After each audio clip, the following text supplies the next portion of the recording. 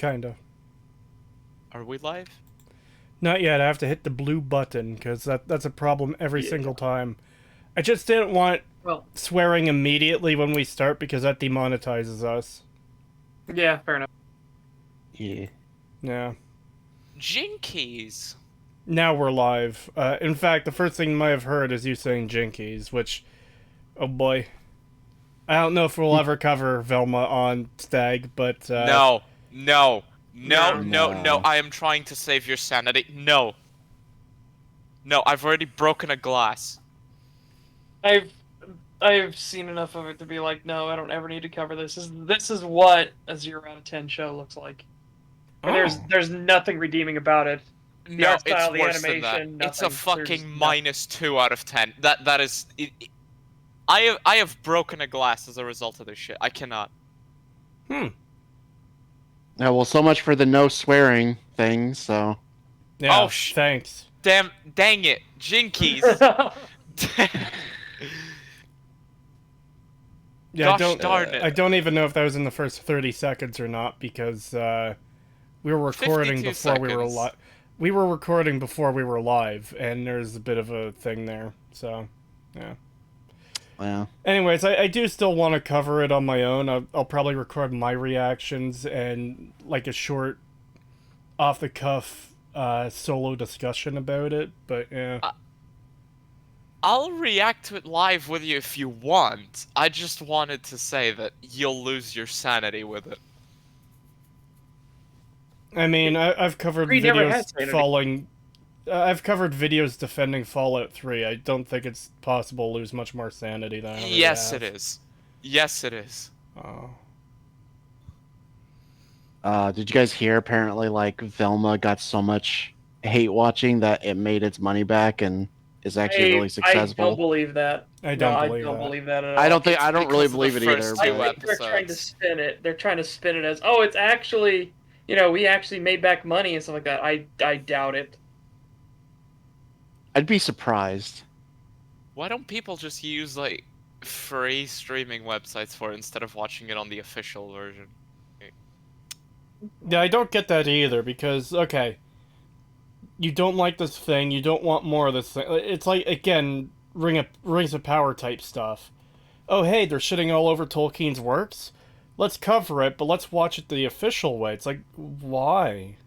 Yeah, don't do that. Don't watch it the official way. I hate when people do that. Yeah. It's so dumb. It's And then- really dumb. And now that Velma's starting to die down a little bit, we're getting the Proud Family remake full of just awful Yeah, stuff. awful racist shit that Yeah. leftists push all the time. White They say, fragility. They wrote a book about it. Yeah, one of the defenses by Wokus, against Velma was, oh, we hate this show as well. We're definitely not like this. But then every single other thing is just like this. Like, Yeah, they are that. They just don't want to admit they are that. they're Yeah. horrible people, and I want to commit a hate crime. $2 from Ludwig Williams. Thank you. You underestimate the NPC population IRL. I guess maybe I do. Daniel K says, don't fucking swear. That reminds me of that Gordon Ramsay clip where he's doing dinner service for his daughter's birthday party. And he says, I am not going to swear in front of the fucking kids, just out loud. Every fucking person looks at him. I mean, that's what happens when it's part of your normal parlance. You're just like, okay. Well. Yeah, it's sprinkled in there for good flavor of every conversation. I guess before we get started, there is a couple things to talk about. Me and Pagan watched the Lupin the Third movie, and it was pretty good. It had a little bit of tism to it, but it was pretty decent. And we absolutely lost our shit when they introduced that Hitler is still alive, and they show a picture of old man Hitler. White-haired Hitler. It's Oh literally, my god. it's literally like Hitler exactly as you picture him, except he's like 70 years old. He's got white hair, but in the same haircut and the same mustache, looking fucking pissed and in a wheelchair. It's hilarious because everyone else in the movie has like Cartoony yeah, proportions, and then here's just like photorealistic old man Hitler. it was so funny when they were like, "Oh, the Fuhrer's alive. We found proof. Look!" And they show a picture. And it's photorealistic Hitler with white hair. Oh my god! We died. We fucking died. It was so funny, especially when they did you zoomed literally in. die? Did you literally? When they zoomed in on the fucking picture, I was just like, "No!"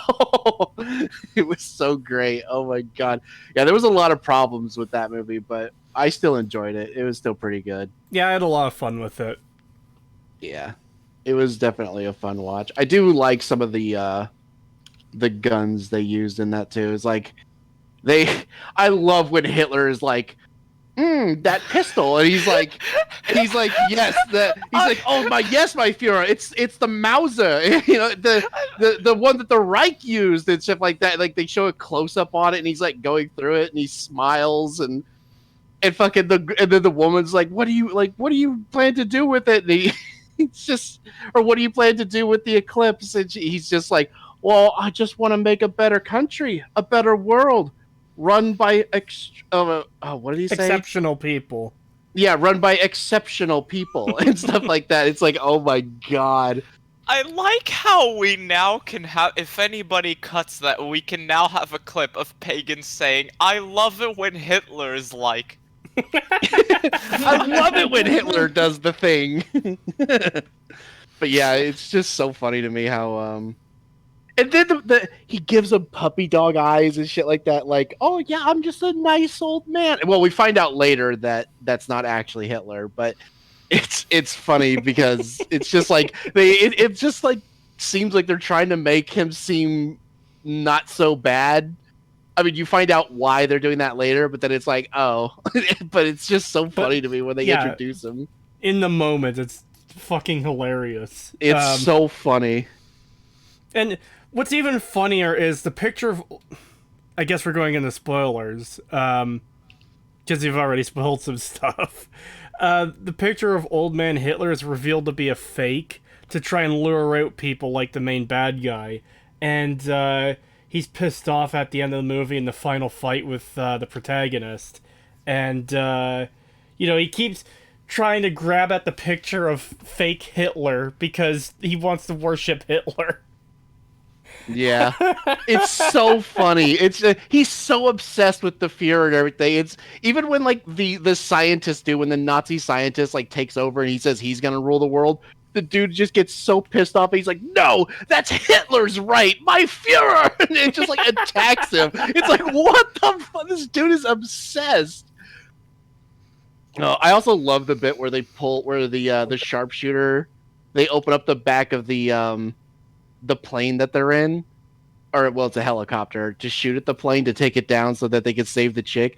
And the sharpshooter just randomly has a PTRS 41 and just blows the fucking wing off of it. Oh, I like to keep this anti-tank gun handy. I mean, what the fuck? Yeah, he just randomly has it just out of nowhere. He just gets a PTRS 41 and just like bam, bam, bam, bam, and just takes the entire wing off of the plane. It's like the girl we're supposed to be saving is still in that thing, you know. So is Lupin the Third good? I enjoyed it. I think it's pretty decent. It's got some tism, especially towards the end. Mm-hmm. But yeah, it's got some issues. But it had some funny. Don't watch the dub. Watch the sub. Yeah, we tried watching the dub. We couldn't do it. It was so bad. We ended up having to switch over to sub. But yeah, the time scale for a lot of this stuff too is just, it makes no sense. Characters basically teleport across the map. Mainly at the end. Characters just teleport across the world instantly. It's ridiculous. But there's also some like great moments.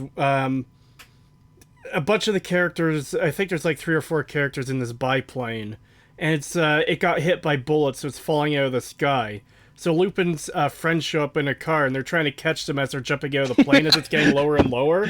And That was they great. catch the one girl, they catch the other girl. Then Lupin jumps, and the car intentionally swerves out of the way so he lands in the fucking dirt. Yeah, just smashes into the ground. And he's just like, he's like, easy. He's just so pissed off. Yeah, it was great. I actually lost my shit laughing at that. Oh, it was so funny. And then we also watched, Trigun. we watched the movie Trigun. Yeah. And then we weren't going to, at least I wasn't going to with him. We started watching the actual anime, the original anime. And I wasn't going to at first, but then I started ranting about how much I hate the reboot. And it made me go, you know what? Fuck it. We're gonna watch the show so I can rant about how much I hate the fucking reboot because it's so shit. First, before you get to that, the Trigun movie is really good, and you don't need to have seen the show to watch it. Because I've only seen the first 2 episodes of the original anime. But go check out the Trigun movie at some point if you guys like anime. It's pretty good. Yeah, the movie's really good. Like I said, I wish the movie had been like if we had gotten a remake in the same vein as that movie, where like the better animation quality, maybe some tweak story bits and stuff from the original, and it's like, oh, you would have been great if you just done that. Instead, they went with what they did, and it's awful. Like, I don't even need to tell you. You've seen the new designs and stuff for the characters I showed you and how they replace some of the characters outright. And it's just like, oh my god, they look so bad. Yeah. Let's just say that when we were looking at the redesigns for some of the Trigun characters, we used a lot of gamer words. Nice. That's the real selling point right there. Well, no, I'm trying to warn people against the remake because they completely fuck up Vash's design. They make him look like a fucking weirdo. I hate it. Yeah, him, Wolfwood, even Meryl. Well, mainly Vash and Wolfwood because now they look like a K-pop boy band. They look so awful.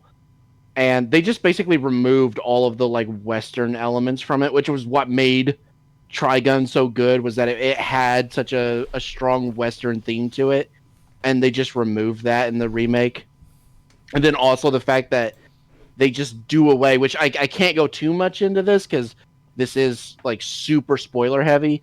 All I can say is the way that the show starts in the remake, they basically just tell you all the secrets that you don't find out in the original until like the last few episodes, and they just dump it right at the start so that there's no mystery, there's no intrigue, there's none of that stuff. They just dump it right all at the beginning, and you get like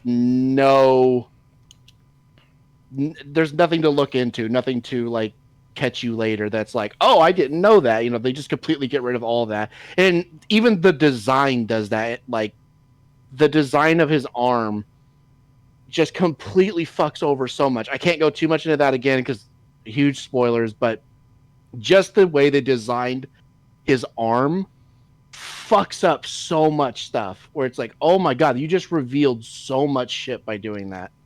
Yeah. The hair on New Vash is fine. No, it's not. No, it is not. Oh, it is God, awful. I hate it. That's probably one of the worst parts of his new design. Yeah, the hair is what stands out the most to me. Like, everything else is pretty bad too, but that is the worst. His hair is easily the worst thing. It makes him look like a fucking mopey emo. I almost said a gamer word. Yeah. It reminds me. It reminds me of the Devil May Cry remake. Like, I half expect them to find a pokey wig that he puts on and is like, not my style, and throws it away. And it's literally like, it looks exactly like his old hairstyle. That's the level we're working with. I would not be surprised if they did that. And also changing, like, the character's power levels and stuff is, Yeah, they do some really weird shit. And because from what I saw of Wolfwood in the anime movie, he was like a pretty decent character, but he obviously had some limitations. the clip Pagan showed me, he just completely bisects this giant bug creature with a laser from his fucking gun. Yeah, I hate it. it's ridiculous. In the show, it's just a machine gun and a rocket launcher. That's it. That's all it is. And it's like, and he still struggles sometimes in fights. It's Yeah. not a win-all thing. Whereas here, if they get challenged in any way later, it's going to be completely because of plot contrivance, because of how overpowered that thing is.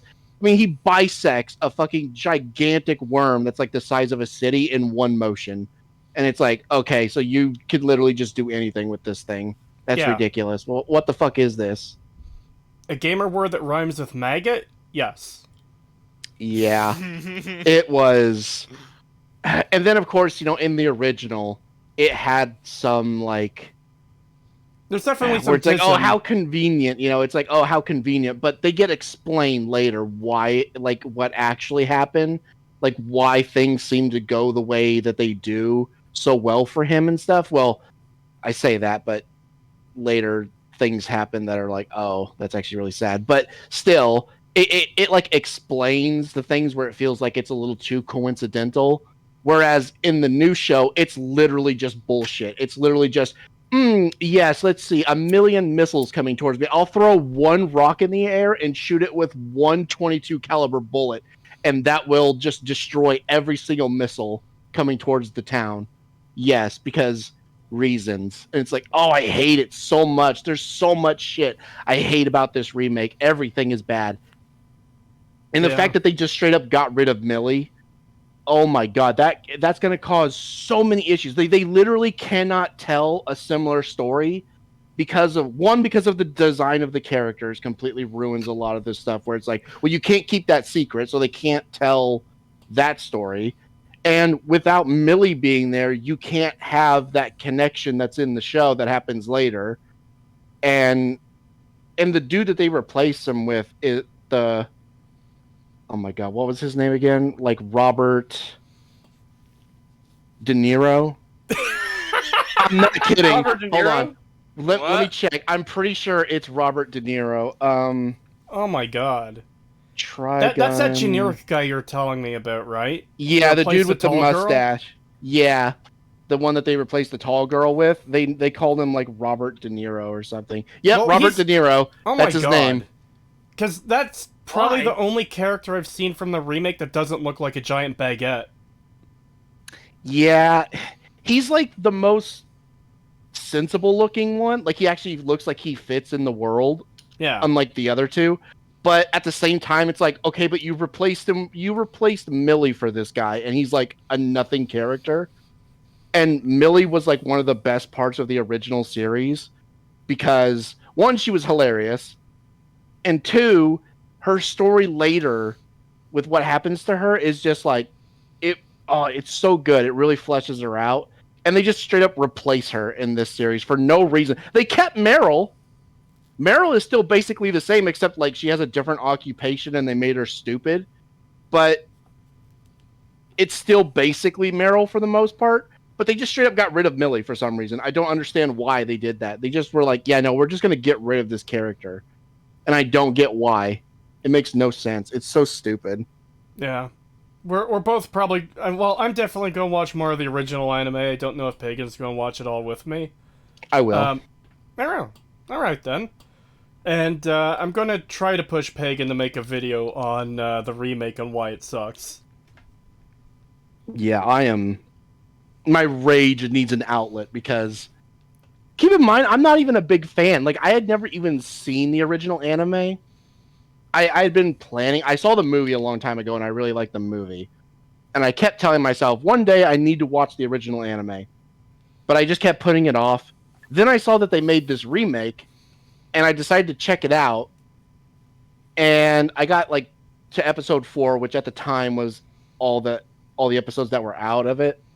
And I was just like, man, this kind of sucks. I was like, I hope the original wasn't like this. So I just decided, fuck it, I'm just going to go watch the original to see. Watch the entirety of the original. And I was just so pissed off. I was like, I've never even seen this anime before until now. And I'm already pissed off at how much they've changed and how much they've ruined it. Because It's so bad. It's just they clearly had either they had no understanding of the original or they just didn't give a fuck and wanted to tell their own story. It's basically the same shit as like Halo, but in name only. Or Bebop Flicks. In fact, Bebop Yeah. Flicks is probably the more accurate comparison. Yeah, 'cause yeah. When You're we were right. talking about it, you said that they do, like they're not telling different stories from the original. They're telling a lot of the same stories, but putting their own twist on it. So, like how Yeah. Bebop Flicks has the eco-terrorist episode, and Cowboy Bebop has the eco-terrorist episode. A lot Yeah, of the they do a superficial lot of stuff elements like are that. there, but Yeah. everything else is just completely fucked in the remake. Yeah, like they bring back the Nebraska gang and that whole setup and everything, but they do it differently. So it's just so stupid. It's so weird. I don't like it. Yeah. I suppose the other thing to talk about too before we get into the video is a certain Wizard game came out and it's pretty good so far. Like, His favorite part is the one where he walks into a gender-neutral bathroom and there's just people hanging from the rooftops. But not with the ropes. that's Dead it's with Space, the that's Dead Wingardium Leviosa spell. That's yeah. it's.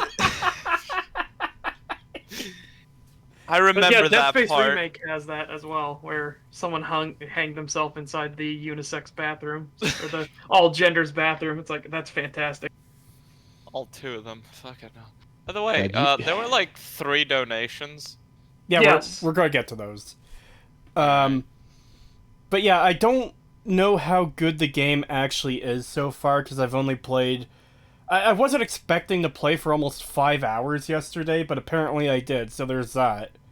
The world just feels really nice to be in and explore. It's kind of a similar feeling that I have with Morrowind. Not to say this game is anything like Morrowind, because in most ways it's not like Morrowind, but just for sake of comparison, when I play Morrowind, I really love the feel of, you know, being in that world and exploring and seeing things. It's a really nice feeling. And I just find it really hard to describe. I feel a very similar thing with Hogwarts Legacy, where it just feels nice to be in this world and exploring and just even just looking at things. Like there's times I was just wandering around the world just for the sake of like exploring to look at everything they have to show off. There is a lot of really nice detail in this world. Oh, absolutely. The attention to detail is staggering when it comes to Hogwarts Legacy. It is crazy how in depth they go with it. Yeah, I'm hoping the rest of the story turns out to be pretty good. But so far I'm enjoying it. So far it seems pretty decent. Yeah.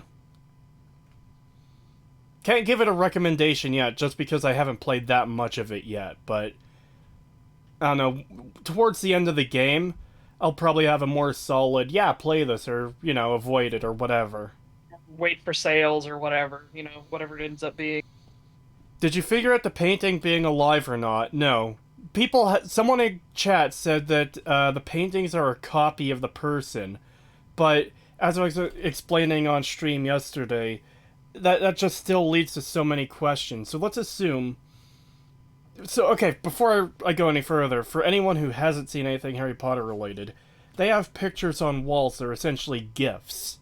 And in newspapers. The newspapers are more like actual GIFs, but the paintings on the walls have people in them that can talk to you. And apparently it's a copy of this person's thoughts and memories and stuff like that.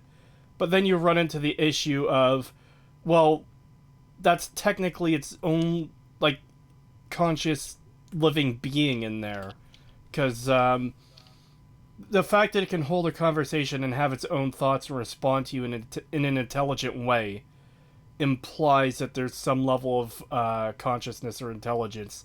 And it can absolutely learn new information because, you go up to one of these paintings and say, hey, my name is Bob. It's like, okay, so this painting now knows something that the original person that the painting was copied off of doesn't know. So it just there's a lot of weird questions to some of the functionality of the magic in this world. so much worse later on in the main story when you're actually having to interact with paintings and multiple paintings to do the storyline. And they have their own thoughts and feelings and think on new information that you provide them, everything. So there, it'll get even more like, ooh, this is really getting weird. Well, not 2 just out that. of 10. Not enough explanation. Well, it's not just that. Like, let's pretend for a second that you have a character that's like Stephen Hawking levels of intelligence, and you copy him into a painting. You do. By the way, this is part of the story. You will. Because that's essentially an everlasting font of information and thoughts based on this one guy who's like the smartest person in the world before he passed away. But with this painting thing, you essentially negate that. Why go to the real Stephen Hawking, assuming he's still alive, with a question when you could just talk to his painting that could talk to you? Yeah, who will always be there on call. And can learn additional information and form new thoughts, apparently. Yes. And ideas. Yep. It gets really weird because you're going to see...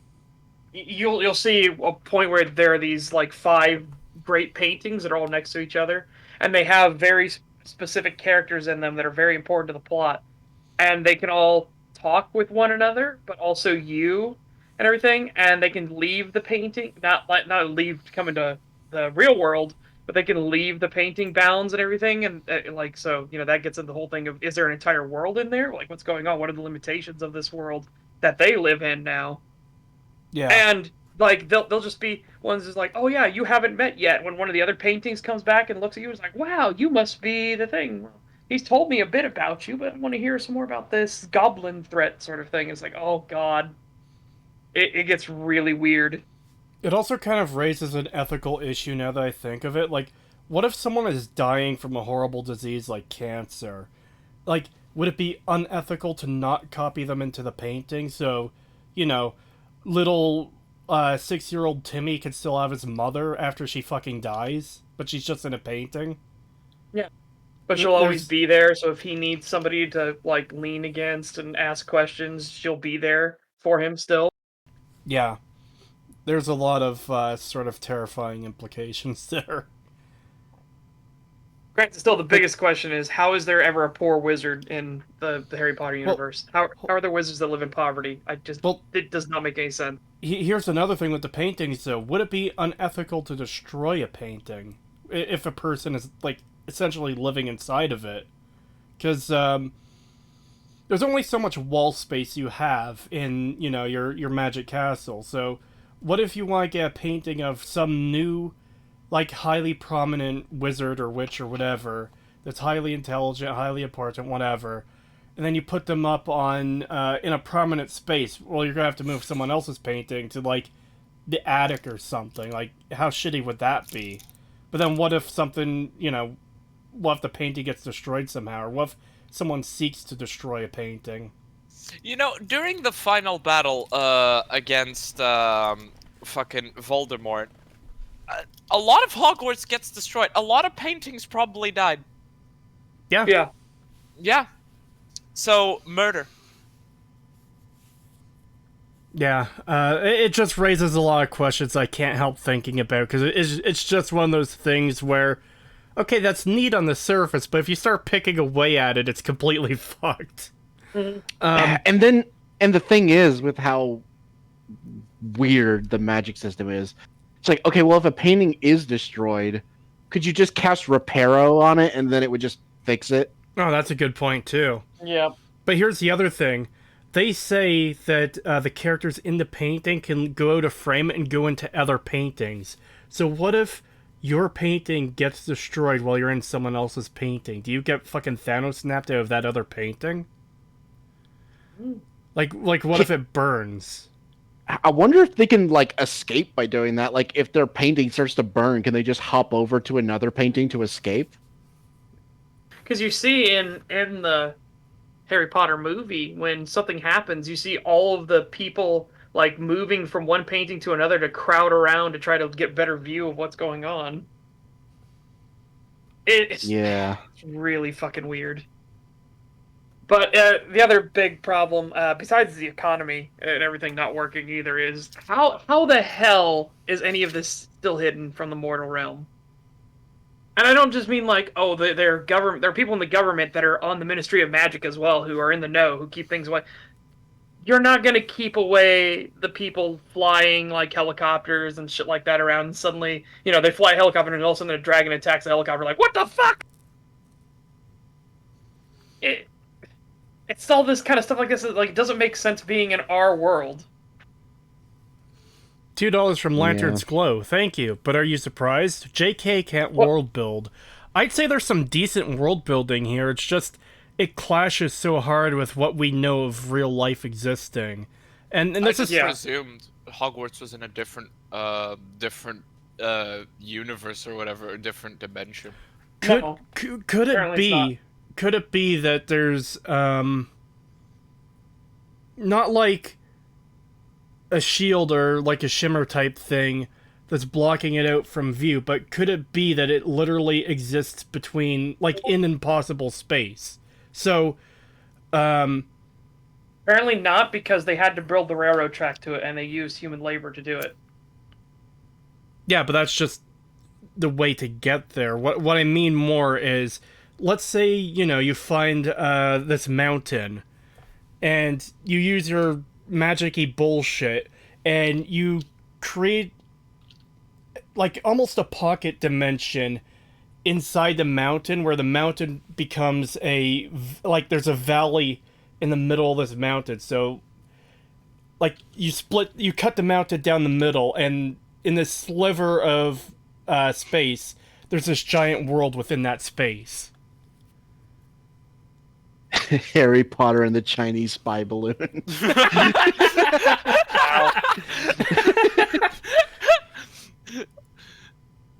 Yeah, I don't know. Just It needs to be imagine it getting explained. shot down the second it goes over Hogwarts, and the Chinese are just sitting there like, the fuck?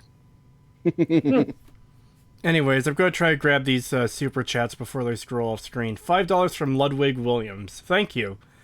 I mentioned this book at the beginning of the last stream, but you should look up the cover of The Rising Tide of Color. And such posted that in chat, and that's definitely a book cover. Yeah, well, I mean, look what it's about. The No, threat I against know. white world supremacy. It's like, oh boy, yeah, it's gonna be. Yeah. That's a spicy one for sure. Yeah, not sure why that's being brought up.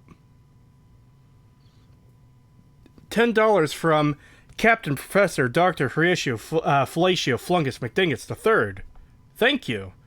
Sup, furries. Not a furry. Today's furry. Emperor is Ramses II. Ozymandias is a good poem, but considering he's seen as the greatest pharaoh, and the temples he had constructed are still visited today, I say he did alright. Oh. Isn't like the earliest recorded battle in human history from Ramses II or Ramses III? I don't know. No idea, but it wouldn't surprise me. It would have to be whatever would be the first nation to invent writing as a thing instead of having oral tradition. Hmm. $5 from It Hurts. Thank you. What do you think of a Dynasty Warrior-styled Warhammer fantasy game set during the era of the Three Empires, or any game set during the Three Empires? I can't comment on that myself because I don't know Warhammer. I think it'd be interesting. Not a Dynasty Warriors game. I personally don't like the Dynasty Warriors games. I just find them to be mind-numbingly tedious. If it's your jam, it's your jam. For me, it definitely isn't. I just think they're boring because it's all about just unit spam and just big flashy attacks on the unit spam. I really cannot get into the Dynasty Warrior stuff. It just bores me to death. But having a setting, I just like a Warhammer Fantasy setting proper, not the Total War games. I would like to just have a Warhammer Fantasy game in general, because it's a very rich universe and has a lot of cool stuff in it. And my personal dream would be a Warhammer Fantasy game where you play as a witch hunter, a la like the Witcher games, like Witcher 3, but you're a witch hunter going across the Empire, battling all these monsters and everything, and trying to uncover conspiracies and stuff. I think that would be fantastic. It was. I just want to comment on this because 80 Krauser said something about it. It was the Battle of Megiddo in the 15th century BC, and the pharaoh was Thutmose III. All right. Hmm. He was effectively the guy who invented Blitzkrieg, basically.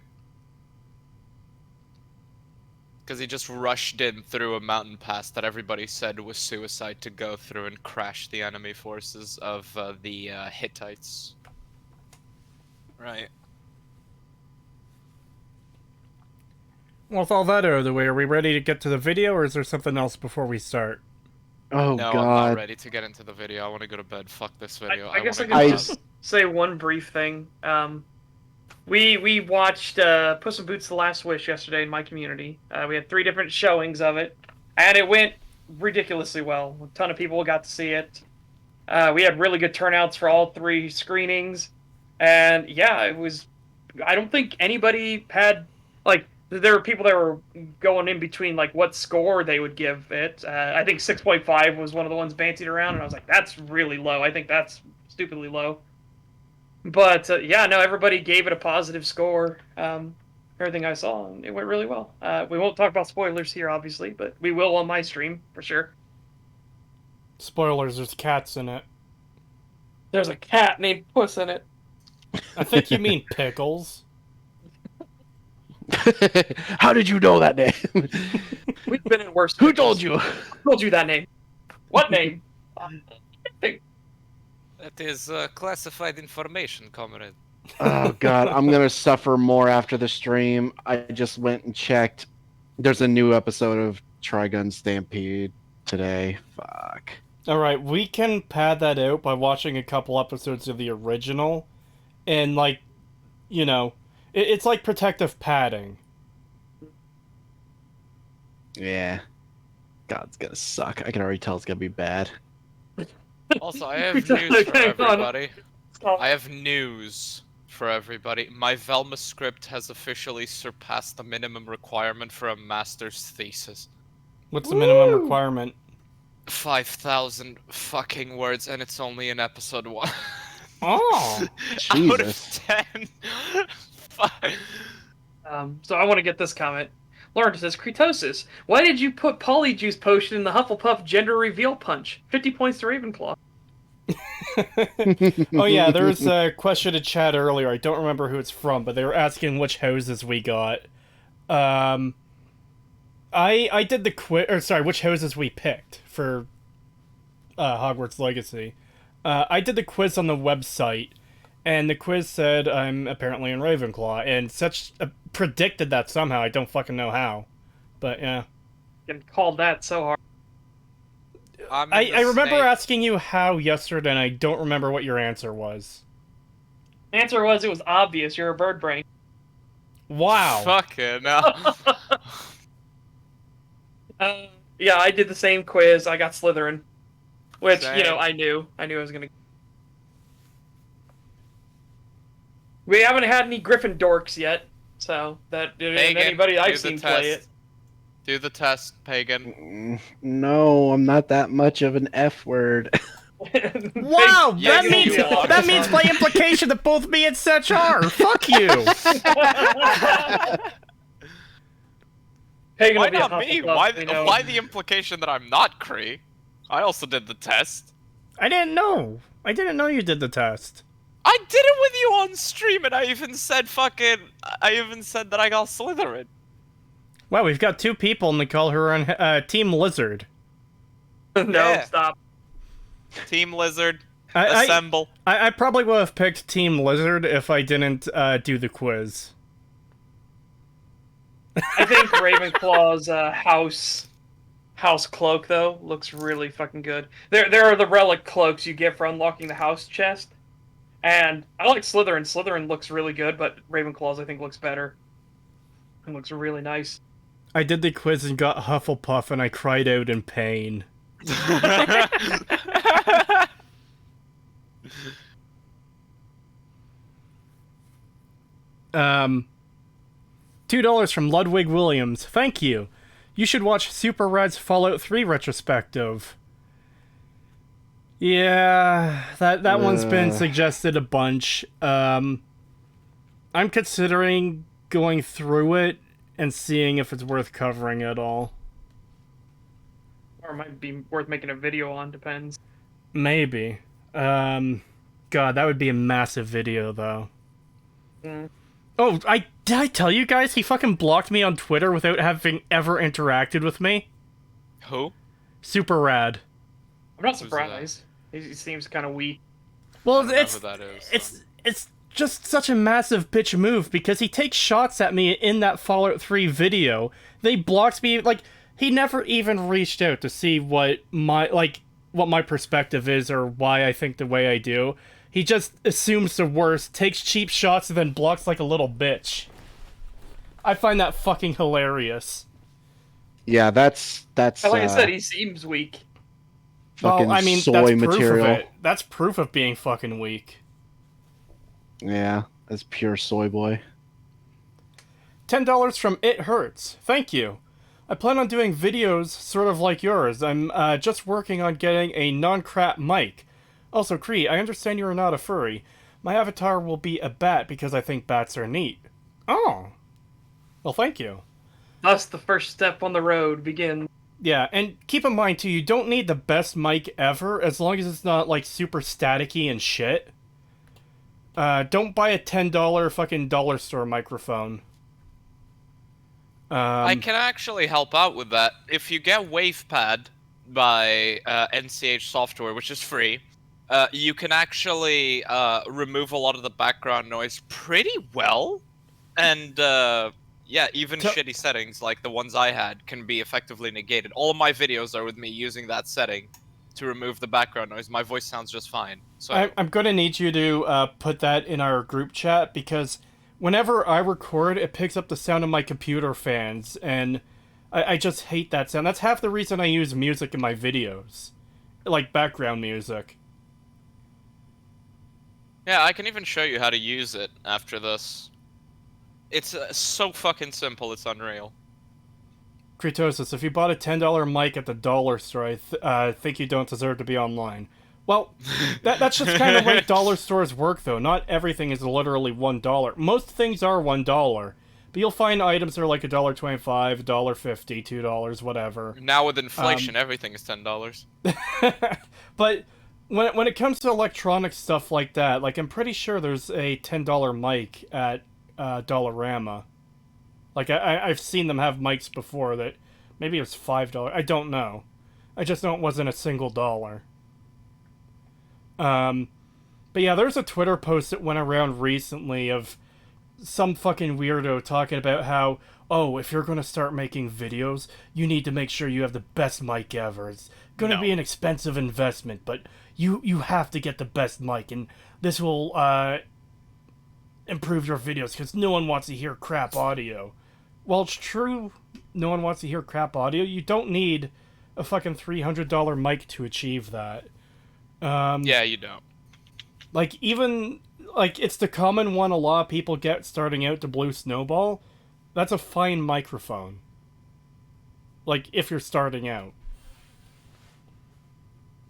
Because the other thing, too, is you don't want to put out, like, $300, $400, $500 on a mic and all the equipment for it. If, you know, you make a couple videos and decide, you know what, this isn't for me. I don't like this.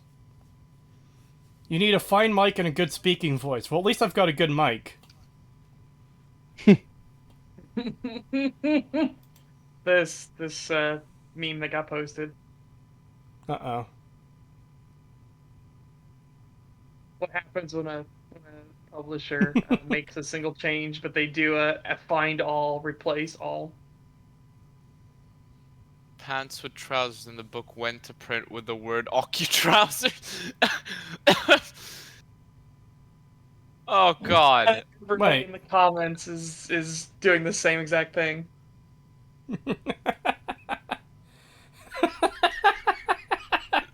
Because, yeah, it's supposed to be occupants. Like, hey, the occupants of that car or that house or whatever. So it's so instead of classic, it's now clubbutic. Oh my god. Instead of damage, it's the wizard, and instead of image, it's a wizard.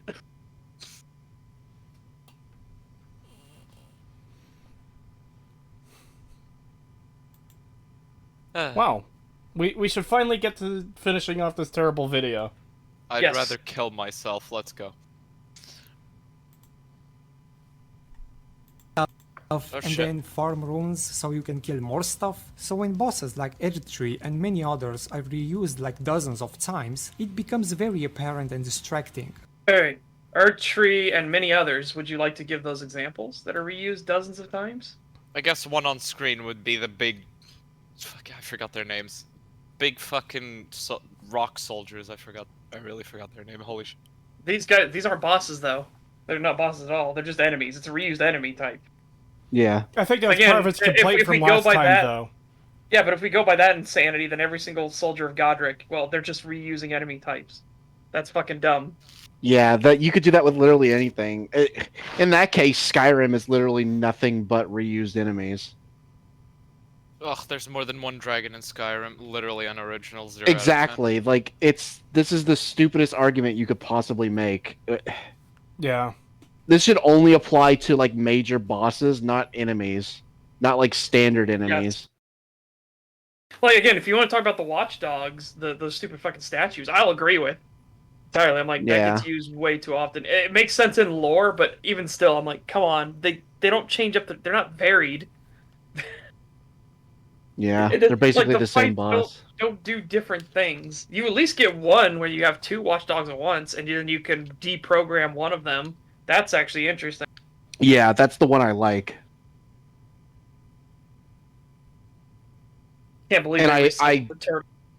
The fucking ulcerated tree spirit. That thing can fuck right off. 2 or 3 at most. They should have never gone past that. Yeah, I agree.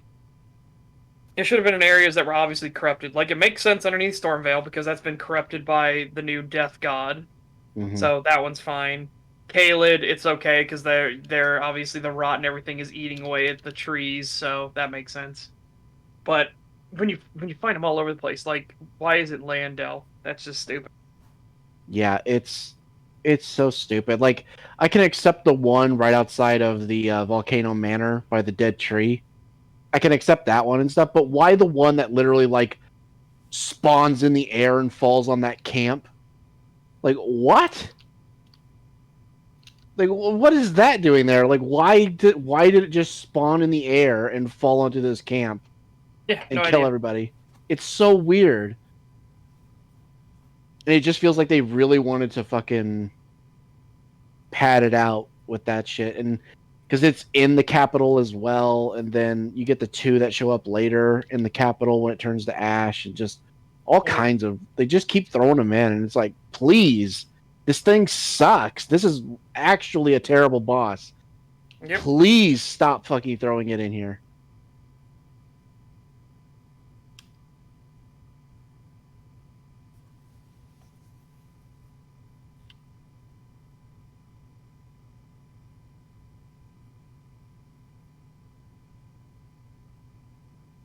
Offers quite a lot, from offering the player multiple gameplay scenarios or variations that will break this repetition. Anyway, let's see how these boss fights are at the end of the day. Well, they're not good. Actually, they might be among my least favorite from what From Software made until this point. There are a few Why? major problems. Yeah, you need to explain why. Like, again, the ulcerated tree spirits are annoying as shit because they are just. It just doesn't feel like they were designed for this type of game. Yeah. If you're on horseback, like he's showing you, just you clown on the movement of this boss, so that the boss can't do anything to you. But if you're actually fighting it off of horseback, it is like the weirdest, slipperiest, fucking camera jank boss you're gonna fight. Yeah, I hate fighting this thing on foot. It is ridiculous. You can't read any of its movements. Yeah, absolutely. Well, I mean, you can, but that's you. I got that way after dying, God knows how many times. Yeah. It's my- just an annoying fight. Yeah, my main thing is like I can dodge when it does like its tail sweep attack and stuff like that, and even like its fist punching stuff. I can understand that, but when it literally just starts to writhe like crazy, it's like I don't really know what I'm supposed to do. And then also the explosion thing that it does, where like the floor erupts, you have so little time to react to that, and the game expects you to move so far away. I don't know what you're supposed to do unless you're already far away from the boss. There's just nothing you can do. Like you could try to roll the I agree explosion, with but that then one, the floor 'cause stuff will catch you. I disagree with the floor explosion one because that's I find is the easiest one to avoid, I especially if you're hate up close that. in melee with him. I The can hardest never one fucking to dodge avoid it. is when he's charging at you, like, completely, because you dodge. You have to Y- dodge literally right before his mouth touches you. Yeah, Yeah, I don't. yeah, If you're but even a I split have second times off- where I do that. I have times where I do that, and then I get hit anyway right afterwards. That's the real obnoxious bit. Yeah. I don't know. I dodge that one pretty well most of the time. I rarely ever get grabbed by that. I always have trouble with the floor one simply because it's like, okay, I'm basically right next to it and it's starting this attack. I have no choice but to try to roll the explosion, and I will, and I will roll the initial explosion, but then I will get caught by the floor stuff. And it's like as I'm coming out of my roll, I'll just get hit. It's like, okay, so it's literally undodgeable. It isn't because I've dodged it. Like that's how I. I've Find gotten it lucky my favorite and got thing. not gotten hit by it, but it does feel like luck. It feels like it purely comes down to, well, Isn't hopefully luck. you didn't I know roll that where the for sure. fire was. No, I know that for sure. It's not luck, because that's my attack I use to get the most damage in on him. I don't know, man. I don't like it. You don't have to like it. I don't think it's a good fight at all. I think it's an annoying attack, but that's one of my attacks I use to get a bunch of damage in on him.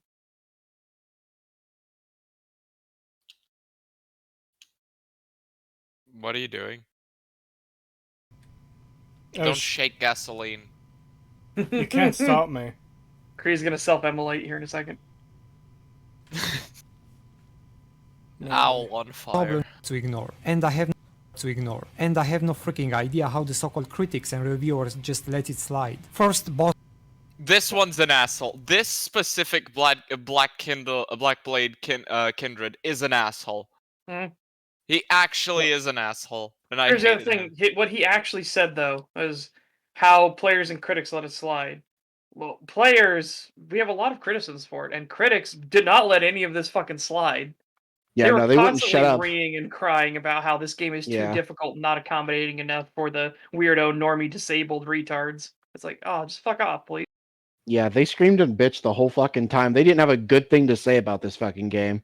And whenever they did say something that it was good, it was always through like, unfortunately, the game is just too good. Like we can't completely shit on it. Again. Yeah, remember when we covered the Frogman and he said, this game is difficult and it's trying to keep minorities out or fucking whatever? Yeah. Yeah. Yeah. What the fuck are you talking about? So shit. And yeah, this gargoyle in particular is really annoying. I still don't really mind fighting it, at least when I get a little bit more equipped to fight I it. struggled with this asshole at level 300. What, really? Oh, yeah. Yes, I yes. don't because know. I had Bloodhound Step. I had my spells leveled up. I had the best fucking spells. It was stuff I could cast quickly, and this fucking asshole would still fucking hit me and charge at me and just be on top of me before I fucking noticed. He You would can move be a little so much, my ridiculous, but spells would dodge. I didn't It would struggle dodge my that spells much. constantly. Yeah, I didn't No. struggle that much at all. I've never had a character that's gone above 150. This is the Yeah. asshole that I died most against of I all beat him- characters in the game. I This was like level specific one. 135 when I fought him the last time, and I was just using a great sword, and I killed him just fine. It's not that I died a couple of times, but it's not that bad. He's all right. My main issue is the fucking dual boss, the one where you have to fight two of these, because it's just That designed Nocturne. so Yep. poorly. And Especially when they start spitting poison all over the area Yes. too while you're dealing with it. It's like, oh I- my god. Fuck I off. went into a huge rant about this because I compared it to the Twin Demons in DS3, and I'm like, they nailed it with that, like with the dual boss and that, and this is basically the same thing, but worse. Like, how did you Yeah. do that? Like, in that attack, they have a similar attack where they shoot this mist that goes across the arena, but you can see it and it doesn't start doing damage until it explodes. So you at least have a moment to realize, oh shit, that's like, you know, if they do it behind you and you can't see it coming, you at least have a moment to know it's there before, so you can dodge. Here, it's completely silent. There's no tell, and the moment it touches you, it does damage. How are you supposed to do anything about that? And the demons fight, the demon of pain and the demon of I forget what the other one's called, but the two demons fight. One is active, one's passive. Then you'll have a stage where they're both active for a time, but that is your indicator that hey, you need to switch which one's going to be the one that you need to dodge because the other one's going to burn up and loses energy here. Yeah. In this gargoyle fight, they don't have that. They can just choose to both be aggro if they want, and it's annoying as shit. Yeah, especially when they both decide to do their fucking whirlwind attacks at the same time, and it's like, well, you just got unlucky because they decided to aggro at the exact same time with that bullshit move. It's so annoying. It's like, how did you downgrade so much from Dark Souls 3? Like the dragon fights, the dual gargoyle fights, all this stuff. It's like, you've done this shit before and you did it fine in Dark Souls 3. Why is it so shit here? Do you think the dragon fights are shit in Elden Ring? Not exactly. I think they're pretty good. It's just, I feel like mainly the camera with the big stone ones with the 4 legs, the actual dragons.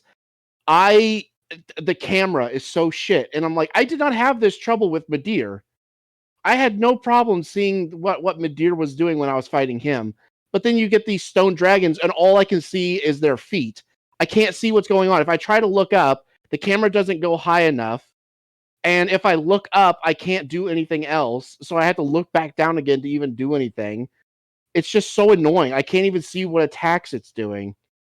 I really don't like the stone dragons. I never had that problem with the stone dragons. I hated it, and my chat agreed it was really bad. Like they were like, yeah, no, I fucking hate it too. And I'm like, yeah, I can see why.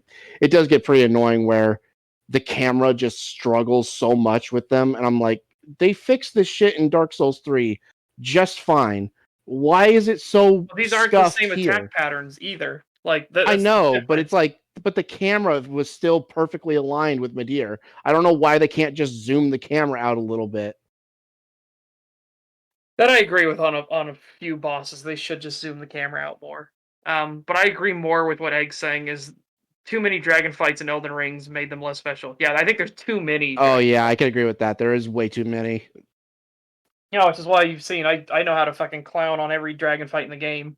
Yeah. The wyvern looking ones, those ones are pretty easy. I have no trouble with them. Yeah. But the fucking 4-legged ones, it's like, it's a toss up. Sometimes they're easy, but sometimes it's literally like the camera just wants to fuck itself the moment one of them shows up. And it's like, please, camera, if you would just work with me, this would not be this difficult.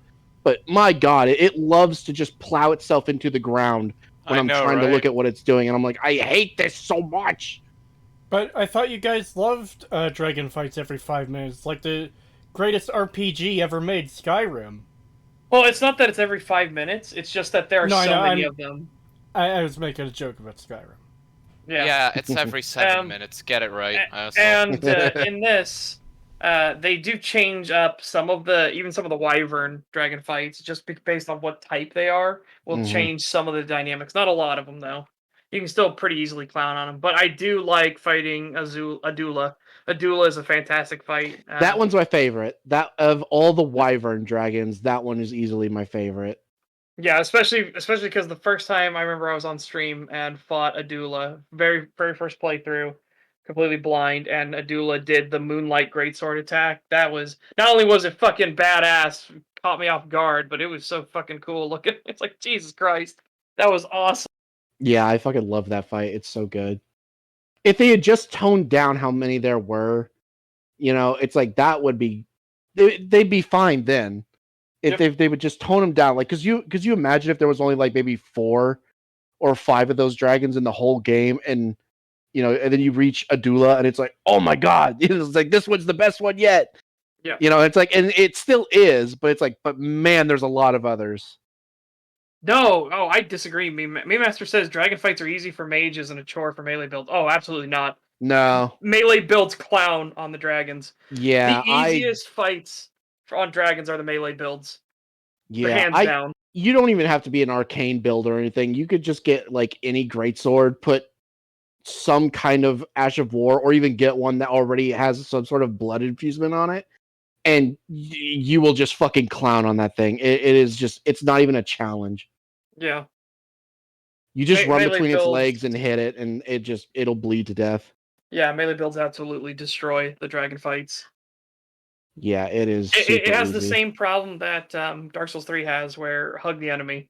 Just hug the enemy and you'll do fine. Yeah. Oh man, my chat knows I love my Rock and Stone though. I love that spell so much. Fucking Stone of Garank is just so good, especially against dragons and stuff. And I'm just constantly like, Rock and Stone, brothers, Rock and Stone. I'm just God. constantly throwing them. They're so good.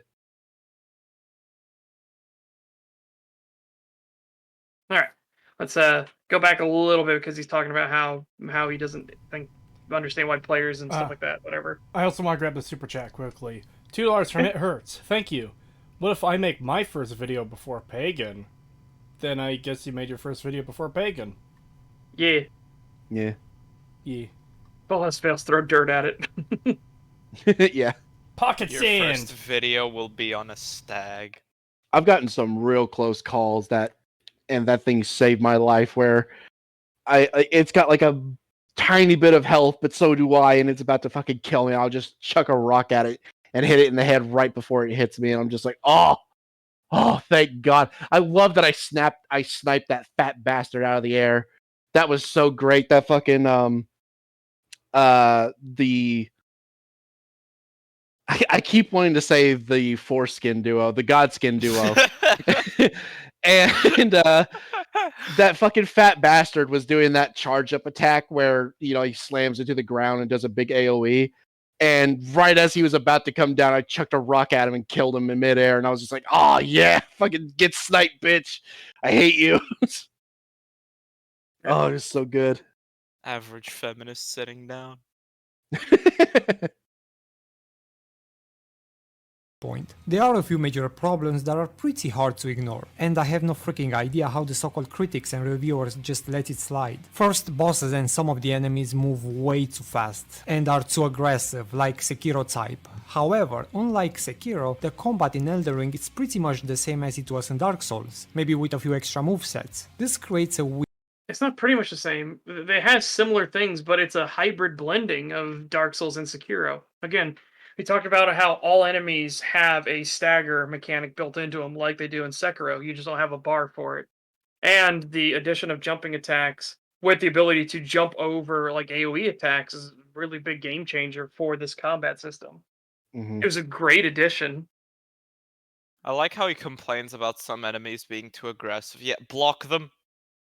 I was Yeah. just about to say, you can either learn to dodge those attacks despite how ridiculous they can be sometimes, or you could just use the mechanics the game gives you and just pull out a fucking shield. And I'm Which telling you he right now, has that will right now. solve. Yeah, that will solve most of your problems.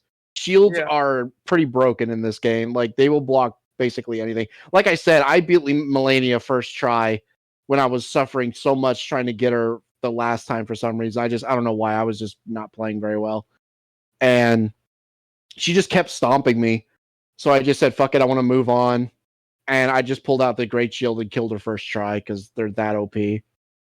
Yeah. Shields are a game breaker, as they were in real life too. Yeah. You could also do something I never do and get good at parrying and just parry all the attacks and just get constant criticals and kill everything. But I suck at parrying. I always have. I've never been good at parrying. I've even tried like honing that shit where I would literally just spend like a day, like multiple days, just sitting there trying to parry an attack over and over so I could learn it, and I still can't do it well. That's what I was doing in Dark Souls 1, right? Yeah, Yeah. you were trying to get the parry timing. When you get them, though, it is such a great feeling. When you get really good Yeah. at parrying. The Go only ahead. the only boss I can consistently parry in any of the like Soulsborne games is what's his name? The first boss you fight in Dark Souls 3. Aeodix Gundyr. Yeah, Gundyr. He's the only one I can consistently parry every time because his stuff is so, telegraphed that it's easy. But everything else, I suck at it. Like I cannot parry anyone else's attacks for some reason. The best feeling in the world is when you parry his charging attack, when he does his running Yeah. charge attack, and then you just feel like a god. Yeah, You just feel like you should have that fucking John Cena blare in the background and fucking mic drop, and you're just like, bam, get fucked. Yeah, that's usually like my favorite moments from Dark Souls 3 is when I'm fighting Gundyr the first and second times because I just feel like a fucking god because it's the one boss I can parry. So I'm just like, sit the fuck down, bitch, and just stab him. I'm just like, yeah, get fucked. It's so good, but I can't do it with any other boss. Like I've tried to do parry only runs before, and I suck at them. I just can't do them. I don't know what it is about parrying that I just can't. I can't get it. I can roll real well. Like I can dodge most stuff. Like I could dodge Melania really well too, until she does her waterfowl dance, and then I can only dodge like literally all but the last one usually. And it's like fucking hell.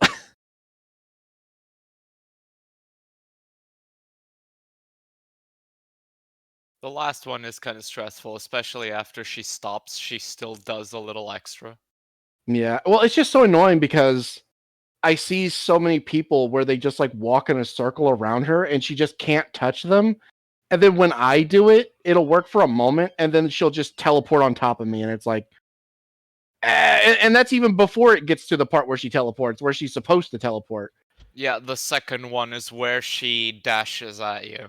It's not a Yeah. teleport, but yeah. And I'm just like, God damn it. Well, you know what I mean. She basically tracks you so perfectly. It might as well be a teleport the way she does it at the end. But it's just so weird. It's like it feels like it should work, and then it just doesn't, and I'll start getting hit anyway because she'll just like cut between instead of going around in a circle like she's supposed to, like where she spins. It just feels like she just does like a 90-degree like movement turn onto me and hits me, and then I'm like, oh fuck, I'm getting hit, and then I'll try to keep dodging, and then she'll do that one where she dashes to you at the end, and that'll usually finish me because I got hit at some point during the rest of it, and it's like, oh my god, why? Fuck. It's annoying. I just wish they would tone down her healing factor a little bit. Like if they would just do that, I wouldn't mind it so much. But it's just so annoying that she can heal without doing any damage. It's like what the fuck? I'm losing all my progress through something that I can't control. It's literally just first run away, second roll into her like once or twice, then roll away from her or into her depending on the elevation. That's it. Yeah. And I could do it sometimes, like half the time I could do it, and then the other half it would just seem like she would learn what I was doing and she would do something different. And it's like, oh my god, why? Why can't you just stay consistent and do the same thing over and over whenever you do that attack? But no, she doesn't. She'll If you're in change a it sometimes. slightly elevated area, she won't go as far at you, but if she's in the elevation or is mostly equal, her range somewhat increases. I don't know why. It feels like her model kind of bumps into the wall and slows her down or limits how Yeah, far she it feels can like something happens where she just like goes jank for a moment and just like moves to you in a very unnatural way.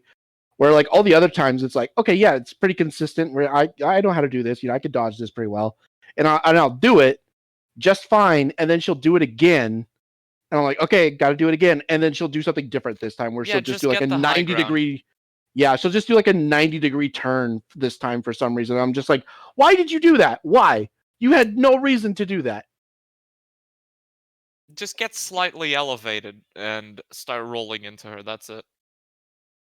Yeah, but that's easier said than done when you're like in the middle and you have to run to the edge so you could get a little bit higher than her. And it's like you never stay in the middle with her. You never stay in the I middle. try Basically not what you to, but said. sometimes it's like you got to take your openings when you can get them, and sometimes you got to move to the middle to get a hit in, and then she'll usually be like, "Okay, well, my health is officially at 75%. Time to activate my bullshit mode and kill you." It just gets annoying. I just wish they would tone down her healing factor, and then it wouldn't be so bad. Because then at least it would be like we're both taking damage, and she's not just getting it back for no reason. So at least it's like, okay, well, we're at least even. So, because then you can at least do the thing where it's like, magic pixel, baby, come on. If I get hit one more time, I'm dead, but so is she. But no, you rarely get that. It's usually like, unless you just like steamroller, you rarely get that because she just heals so much. Where if she just like waves the sword in front of the air in front of you, she'll get health back, and it's like, oh my god, I hate it.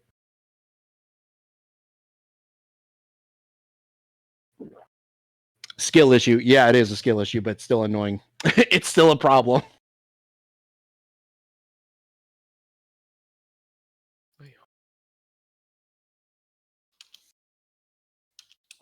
Check out that meme. That's the thing I posted. It came from shit posting.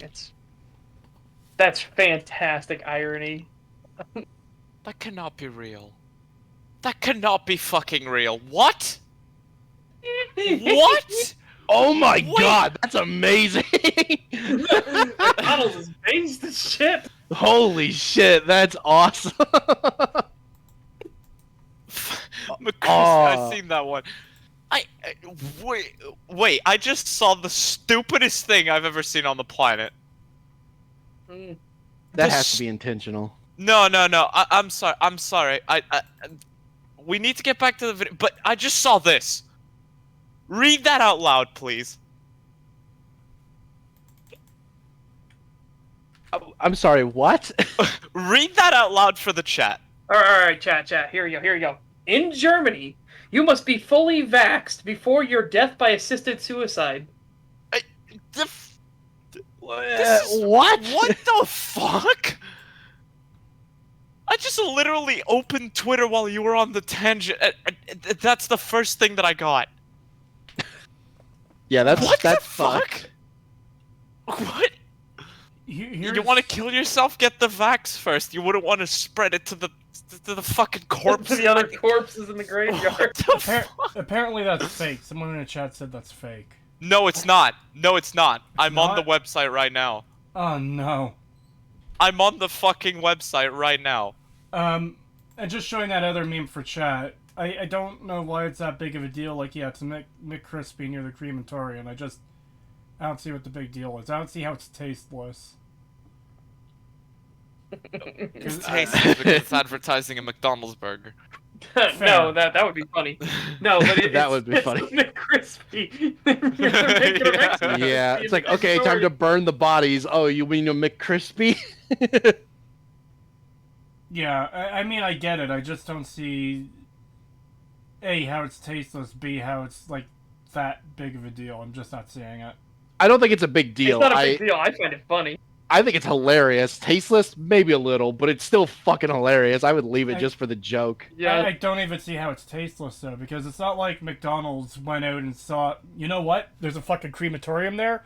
There's an advertising space right next to it. Let's put the fucking McCrispy advertisement there. I don't know, man. Of all the things they could have chose, I feel like they might have done that on purpose. Like, of all the menu items they have, and they chose to put the McCrispy next to the crematorium, I don't know. I feel like somebody on their advertising team was like, "This would be fucking hilarious. Let's do it." Yeah, and by the way, when they're changing out the ads, it's not like McDonald's Corporation itself is going out. They're hiring people to be like, "All right, go put these ads up. You need to get this many ads up in these locations. Here you go," and they just let them do it, right? They're like, "Hey, if it fits in there, if the ad fits, like you have these ones for these type of ads, these ones for these boards, so on and so forth. Just go do it. Go run and get it." So I feel like whoever was putting that advertisement up looked at that and was like, "Oh, this is gonna be funny as fuck." Yeah, I feel like that was intentional. I feel like it's just coincidence and someone got mad over it. It could be. I mean, it very well could be. It's still That's- funny. To me, that's just a far more likely option, like possibility. Yeah. I just find that hilarious, and I do it's too. ridiculous that people are so so ass mad about it that they're like, no, it needs to be taken down. It's like, oh, come on. That's Yeah, funny. that's just funny. Hmm. $2 from Ludwig Williams. Thank you very much. Thank you. Implied cannibalism. Yeah. Yeah. I don't want to see a McDonald's ad when I just cremated someone. What if you're cremating your enemies? I don't Yeah, want them didn't in my think of- mouth. Thank you.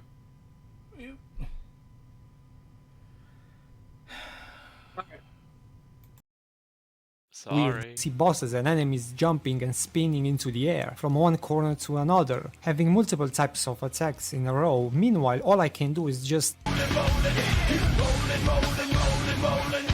It's very... That's the point of the game! That's the point! You dodge Yeah. the enemy! Yeah, no, there's nothing wrong with needing to roll a lot. There's nothing wrong with that. I just wish you didn't heal through a lot of it, but besides that, no, it's fine. Guys, Yeah. Right. huge innovation, huge video game innovation. Dodging enemy attacks. Don't get hit by the enemy. Literally 0 out of 10 game. You can't And get hit by again, the enemy. What? That's not the only option you have. You can use parries if you're good at it, or you can just pull out a shield and easy mode it. Which is weird because he had the shield up to block the first one, then dodged the 2 other instances of waterfowl dance. Like Yeah, he which took no damage during that. Yeah. He literally showed it on stream. Yeah, he literally did it as he's supposed to, and he's bitching about it. Like, dude, you took no damage. Like, yeah, she got some of her health back through it because she hit the shield, but you did it. You fucking did it. That's what you're supposed to do. It kind of seems like he's complaining that even though he completed it successfully, that he's annoyed that he has to do it at all. Why can't they just tank all the hits?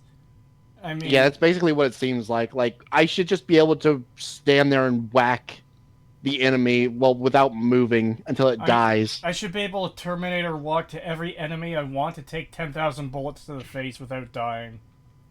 Yeah. Obviously hyperbole, but I mean, that's almost what it comes across as when someone's complaining, oh my god, you have to dodge. Yeah, especially when, it's like this is every Souls game. Is you dodge the attacks over and over until you find an opening. That's literally how these games go. So to bitch about it here is just Well, weird. I want to see what he's going to do because he's showing Sekiro. I want to see what he's talking about. Is it because you have to do the parry timing in Sekiro? Because that's the mechanic of Sekiro, is the constant parries to set them off of their pace. So I don't know. We'll see. Well, in Sekiro, it's sword blocking, but you have to do it with parry timing. So air from one corner to another, having multiple types of attacks in a row. Meanwhile, all I can do is just... It's very apparent since Bloodborne, enemies have gotten more and more aggressive, with a peak being Sekiro. But in those games, the combat has been adjusted to work in tandem with the new style. it has in Elden Ring as well. Yeah.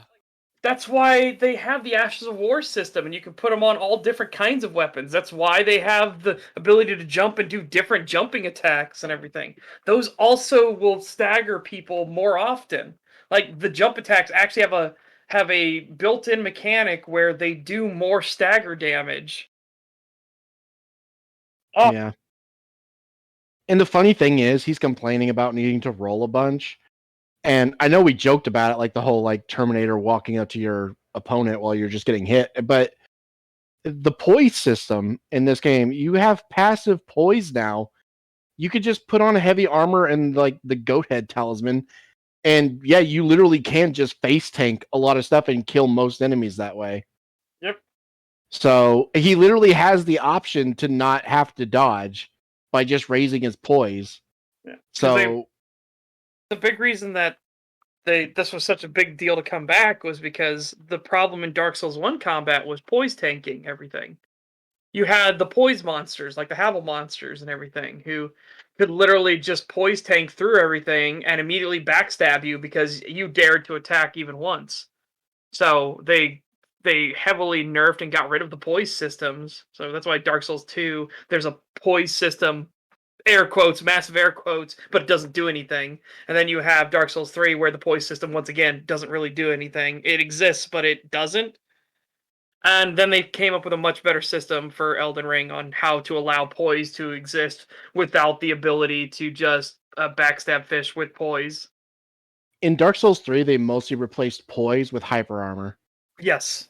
which I actually really liked the hyper armor system. I think it was a little bit better than the passive poise system in Elden Ring, but at the same time, Elden Ring's poise system works just fine. Yeah. Ninja flipping Havel is not real. He cannot hurt you. Meanwhile, Ninja flipping Havel comes in. But yeah, he's literally bitching that he doesn't have the option to do something when he literally does. He just doesn't want to do it. Yeah. But it's just weird to say that the game hasn't been adjusted for it. It clearly has. Like, Yeah. that's why they have the Ash of War system the way they do. That's why they have all these different mechanics. That's why they have the guard counters. You can literally block an attack and immediately do a heavy attack follow-up that is really quick and punishes people. Yeah. Like, my God, it's why the bull goat thing has been such a problem. Just you run into these people who run full bull goat armor and the fingerprint shield and the ram talisman, and they're just fucking tanks. For a while, there was like nothing you could do against them. Thankfully, they've nerfed it a lot since then. But back in the day, it was ridiculous, and you could just beat the whole game that way.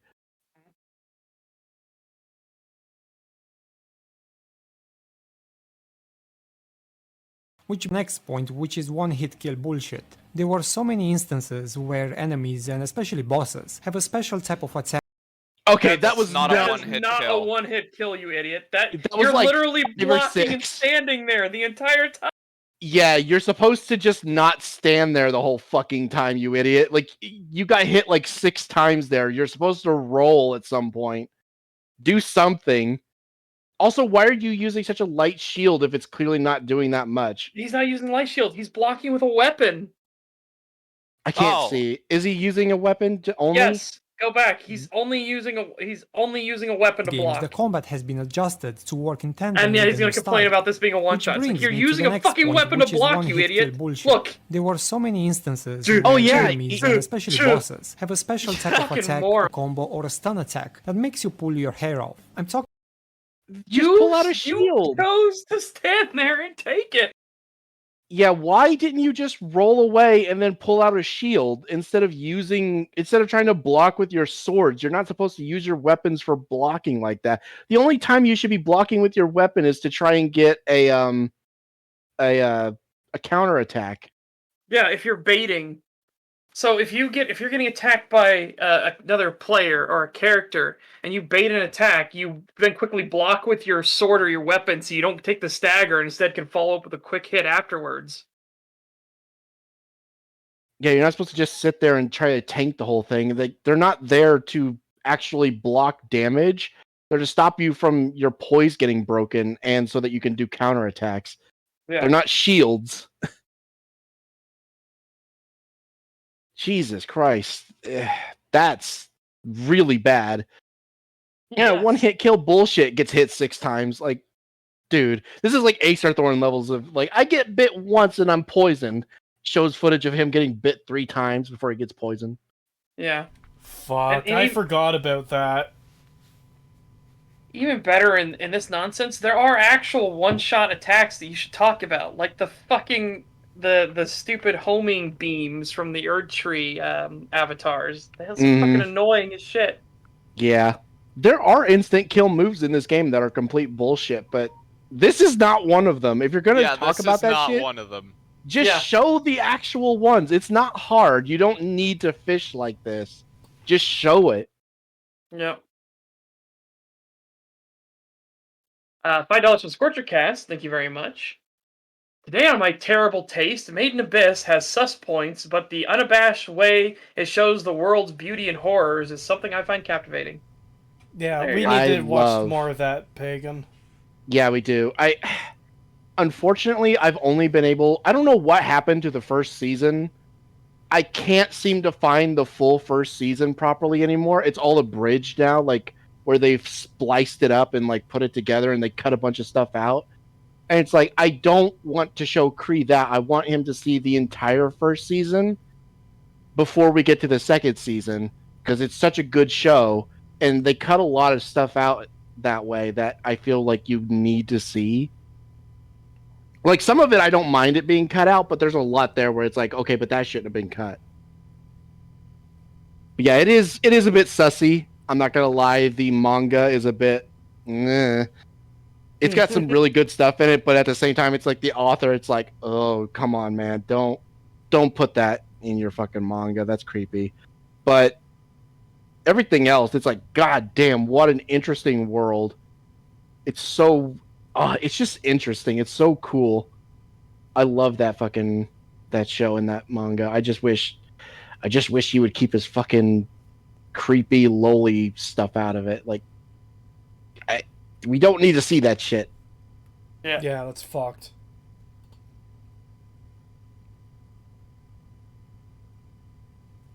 Don't skip the movie. Oh, don't worry, we're not gonna skip the movie. I love the movie. The movie's great. Fucking Bondrude. Oh, peak villain. I fucking love Bondrude. Bondrude the novel is fucking awesome.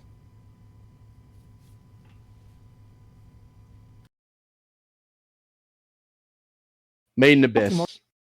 It's called Made in Abyss. Oh, sorry, I was reading chat. I was answering No chat. worries. I saw that just come up right as you asked. Right as you answered. I mean, Child murder based. Oh, there's a lot of child murder. yeah, it is not. It is not a world that it treats it realistically. Like the world's not going to be nice to you because you're a kid. If the wolf wants to eat you, the wolf is going to fucking eat you. Yeah, they don't shy away from none of that stuff. It's literally like, yeah, no, it's eat or be eaten. And if you're a kid, you're pretty well fucked. Me to the next point, which is one-hit kill bullshit. There were so many instances where enemies, and especially bosses, have a special type of attack, a combo, or a stun attack that makes you pull your hair off. I'm talking more specifically about one-hit kill or one-hit and almost kill, followed by another quick attack. But since you don't really have that much time to react, since you can barely understand what the fuck is going on due to the damn camera or how quick enemies move, or maybe Dude. they just have a I'll You're give- showing. You're I'll showing give all him these the fucking camera. attacks where you're just bad. Yeah, Yeah. I'll give him the camera point, but why is he saying quick attacks when this guy is not quickly attacking?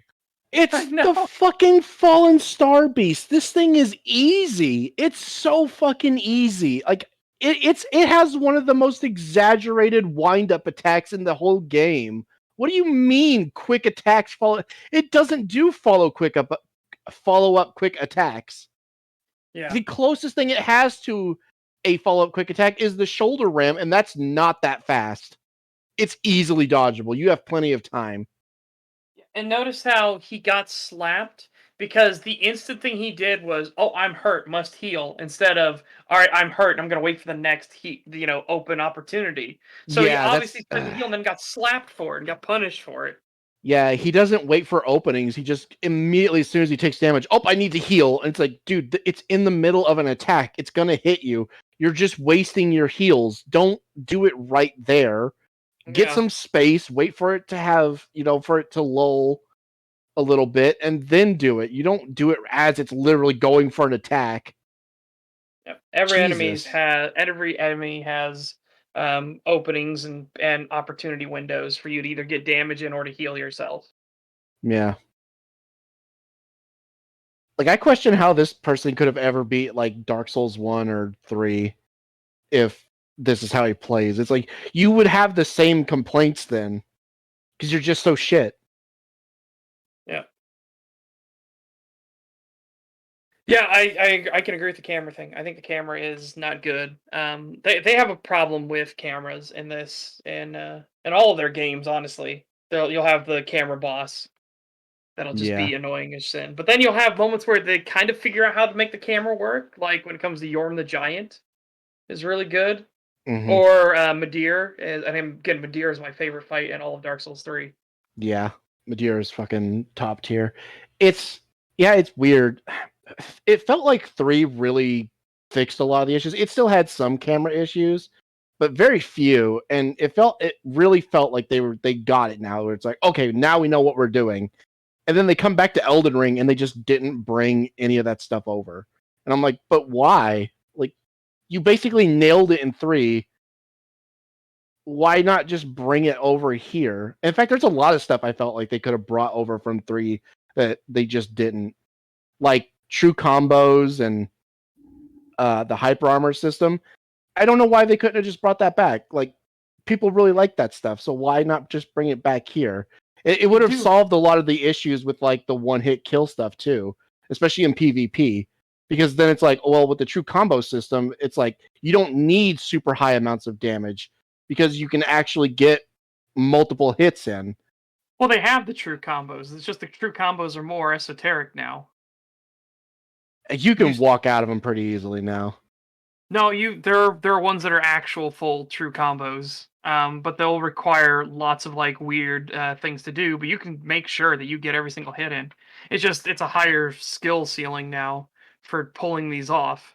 I don't know. I watched a lot of like PvPers, like professional PvPers who basically never die, and even they complain about it, like where they're like, yeah, no, it's ridiculous how I easily don't you trust that at all because Amir has shown multiple true combos that you can pull off. And Amir literally goes through the code and shows every single bit of code and every animation frame and how all the damage systems work. I have seen them mention, like the ones I've watched, where they're like, yeah, if I use this weapon in particular or this weapon in particular, you do get like some true combo hits, but then you can pull out other ones and it's like, oh, but this one doesn't have it. And it's like, Yeah. okay, but why not?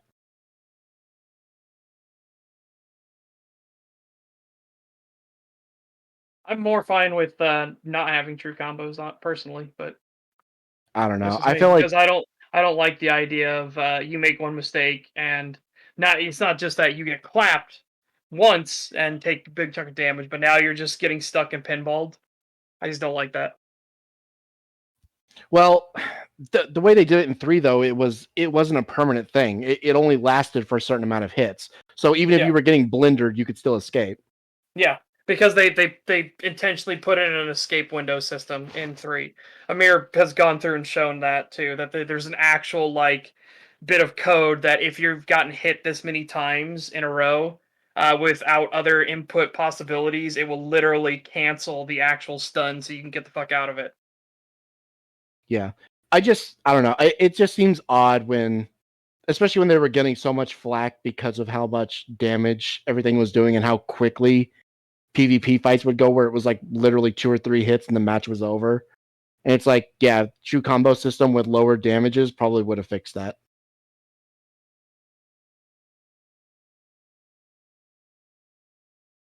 All right, back to the crusty pizza.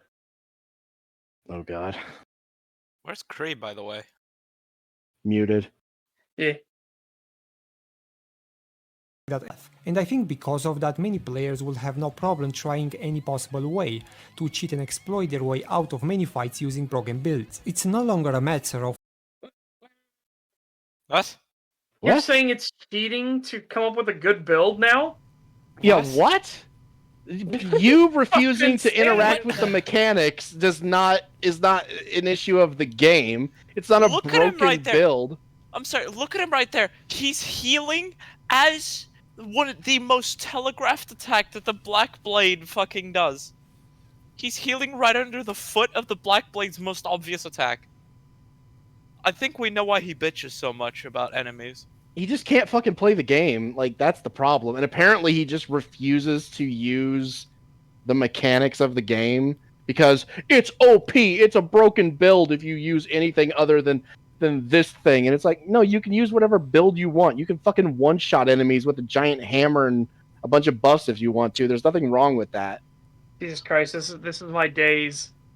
This is the same argumentation. It's always been shit. This same argumentation we got when we were reviewing Dragon's Nest, and we were talking about how terrible all the dungeons were because they were so piss fucking easy. And we literally got no, they're not easy. If you go in under leveled and take all of your gear and armor off, they're actually really difficult. I'm like, you're a fucking idiot. Yeah, why would you ever do that? Holy shit. It's funny you should mention that because I got it.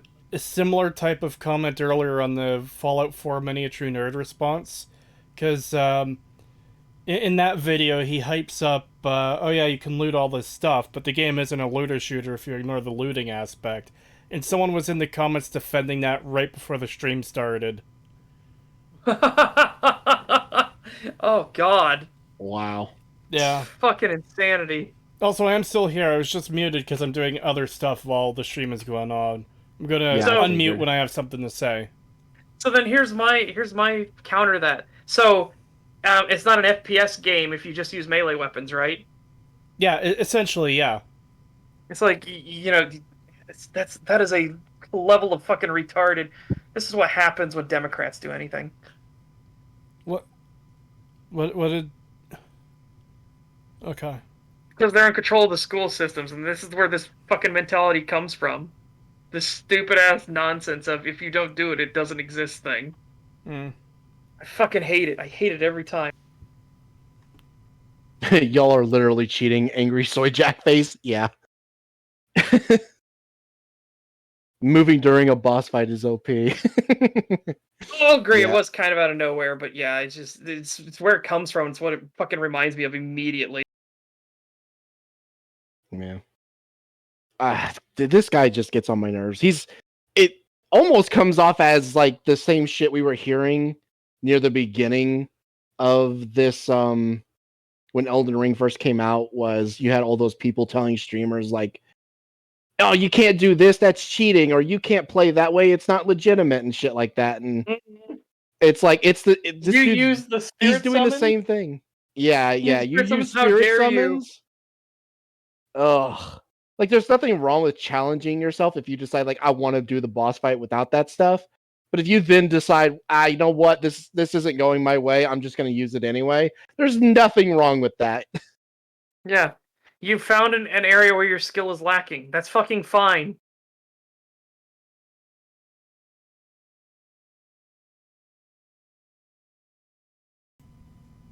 Of how good, but rather how to exploit. And speaking of exploitation, there are a few examples when bosses have quite a difficult time adjusting their behavior to the open world. When they start following you and they move a bit from their initial starting point, well, you might be surprised to see them vanishing into the thin air and respawn. Well, it's because here you obviously ran past where their patrol is. This Like, is actually the opposite of exploiting, because the system is actually making it so you can't exploit it by moving them to an easier area. Yeah. It teleported him behind the door specifically so you couldn't shoot him as he walked back. Yeah, Like- even better, like this, you have to intentionally run past these two to come into here. So you had to have run past them instead of fighting them out where they're supposed to be fought. You came in here. So, this is someone complaining about exploits when he tried to do an exploit and couldn't do it because the game avoided the exploit. Yeah, and it'll do that a lot. Like enemies that like they don't want them to be able to fall off of bridges and stuff like that. They'll put them back up on the bridge and be like, "No, not allowed. Get back up." I'm not sure I've seen this kind of argument before, but I already despise it. Yeah, this is really dumb, especially when FromSoft goes out of their way to remove exploits from their game.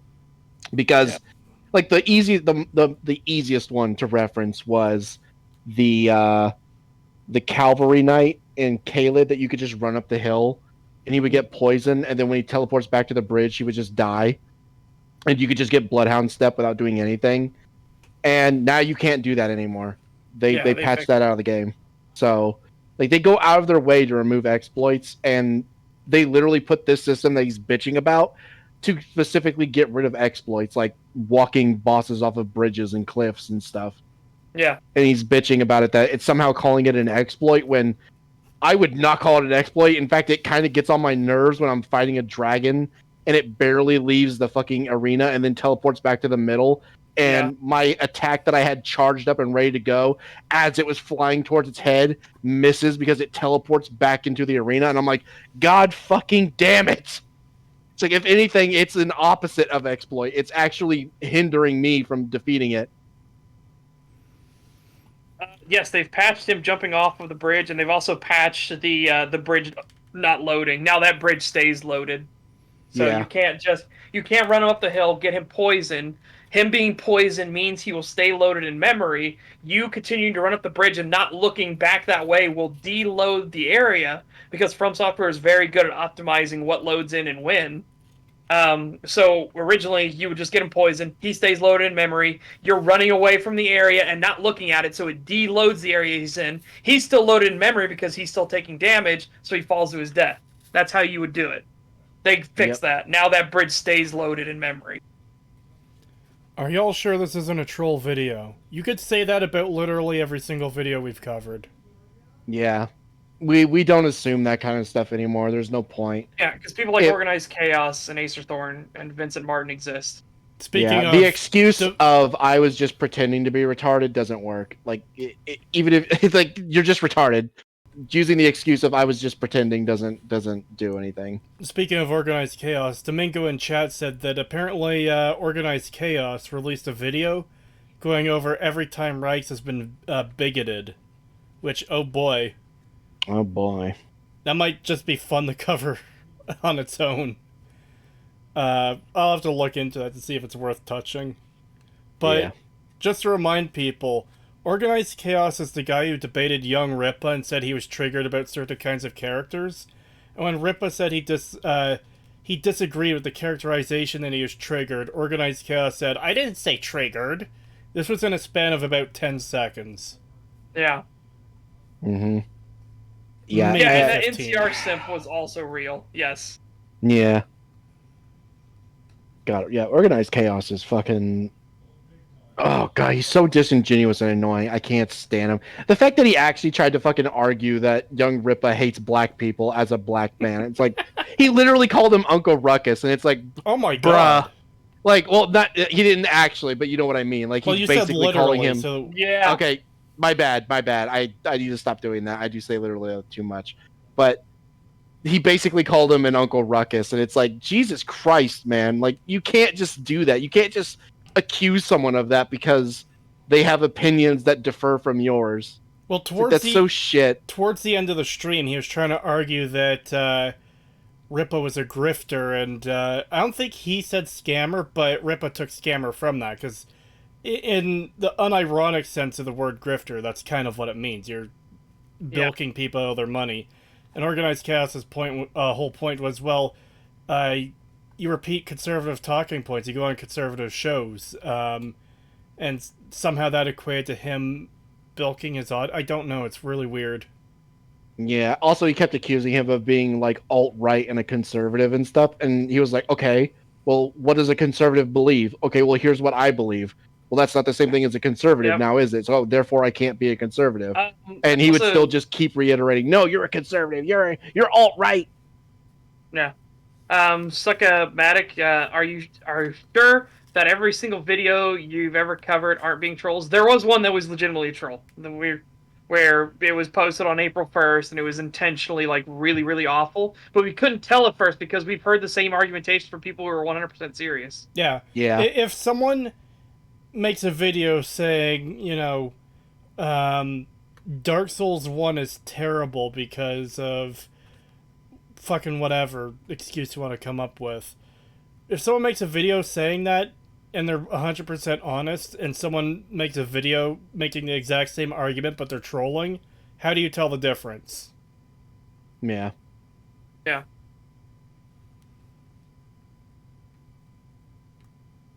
Yeah, the term trolling just doesn't have any meaning anymore. Because there's people so fucking stupid that it's like, there's no difference between faking it and someone being genuine, because there's so many people that are genuine about it. Yeah. So you don't have to show that on stream, but watch that to the end. The last one in that is fucking hilarious.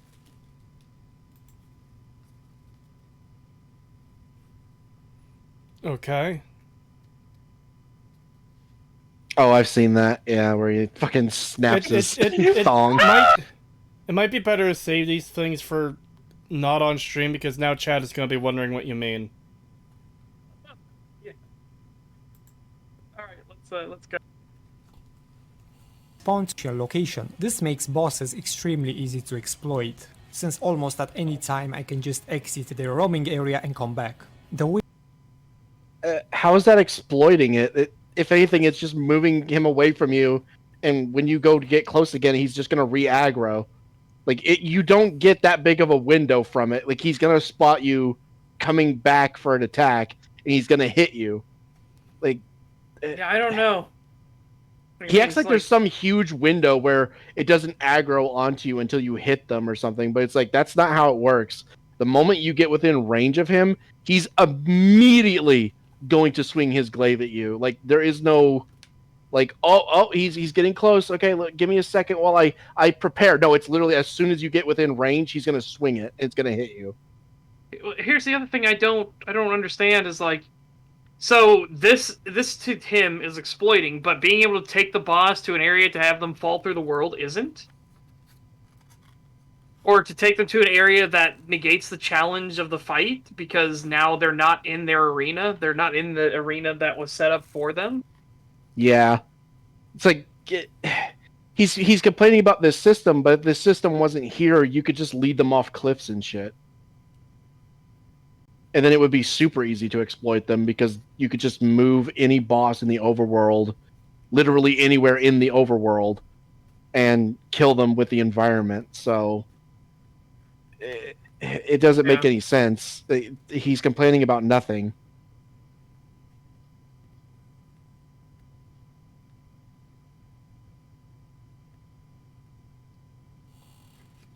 Weird is that it can happen even in closed areas. They simply vanish for a minute or two for some reason. I guess they need to catch a break or something? Okay, so you see this. There are a you few see more that. Never mind. I thought he was actually going to show him attacking and then running out of there back to where he was, and the boss like, okay, no, I'm just going to stay in the arena. But he didn't. He's like, damn it. Just if you continue that clip a little bit longer, we'll show why you're wrong. I mean, again, I don't really get what he's complaining about because it's like if you're that far away, I mean, I guess you could shoot arrows at it, but the thing is, when you're this far away and it disappears, well, now you can't shoot arrows. You have to be at least a little bit closer to it where it can actually attack you, so you could just shoot arrows at it. So again, that's removing the exploit, not giving you one.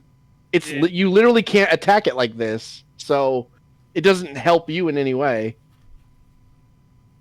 And if you were already this far away that you could make it despawn, you clearly aren't needing like, oh, I need to make it despawn so I don't die. It's like you're clearly not at that level of like needing help when if you're already this far away. So it just doesn't make any sense to me. I don't get what he's complaining about.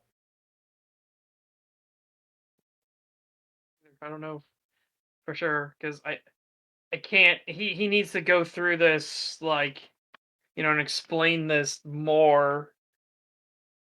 What makes this an exploit and not the ability to drop them off of bridges and stuff like that?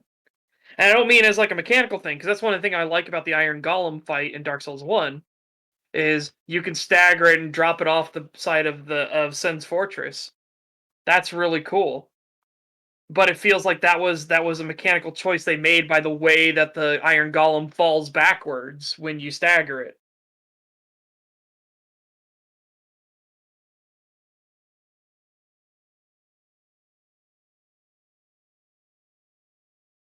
I guess they need to catch a break or something?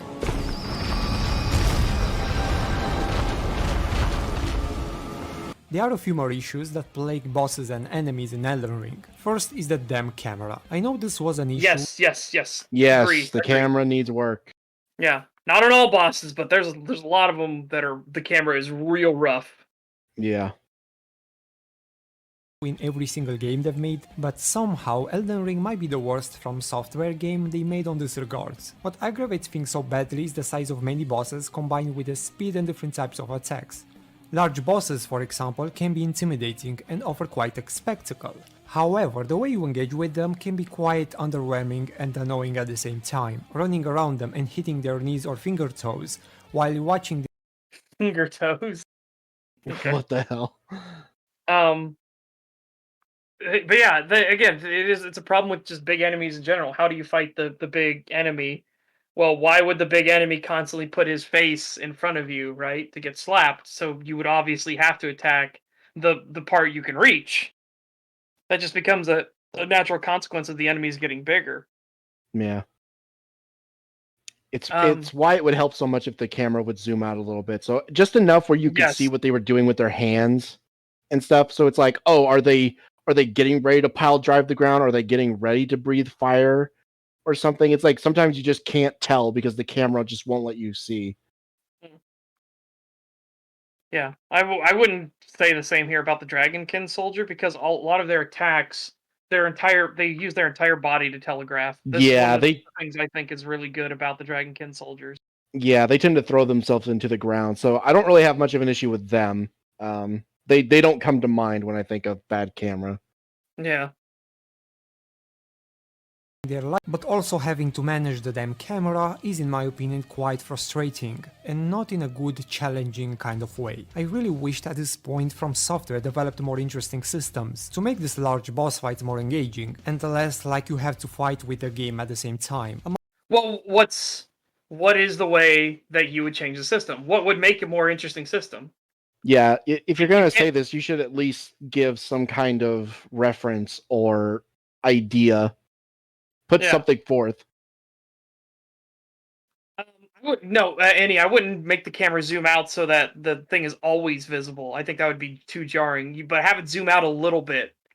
You know, when you get the big fights, this is what they did with Yorm the Giant. The camera does actually zoom out a little bit more to make sure that you have more of Yorm in screen. Not all of it at all times. If you hug his nuts, you're not going to be able to see his head or anything like that. But Yeah, it's clear that the camera has been pulled back slightly. yeah. Because like one thing they could do whenever you go into certain boss fights is the camera can pull back a little bit and go up slightly, and that would fix a lot of the issues right there. Yeah. That's not even that much. That's a slight movement that the camera would need to do, and you can make that look totally natural. So there's no reason they can't do that. The way it's just locked to your shoulder in Elden Ring causes a lot of issues. Yep. Shadow of the Colossus, well, two different, entirely different gameplay styles, right? Yeah, especially since you can climb the bosses most of the time, so you don't need the camera to be moving around all over the place. Yeah. I think it'd be more difficult in this game if the camera did follow the boss itself instead of your movements. That I think would be Yeah, way too jarring. I In don't want it Elden to Ring. move. Yeah, I don't want it to move with the boss. It should still be locked to me. It should just be pulled back and lifted up a little bit. Yeah.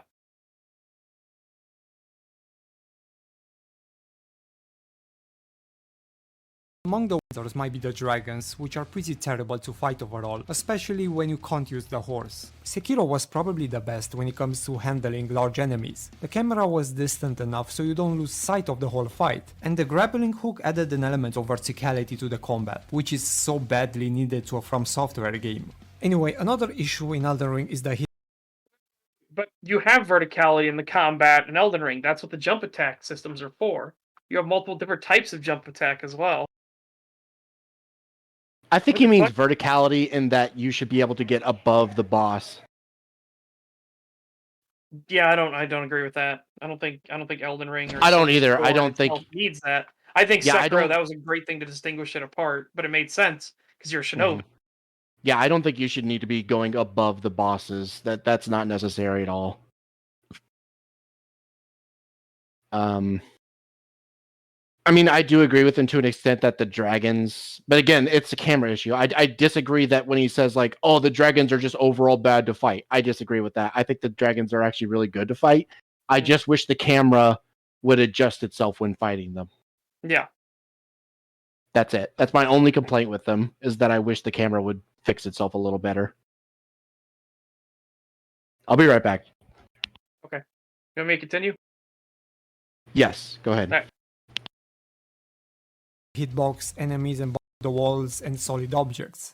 I can't even remember how many times I died or got hit in such ways. This Okay, well, one, you're not actually behind cover in that pic you just showcased, you idiot. Like, What the fuck? You have the wall alcove. So you see how there's this big alcove beside him? That's where you take cover in. Granted, this is also where the thing turns around, so you don't even have to do that. Just don't stand in the area. Don't stand immediately beside it.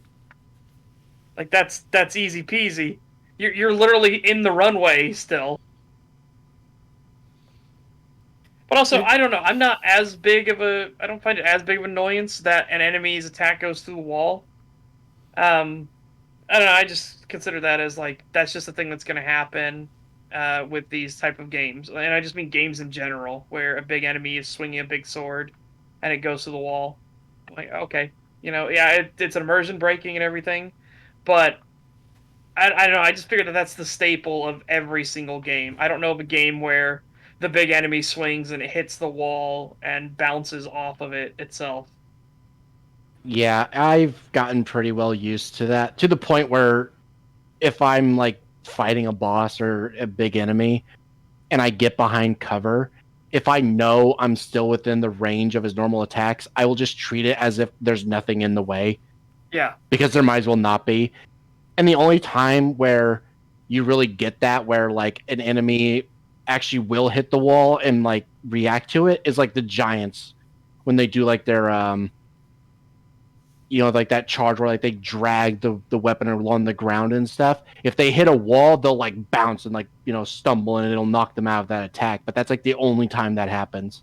Yeah. Now, don't get me wrong. If they actually changed it and made it to where enemies be big enemies, if they hit a wall, they bounce stuff like that, I think that'd be cool. But I don't know. It's just one thing. Like I don't expect it to happen. Just because that's a lot more coding that needs to go into every single enemy in the game as well. Mm-hmm. So I don't know. Like I said, I'll be happy if it happens, but because I don't expect it to ever happen, this just has never been a problem for me.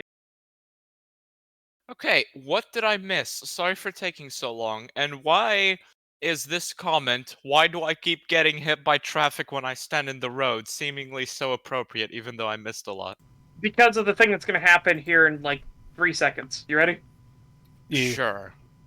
Box, enemies and bosses hitting through the walls and solid objects. I can't even remember how many times I died or got hit in such way. Standing in the roadway, gets hit. When he's not Damn. in one of the alcoves off to the side. Oh, that's why it was the. Why do I keep getting hit by standing Wait, in traffic? Where is he in game? Where is he? This is one of the hero graves. Oh my god. There's literally places you can go to dodge these specific things. What is he doing? Yeah, he's not standing in the alcoves. He's standing in the roadway, just behind a pillar. Yeah, I would say, though, that it does seem like, just from looking at it, that you should be able to be protected by the pillar, and I can understand that assumption, and being annoyed that standing... Because this isn't like an enemy swinging its sword through the pillar, which can obviously glitch. This is where this wheelie thing is supposed to roll back and forth from the looks of it, and this pillar looks like it should be able to stop that, you know? Oh, he did he get himself caught in that one death trap with the spinny thing? No, see, he just walks up to this pillar and he just gets To clapped. make this by large it. boss fight more engaging, Oh, shit. and less like you have Be to there. fight with the game at the same time. Among the worst contenders might be the dragons, which are pretty terrible to fight overall, I went too especially far when you back. can't use the horse. Sekiro was probably the best when it comes to handling large enemies. The camera was distant enough so you don't lose sight of the whole fight, and the grappling hook added an element of verticality to the combat, which is so badly needed to a From Software game. Anyway, another issue in Elden Ring is the hitbox, enemies and bosses hitting through the walls and solid objects. I can't even remember how many times I died or got hit in So he literally Oh, yeah, just straight yeah, up stood there and took it. Okay, so it's a wrong assumption. The thing that fucking slams into the edge and then turns. Yeah. Why would he think you need to get away from the way he moves? What is the problem here? I you just think it's a fair assumption to think you would be safe behind that pillar from No, that... but did you see how far the enemy went? Yeah, the enemy went through the pillar. No, he stopped just slightly after the pillar. Basically, you could see that the thing touched the edge of that. No, I get I it, know. the assumption, but I agree with Kree here, because I did the same thing when I first played the game. I made the assumption that, oh, there's a pillar, So like, Yeah, surely they that's- wouldn't have designed this thing that the wheels would be too big to fit in the hallway, but they kind of did. So Yeah, I didn't fall for that because I was so used to Dark Souls 2 and its nonsense and everything. I knew that that's exactly what was going to happen. Yeah, but I mean, this one right here does seem to be a genuine complaint. A lot of his other complaints have been total garbage. This specific one with Wheelie Dude clipping through the pillar, I would say that's legitimate. yeah, I would say if you're gonna design something like this, you shouldn't intentionally design it so that it clips through the wall unnaturally like that. Like it True. should fit. It They should should have fit stopped it between. sooner. I think Yeah, they stopped it sooner so it could make the turnaround is fine because they don't have these pillars all the way down the line. yeah, they don't. They have the little alcoves instead. So yeah, if they had just stopped it before reaching here, so it doesn't clip through that, then it would have been better. Because it is weird that they designed it in such a way where it's like, yeah, we know it clips, but we're just gonna let it do it anyway. And it's like, come on, that's weird. It's like that's not how physics work. Then you play the seamless co-op mod, and then you realize that all of this is completely broken, and you'll get Oh one my of God. these that will follow you through the hallways. And shit Yeah, like I that. remember. You'll be fighting, and you'll turn around, and you'll just see them slowly going towards you down a hallway in an area it's not supposed to be in. It's literally gone through all the walls to come after you. It's like, oh fuck, it's coming! Or my favorite thing when you get to the spot where you're supposed to drop fucking jars onto it to break it, and it just self kills itself. It's like, nah, I'm just gonna go off the fucking edge and drop into the pit instead, so you can't get the item. Fuck Yep. you. I'm just like, you bitch. Like every time he would do that, like as soon as we would get up there, it would stop on a dime, turn around, and go to the nearest fucking pit. And I'm just like, you bitch. Like, We figured out the way to get around that. Me or Ben, depending on whose world we were in, we would be the one be like, I'm just gonna be the bait that's just gonna be in that alcove, so it's just constantly moving back and forth there, and the other person just has to do the entire run to get up to the pond. yeah. Me and you figured it out as well, because we did get it. I just don't remember what we did. Yeah. So camera again. Agree on the camera. The camera. There would Yeah. be some changes, though. He didn't offer any. He didn't offer anything. He's like they should just come up with more interesting systems. Like okay, like what? But yeah, Yeah, he it's didn't- just weird.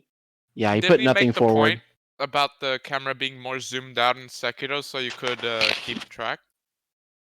Here he did, but when he said that they just need to have more interesting mechanics, and there's like, okay, like what?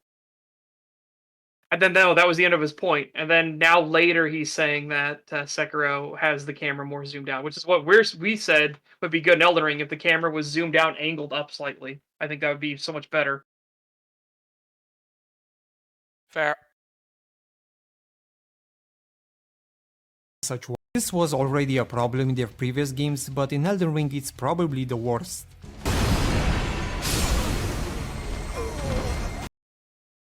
That was Come all on. you, my guy. You see the blast Okay, yeah, on the that's- ground, and you walk Yeah, up to it. that Yeah, and one. it's a magic spell. It's not a sword clipping through. It's a magic spell on the ground where you saw the blast. Yeah, that's 100% your fucking fault. That is very clearly an AoE. That makes sense to go through a wall.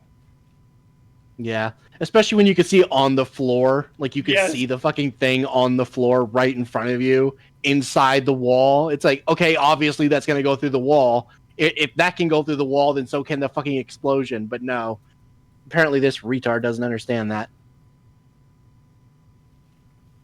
Good God. Re.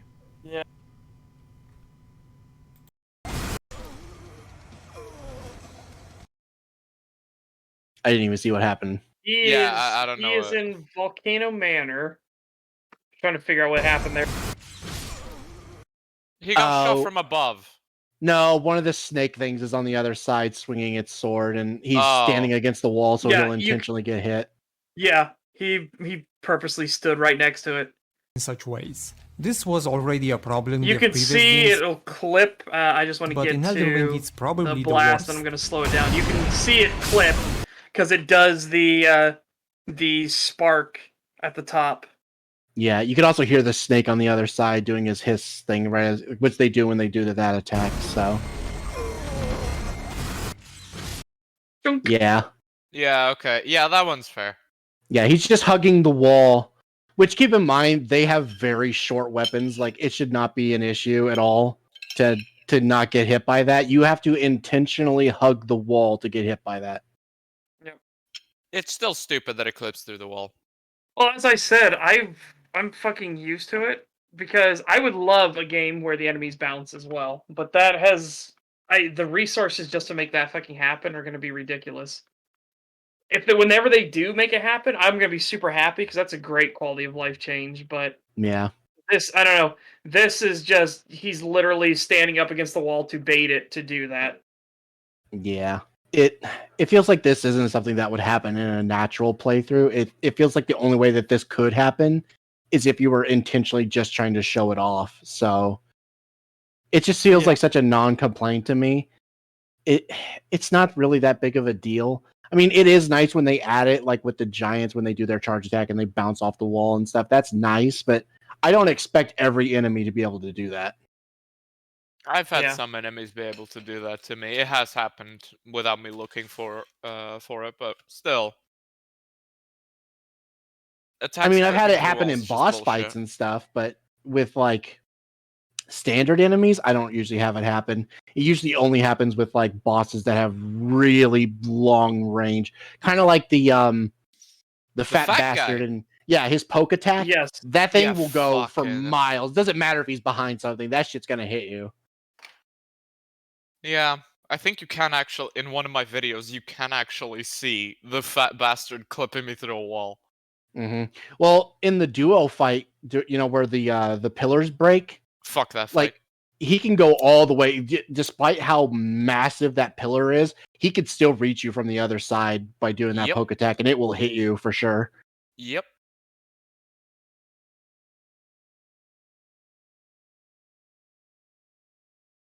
God, really, fuck the Godskin duo. just fuck it, honestly. By themselves, they're fine. I don't mind them by themselves as bosses. They're great. But putting them together like that, I feel like they should have done a little bit more tweaking for that fight. It just doesn't feel like they belong together as like What a duo I think fight. they should have done in that fight, if they want to keep it the way it is now, put a couple jars of the soporific stuff around. I mean, stuff that they'll smash through on their own and accidentally put themselves to sleep, as like kind of a way to show the player, hey, you could do this, and don't worry if you don't have the soporific stuff, if you don't have arrows like that, or you don't have the dream pots or anything, there are some of these scattered in the arena. You can bait them into hitting themselves, and they'll knock themselves out. Yeah, I think that would go a long way into fixing that fight. I think that would definitely help. That and fixing that health bar thing where like they could just spawn in like a third time and you can hit them a couple times and they just randomly die. It's like, Yeah, that's weird. It's so weird. It's random, it feels like. I don't. It's divided. It's divided. Like it's like 1,000 divided by like 4, 2 spawns per each. So if you beat up It's one not 2 a spawns lot, per each. It just no. isn't. It's an example. I'm saying it as an example. It's like 1,000 divided by 4 in this scenario that each gets 2 spawns.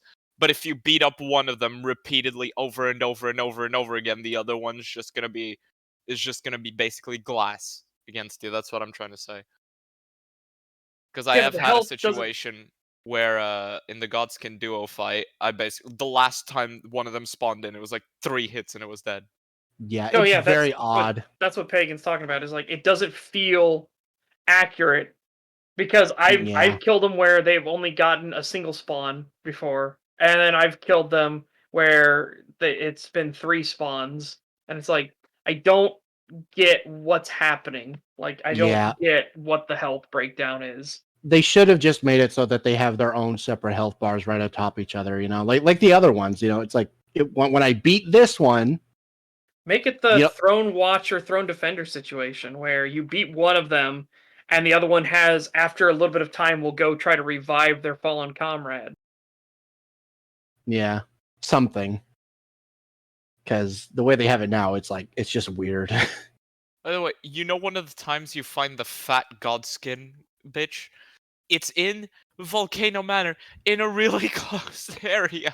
Yeah, that's the one I always think about whenever I think of the poke attack and shit. It's like in there is when it's at its worst, because those pillars are so thin already, and it's just like, oh man, it could be And a he's real gonna pain. clip through everything. It's so obnoxious. Yeah, it is pretty obnoxious. Thankfully, he does get stuck a lot on those, so when he does it, usually he'll get like caught on one, and you'll be far enough away that it doesn't reach you, which is nice. But sometimes it's literally just like, oh, this is a very thin pillar, so like you should not be relying on that to like protect you in any way, because it's gonna go right through and kill you. I can agree, Tovarish, that he's probably this probably is set up, but it's probably to emphasize the problem. I Yeah, don't know. I guess I see this on a grand scale of problems to be not that big of a deal. I really do. yeah. I think that there are worse issues. The camera is definitely the issue that needs to be solved.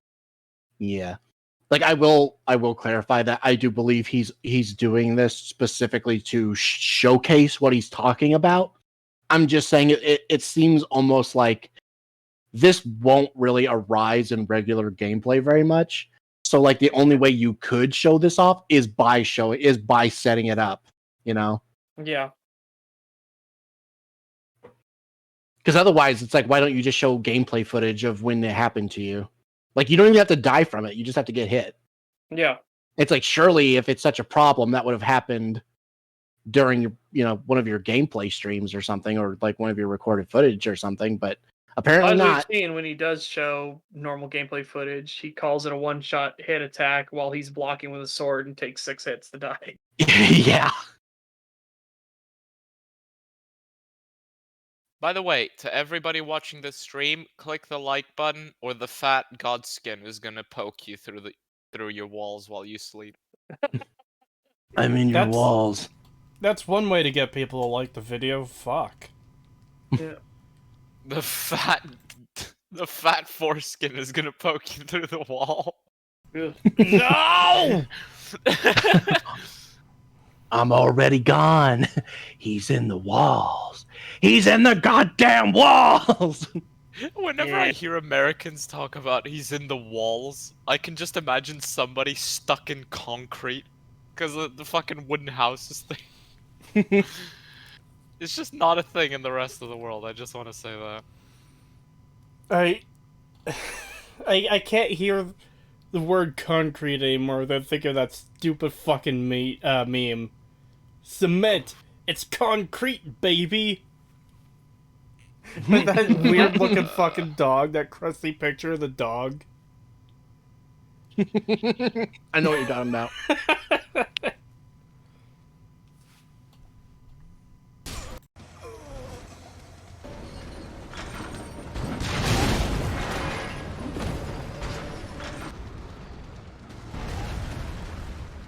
Again, like, you should show it in actual gameplay, not when you're clearly setting it up every single time. I mean, Right. this one doesn't look set up. Th- This one right now that is on screen, and Oh, the magma worm. The magma worm? Well, we'll have to see. How's he doing? No, yeah, that one is... Another that one issue I wasn't set have up. is the placement of some of these boss encounters, which is just weird. Some arenas are just way too small while the monsters are way too big, or simply the terrain doesn't really allow to freely move without stumbling into objects. And lastly, the cherry on top when it comes to bosses Yeah, is this the duo or trio this fights. Deathbird. Remember the how the much arena crap for, Go ahead and pause the it. arena for that Deathbird is completely fucking stupid. You get stuck on everything, and again, it's another issue with the camera. Actually, I'll give him this point. Yeah. Because the camera in that fucking fight, it's always getting stuck somewhere, and you never know if you're gonna be actually able to roll away, dodge or run off, because you Mhm. keep getting stuck on stuff. I had to basically summon cheese it. I had to use summons to cheese that fight. I will Because give you that I do regularly have to unlock from the boss so I can look around. Because if I'm walking backwards or trying to avoid it, it's like the camera, you just can't see enough behind you to know where a rock or a root or something is, and you will get stuck on it. So yeah, I and will give it's you that. horrendous. It's horrendous in that fucking bird fight. It's Yeah, because actually you need to be obnoxious. constantly mobile. You need to be always like aware of your spacing and your dodges and stuff, and getting stuck can be an instant kill. That one actually could be considered an instant kill because a lot of its attacks can actually kill you in one hit. Such is the case with me, ironically Yeah. enough, because my character wasn't heavy; it was a sorcerer. Yep.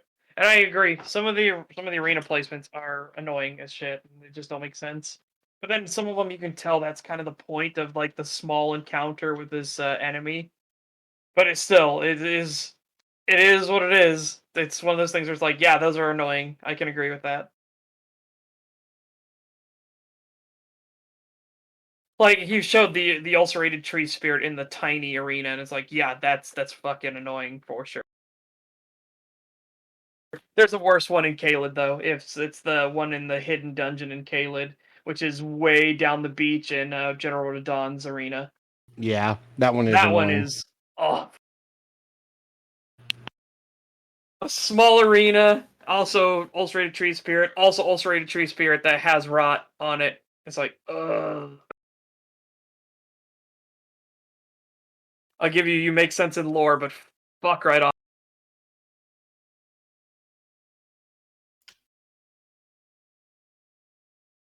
Dark Souls for this, and deservedly so. Fighting 2 or 3 bosses at the same time does not play into the series' strength. The fights are What?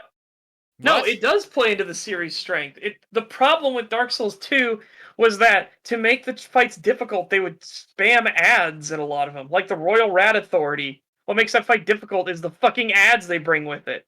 What makes Duke's Dear Freya difficult is the fucking ads. My audio died for a second there, and I don't know why. I think chat might have missed the first part of that slightly. Oh, well, Chad, he was just saying that Dark Souls 2 got rightly lambasted for having multiple bosses in a fight and stuff like that. It's like, no, that's not why it got roasted. The boss fight designs in Dark Souls 2 were terrible. Having multiple bosses in a fight in a Souls game is not bad. Ornstein and Smo is a high watermark for a reason. Again, the demons below, and it's the demon of pain and the demon of something else. Though that fight is really good as well. Yeah, And that's a duo boss fight. Oh yeah, I fucking love the fucking winged demons or whatever they're called. Like they are so fucking good. I love that boss fight. Yeah. Yeah, and then of course you have Ornstein and Schmo and what are there some other really good ones that have double? Honestly, the gargoyles in Dark Souls 1, I don't mind the two of them. I like that. I actually like the Maneater boss fight in Demon Souls. I think that's really fun. Yeah, the Maneater boss fight is pretty good in the original. Yeah. God, I know there's more that I Duo's like. bad, but like I said, I think the way to do that is to put these sleeping jars around the arena so that through their own actions they'll accidentally knock themselves out. And because a lot of people might not might not get the tidbit that they're very, very weak to sleeping attacks. Yeah. I wouldn't say because I'm trying to think of like duo fights in Elden Ring, and what the one that comes to mind besides the obvious one is the Crucible Knights. And I know a lot of people hate them. I personally don't. I think they're all right. They are a bit annoying together like that, but I don't have too much trouble with them. I do feel like it could have been done a little better, but overall, I think it's okay. Yeah. I do feel like the duo boss fights in Elden Ring are very lacking, though. Yeah.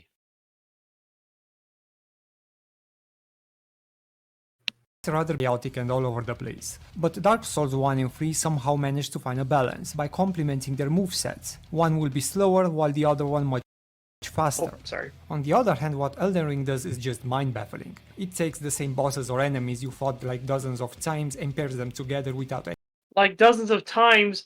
Motherfucker, you're showing the god skins. You don't fight them dozens of times.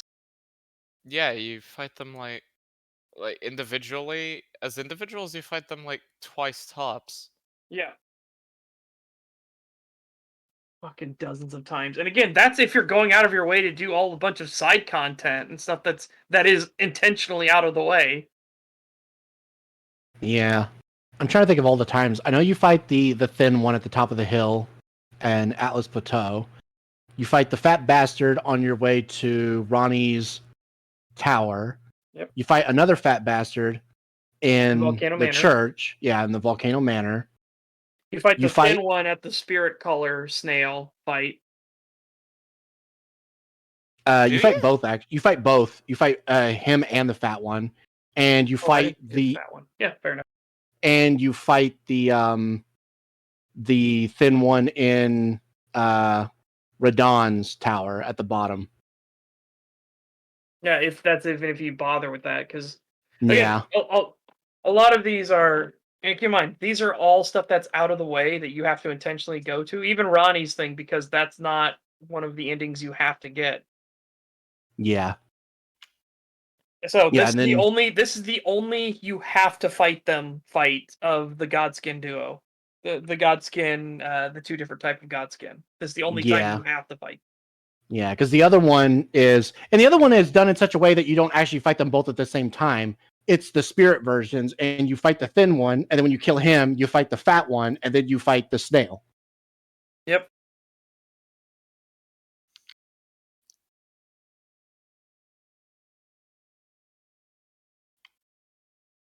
And that's all she wrote, folks.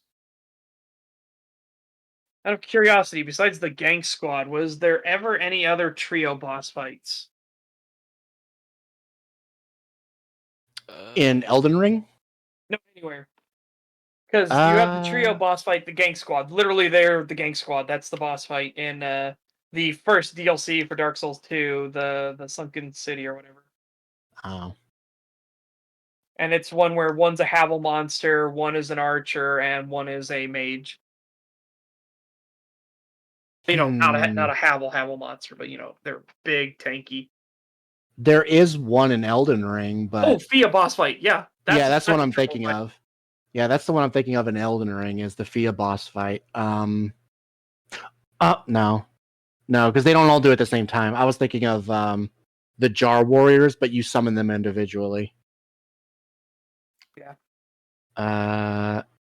I don't know. I can't think of I any. guess Even in Commander the Neil would count, but he's pretty passive when he has the two. yeah, I mean it still counts, but yeah, it's a very he doesn't really come in until you've killed his two summons. Yeah, so it's For the more most of a part. it's a duo fight until he becomes it's a duo fight because he's passive until you piss him off enough, and then he gets rid of his summons and he becomes the fight. It becomes a solo fight. Yeah, I can't think of any from Dark Souls 1 or 3. So yeah, I don't think there's a lot of trio fights in these games. I wouldn't call the Dark Souls 2 gargoyles a trio fight because that's just a fight where they'll randomly get more gargoyles as it goes on. Yeah, it needs to specifically be only 3, and it needs to be like at least in some way at the same time. Yeah, because you can have 5 or more fucking gargoyles in the Dark Souls 2 fight. I should know because I will often try to use the ascetic thing in that area to get the drop I want.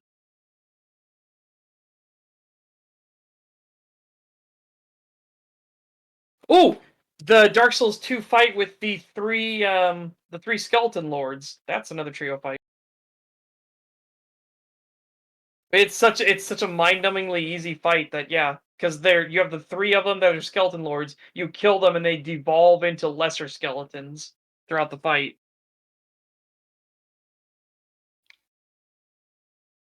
The group of skeletons that bum rush you in Nito's fight? That's ads.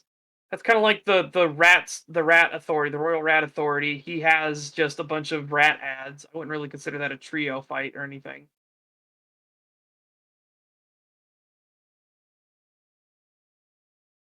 The rotten crystallines. Yep, that's one.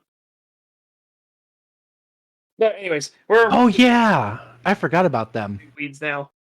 God, they're annoying. Yeah. Yeah, the rotten crystallines, they can fuck right off.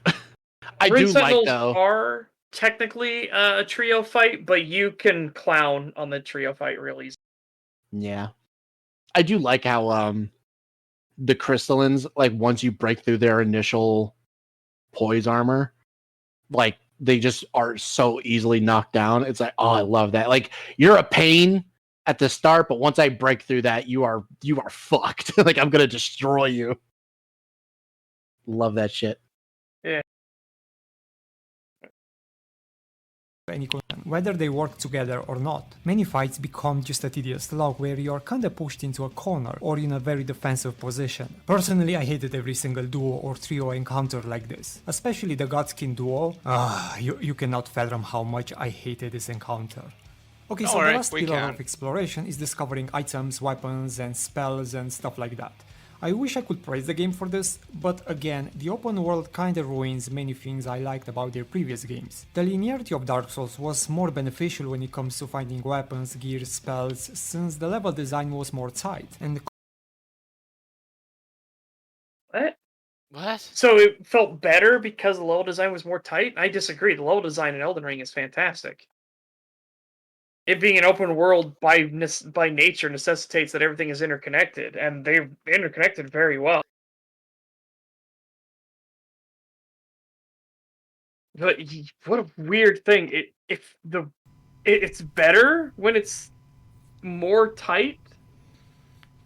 Yeah, I don't know. That's weird. Could he be meaning the world is like more cramped, or like, you know, it's less open?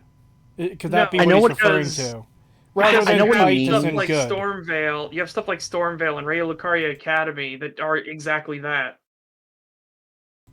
The Only thing is, they're even more interconnected and more well designed. it's easy to find stuff in the open world if you're exploring. It's really not hard, especially since they put items in notable locations. Like they don't just put them randomly in places. It's going to be in a place where it's like, oh, you know, there's got to be something in there, and usually there is. Yeah. So it's not so much so like, oh, you know, it's just so big and massive and there's stuff everywhere and you don't know where to go. No, usually you can find most everything just by exploring, just even a little bit. And his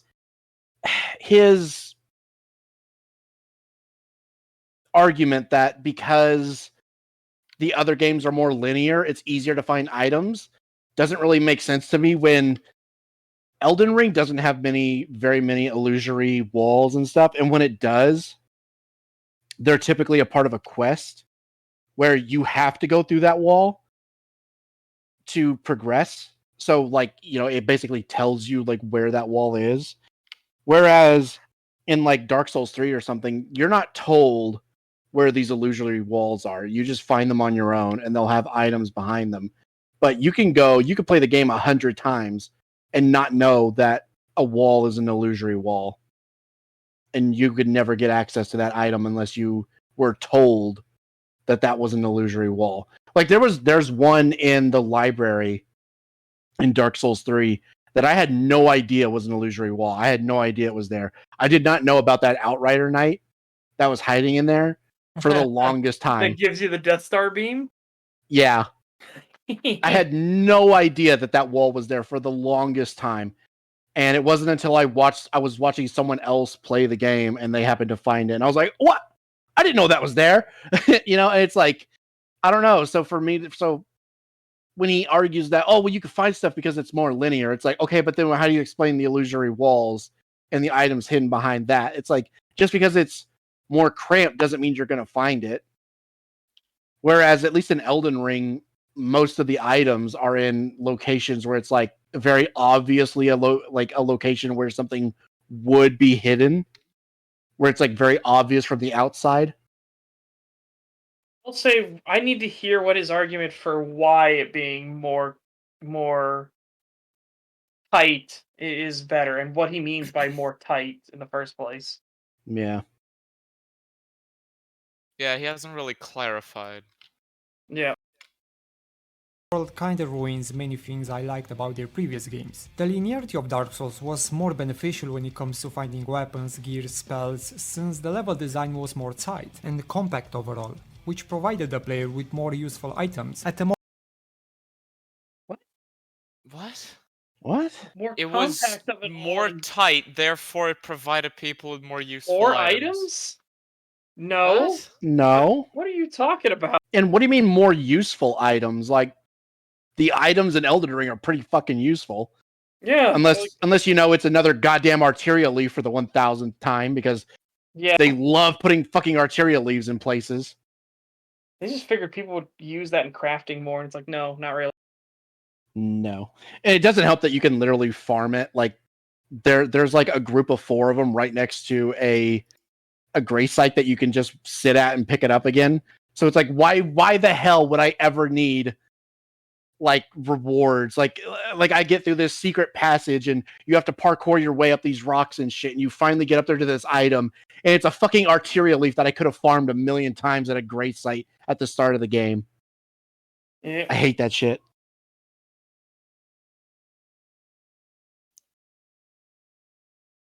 The wall right before EG.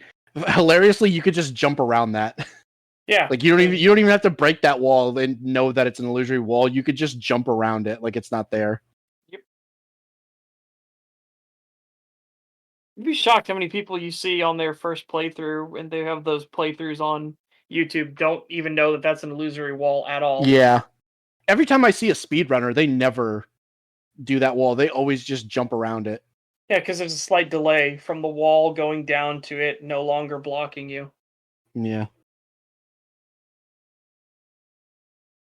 More build they chose, but now Elden Ring it's an open world which makes everything way more spread apart and difficult to find. So when you eventually find something, What? So that's just No, it. it doesn't. The fact that it's more spread apart is the problem. So That's just the fact that fucking crazy. it's a big world for you to explore is a problem. Okay, well then Skyrim should be shit to you. You should fucking hate Skyrim. Yes. Because Skyrim does the same thing. Only even worse. Like, Yeah, Jesus way Christ. worse. Because it's randomized loot. Yeah. What? Big difficult to find equals problem. What? And it's not even difficult to find. Like you can see items from a very far distance away, and they're always in locations where it's like it's along the main path. You literally cannot like not see it, or it's in a chest in a big castle area where it's like there's clearly a fucking armory here, or there's like the little wall things, like like you put the stone sword keys in it, and the fog wall comes down. There's clearly going to be fucking items in there. Like, what do you mean hard to find? They're not hard to find at all. They're literally right in front of you everywhere. This is so weird. And if he says something like, "Oh, you need a guide to find certain weapons and gear and stuff," like because you just don't know where. I could say the same thing for all the other fucking Yeah, if you want Soulsborne something games. that's very specific, of course Yeah, if you you're want gonna be something like, that's very specific, then yeah, you might need a guide. But that's how it's always been.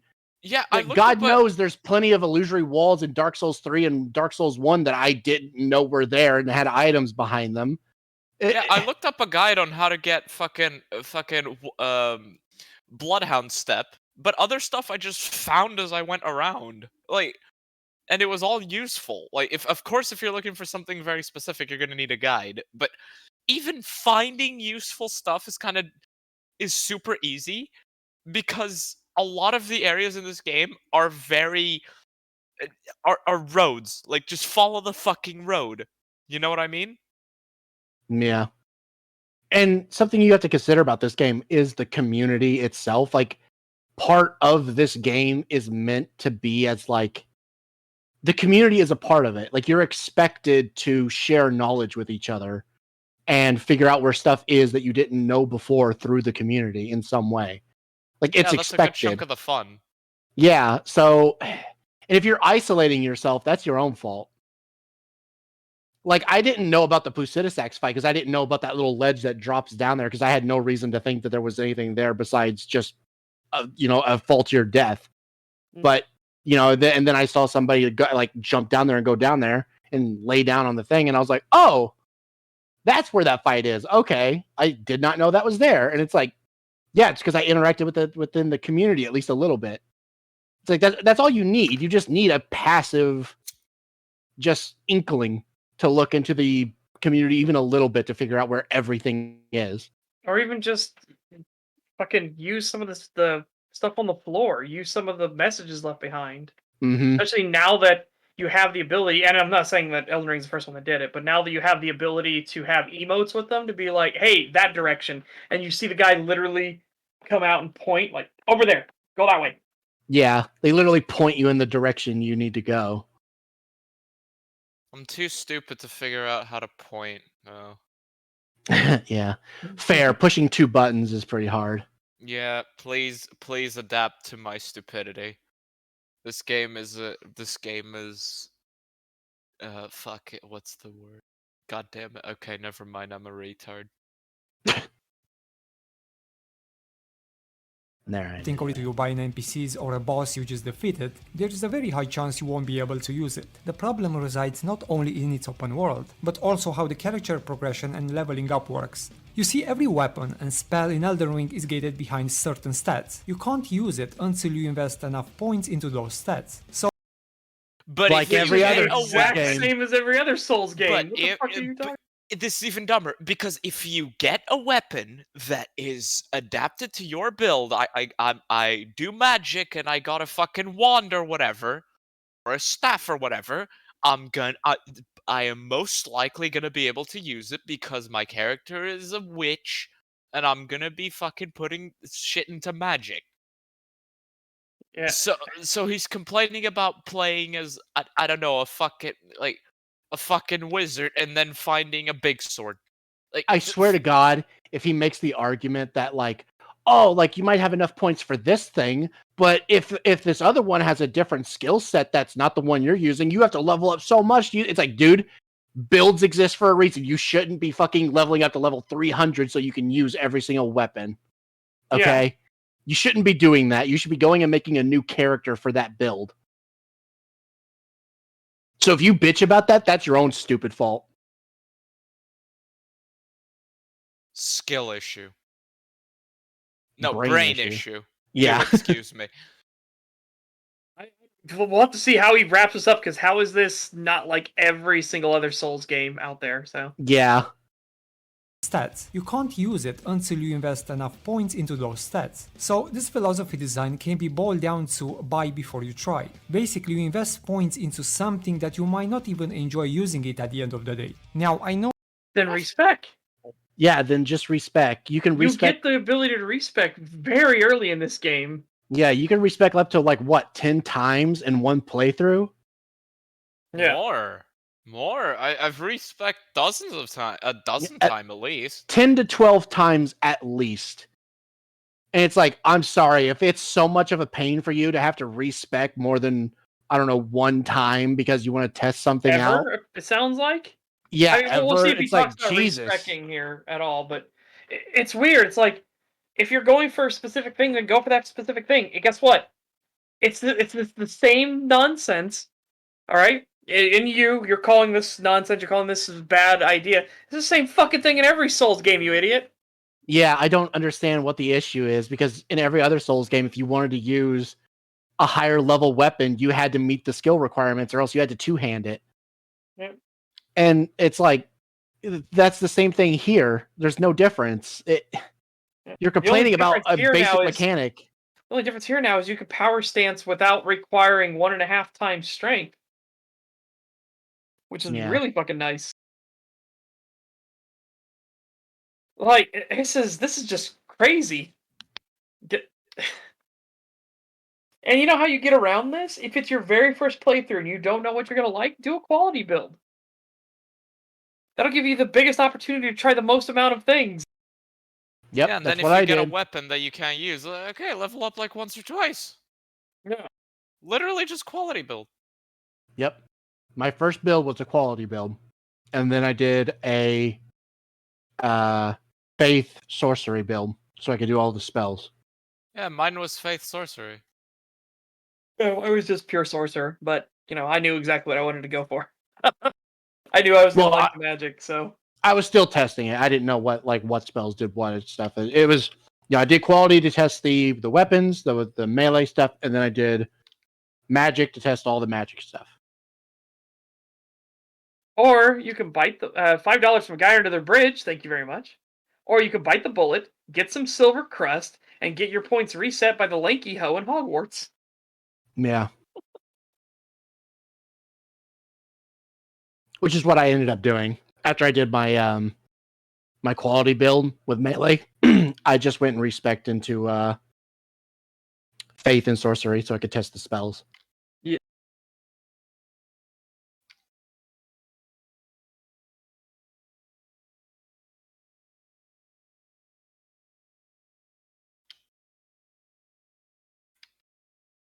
Alrighty.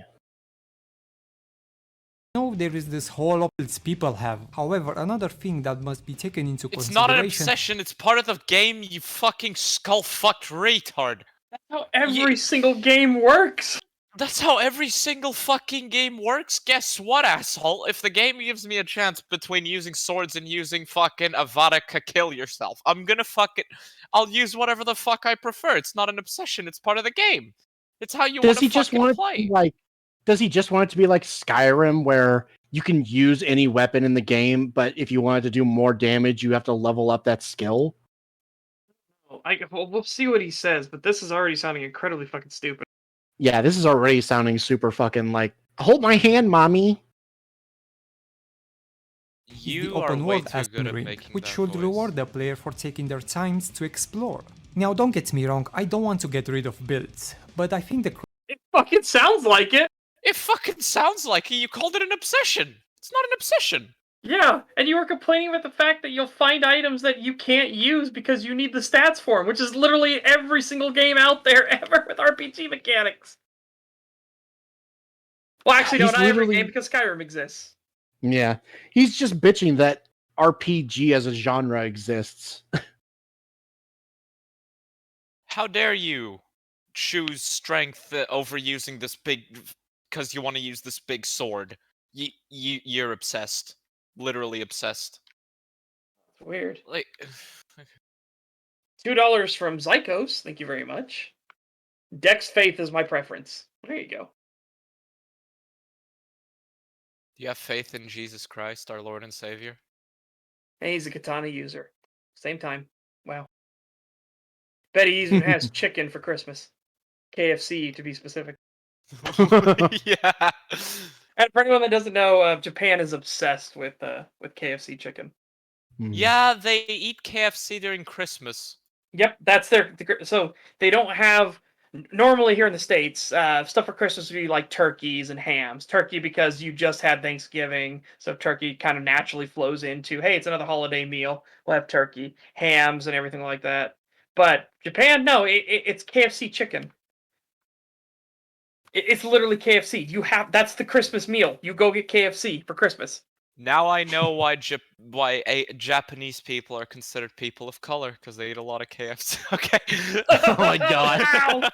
Wow. Fucking. Disavow, the internet has knowing made this me Frenchman? racist. The internet has made me racist. I'll just admit Oh my god. it. creation will be more flexible. For example, in Skyrim you can still create a build, but the creation process is more flexible and organic. Also items and Oh weapons. my god! He's actually making the argument I just said. Holy fuck, he's literally saying that it should be like Skyrim where you You're can allowed use to any use weapon. whatever you want at all times. Yeah, but if you want to do more damage, you gotta pump more points into that skill. Oh, blah, blah. Fuck off. Holy shit. Literally, hold my hand, mommy. Yep. I'm Zykos with actually $2, concerned that you thank do you that very voice much. way too well. I'm actually concerned. Zykos with $2, thank you. Says katana plus lightning and fire. Yep. Dual katana, I assume. If you're already gonna go dex, you're gonna go dual dex. Did you grab the comment from a guy under a bridge? The super Yes. chat? Okay. Yeah. I fell asleep. Yeah, no worries. Did you actually? Yeah. But you did the last time, too. Yeah. No, it wasn't the last it time, 'cause it was you the time can't? before. Is it because What? you can't comment much due to? Did you ever play Elden Ring? No. Well, he's played a little he's bit. played it a little bit, but no, he hasn't gone very far. Yeah. He hasn't left Limgrave yet. I will one day. One day. In a galaxy far, far away.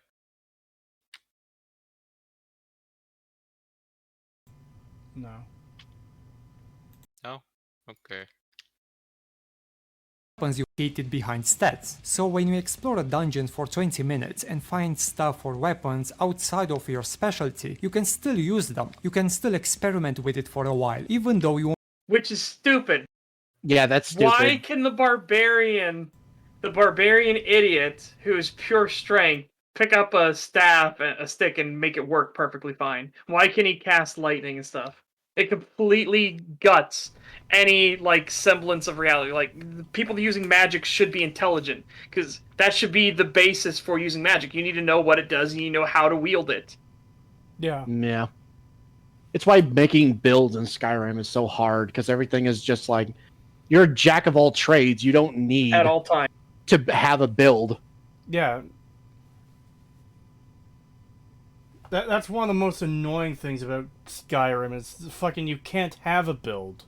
Because you're just good at everything by default. Yeah.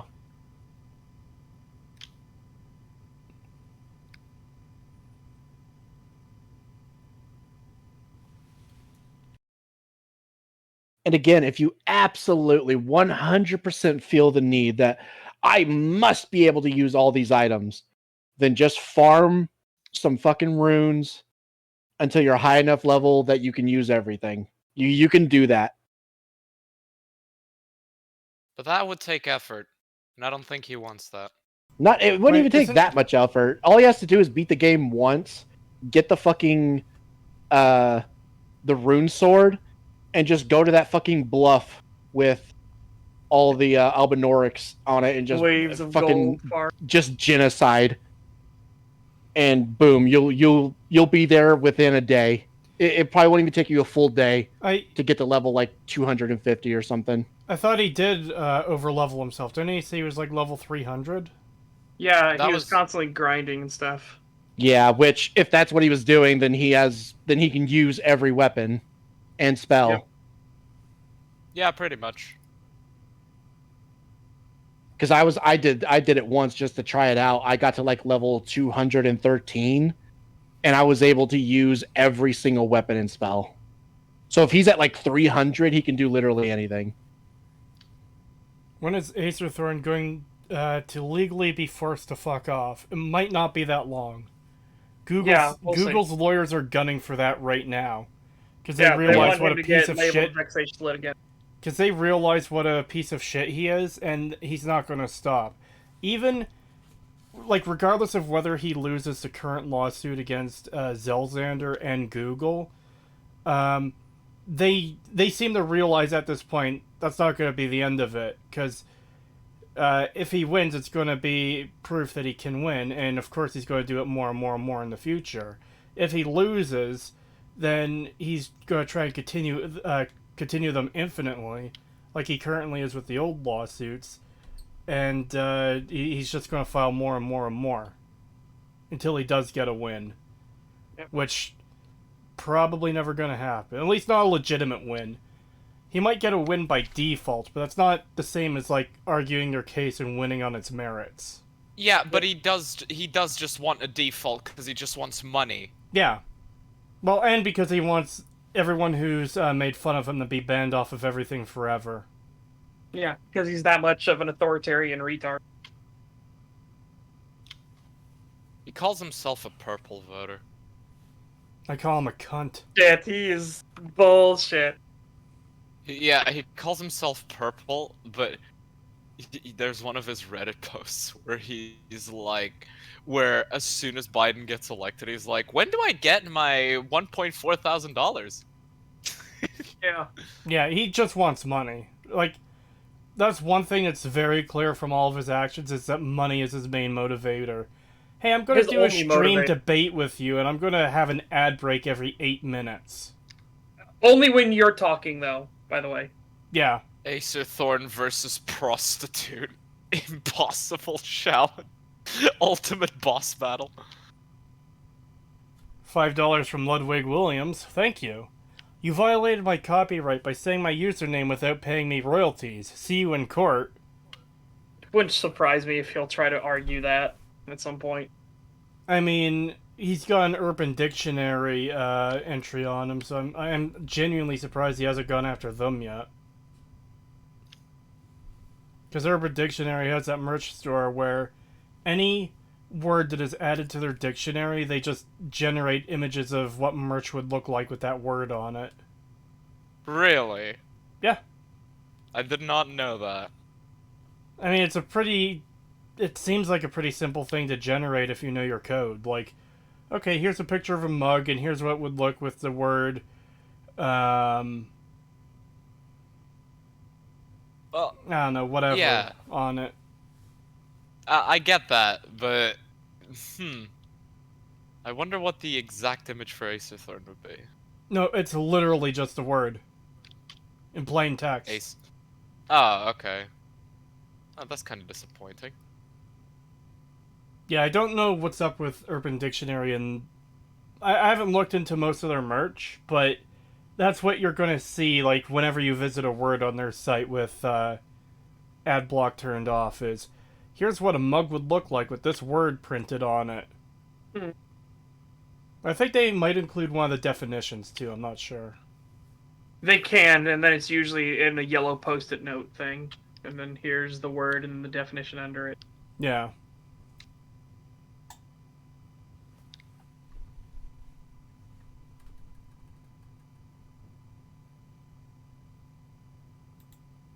Won't be as efficient as someone who invested time into those types of weapons. So what I think ultimately That's the fucking progression in Elden Ring should be readjusted and even redesigned. Not just to create builds, but also to reward exploration, since it's also an open world. does. It's It rewarded, does. though. I You think... go out of your way a bit and you get the best dodging ability in all the fucking RPGs, I would argue. I think Elden Ring should be redesigned so it's more like Skyrim, the best RPG ever made. Yeah, this is ludicrous. It needs to be redesigned. Like, clearly this system just doesn't work, and you need to be rewarded for your exploration more. It's like, what? This game does a perfect job of that shit. That's like the one that's like the few things it nails like perfectly is exploration and getting rewarded for said exploration. Also, the builds are perfectly fine. You shouldn't be able to you shouldn't be able to use every single weapon and spell in the game. You should have to have the required skill sets to do it. Yeah. This That is adds so to stupid. replayability. It's this insane thing of like, what is your point and purpose of replaying Skyrim? There isn't.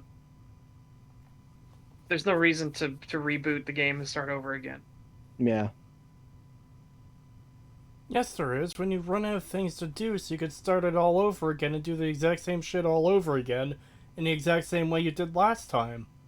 But Kree, you never have things to not do.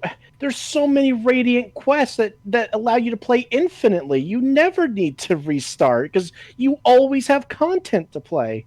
I'm gonna fucking re. Do it.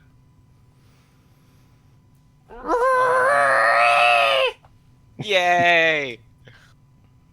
He did it, guys. He did the thing. There. He did the thing. Yes, I did. $2 from Lantern's Glow. Thank you. And this, ladies and gentlemen, is why we gatekeep. Yes. Yeah.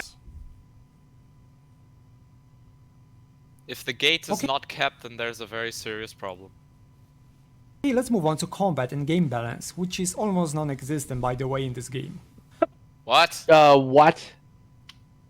Oh. I would Is like he a literally gonna sword. say because there's a difficulty curve, the game's just not balanced? Oh god, if he brings up Skyrim, the fact that its level scales with you, I'm just gonna. Oh, I swear to Oh God, my dude. god. That is Oh, the worst shit. he- One of the good things about the Soulsborne games is that they don't level enemies with your character. I have a feeling we're going to hear a Skyrim argument. I think we are. I will say a demonetizable word. French? Don't. Do you have any idea how little that narrows it down? That's Yeah. that's the response I was expecting. The game is pretty much the same as it was in Dark Souls 3 and the previous games. And No, it isn't. No, you No. have, again, if you strip out all of the nuance and context, you'll have similarities of it. Adding jump into the Soulsborne combat is a big change. Adding guard counters is a big fucking change. Like, adding the ability to change Ash of Wars onto different weapons so you can really customize your build and what weapon you want to use is a big fucking change. Like, you're stripping out all context and going with, well, if the jump attacks didn't exist and the Ash of Wars didn't exist and the guard counter didn't exist, it's basically like the other Dark Souls games. If shooting didn't exist, this game would be like Mario. Yeah. Why are you laughing? Look, considering it's a new IP, am I wrong by asking a little bit more? You're wrong because they gave us a ton more.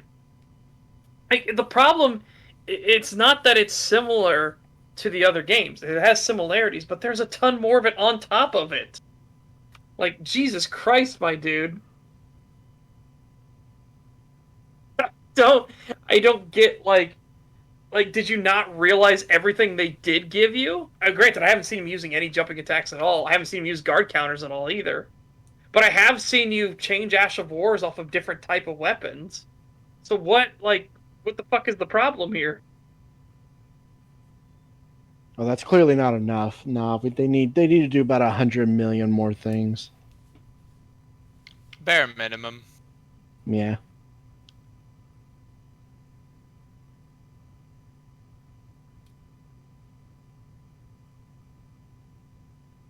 Because in the series, I feel like the combat doesn't really hold up anymore as it used to. Don't get me wrong, I did not expect a Sekiro-like combat, but I was really excited to wear. But we did get a Sekiro-like combat. Again, all of the enemies have stagger mechanics. We just don't have a HUD for it. We don't have a HUD element to show the stagger mechanic, but it's there. And that is part and parcel with the jump attacks. The jump mechanics exist for a reason. Like, that changes up the combat. That is Sekiro combat. The difference being, I guess, that we're not doing the parry to cause these things, and we're not doing the we don't have the grapple hook. But you have the rest of it. What the fuck is happening? Don't ask me. I don't think even he knows, honestly. I don't think he knows either. From going to take their new IP. Unfortunately, they settled for mediocrity. After finishing Settle for Mediocrity! Fuck off! You have to prove that. Yeah, you can't just say that this game is mediocre. Fucking hell. $2 from a guy under a bridge. Thank you. If we learn this man isn't aware of jumping, ISTFG? I swear to fucking I God. swear to fucking God, yeah. Yeah, it wouldn't surprise me. Dark Souls really needs Argonians with water breathing. No. Yeah. These people just need bitches. I went back to Sekiro, and I almost forgot how much I love the combat in that game. But also many He says as he's not engaging with the actual mechanics of the combat of the game, if you notice. He's actively avoiding doing the counter attacks. And actively avoiding doing the jumping lightning strike to shoot it right back at him. He's just dodging around. He's not engaging in the mechanics of Sekiro. Wow. Well done.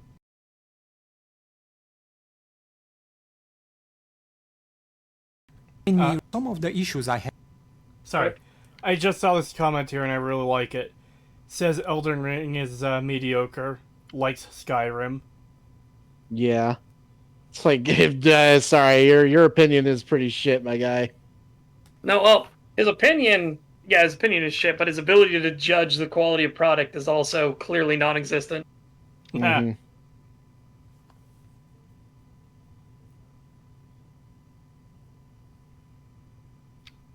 head combat in general. You see, despite having the option to create multiple builds, the way you approach fights, especially boss fights, it's pretty much the same for everyone. It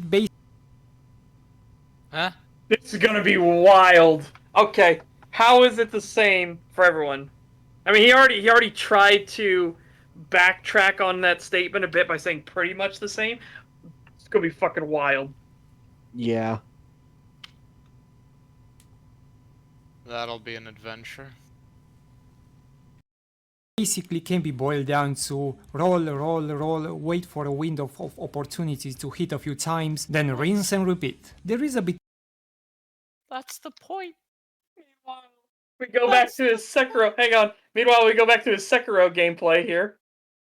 really excited where From Software is going to take their new IP. Unfortunately, they settled for mediocrity. After finishing Elden Ring, I went back to Sekiro, and I almost find a forgot window, how much I attack. love the combat in that game. Roll, but also roll, made roll, me find a realize some window, of the attack, issues I had. rinse, repeat. You dumb motherfucker. Yeah. And it doesn't help that he was literally bitching earlier that I should just be able to face tank everything. I shouldn't have to dodge. I should be able to just walk up to enemies and hit them infinitely and kill them without dying. Yeah, what a fucking idiot. He wants Skyrim combat. He just wants to be able to swing his sword without having to dodge. And he just wants to be able to just sit there, swing your sword to lower their health, and then when your health gets too low, you can just go into your inventory, pause the game, drink some health potions, come back out, and then just keep Don't ever need swinging to until they're think about dead. anything. Yeah. Don't ever have to be engaged in the combat. Don't ever have to worry that your super barbarian that's only focused in strength won't be able to use magic, because don't worry, the game will hold your hand and you can totally use the magic system, little baby. Little baby man, use the magic system. You could, even though you have a 1 in intelligence, use the magic. Fucking Yeah. idiot. And as Elstube says in chat, Skyrim, swing, swing, swing, swing, repeat. Yep. Yeah. There's nothing complicated or in depth about Skyrim's combat. So for him to bitch about Soulsborne combat, it's like, yeah, no, you have really shit takes, my guy. You can't tell fucking quality. This is From what I anything. mean when I say Skyrim has poisoned people's minds. It really has. The amount of times we've gotten fucking complaints and arguments that stuff just needs to be more like Skyrim. I shouldn't have to think about what I'm doing. It's so shit. Also, imagine fighting Gundyr and not doing any of the parry attacks. Like, even someone... I suck at parrying, but even I will do fucking parry attacks on Gundyr because it's so easy and it's so fucking satisfying.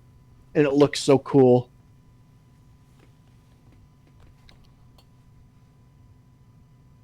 And that's the other thing. He's saying, like, oh, you just roll forever. You just roll and then look for opportunities to attack between them. Just get good at parrying then. And then you don't ever have to swing roll. forever in Skyrim. The fuck is this point? Like, seriously, Skyrim actually has not so much poison as much as throwing fucking battery acid into the fucking well. Yeah. Yeah. Not even into the well, into the fucking ear holes of these retards. Like, ugh. But the reason Just why... swing. Okay, in Call of Duty, I just shoot. What's the fuck? What's your point?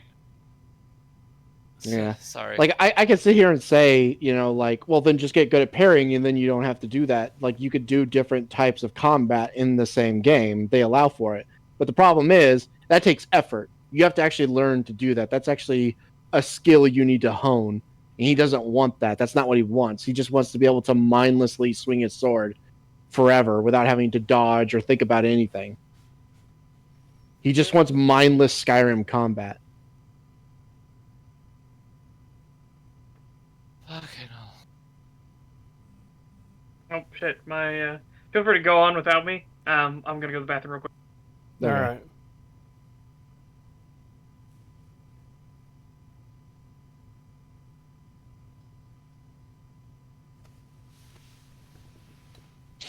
All right, shall we continue? Yeah. Yeah. wait for a window of opportunity to hit a few times, then rinse and repeat. There is a bit of a disconnect where bosses kinda do their own thing and routine, while I'm just dancing around them waiting to finish. Now don't get me wrong, I did enjoy this type of combat for a while, and also I don't want to take the element of challenge and difficulty that comes with that. Sure you don't. What does he mean by the boss just does their own thing while he's dancing around? The boss is trying to hit you. That's the point. Yeah, he's literally... It just sounds like he's saying because they have their own movesets that you have to dodge. It's like, oh, it's all the same thing. It's like, no, it's different movesets that you have to learn the timings and the patterns of. That's the point. That's the entire point of the system.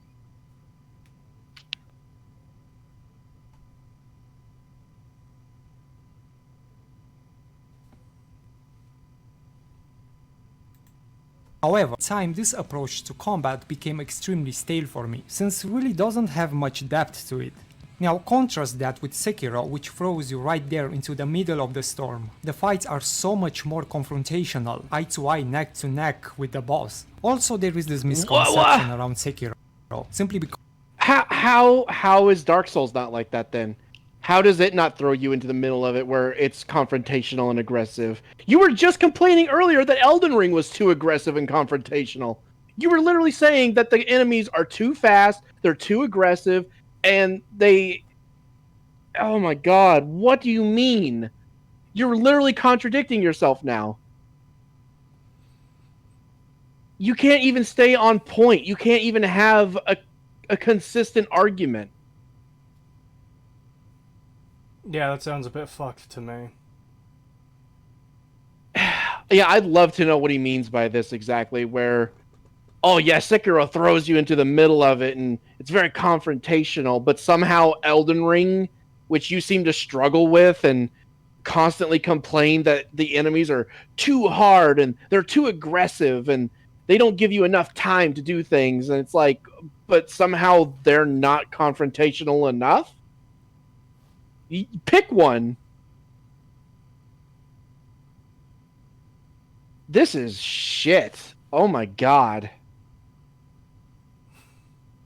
Oh. You enjoying because this you wonderful don't video? have options. No. No. This is annoying. This is fucking infuriating, honestly. Yeah. Jesus Christ. It's so annoying when he complains about stuff that's literally in the game. Yeah, when he complains about stuff saying it's not in the game that is in the game.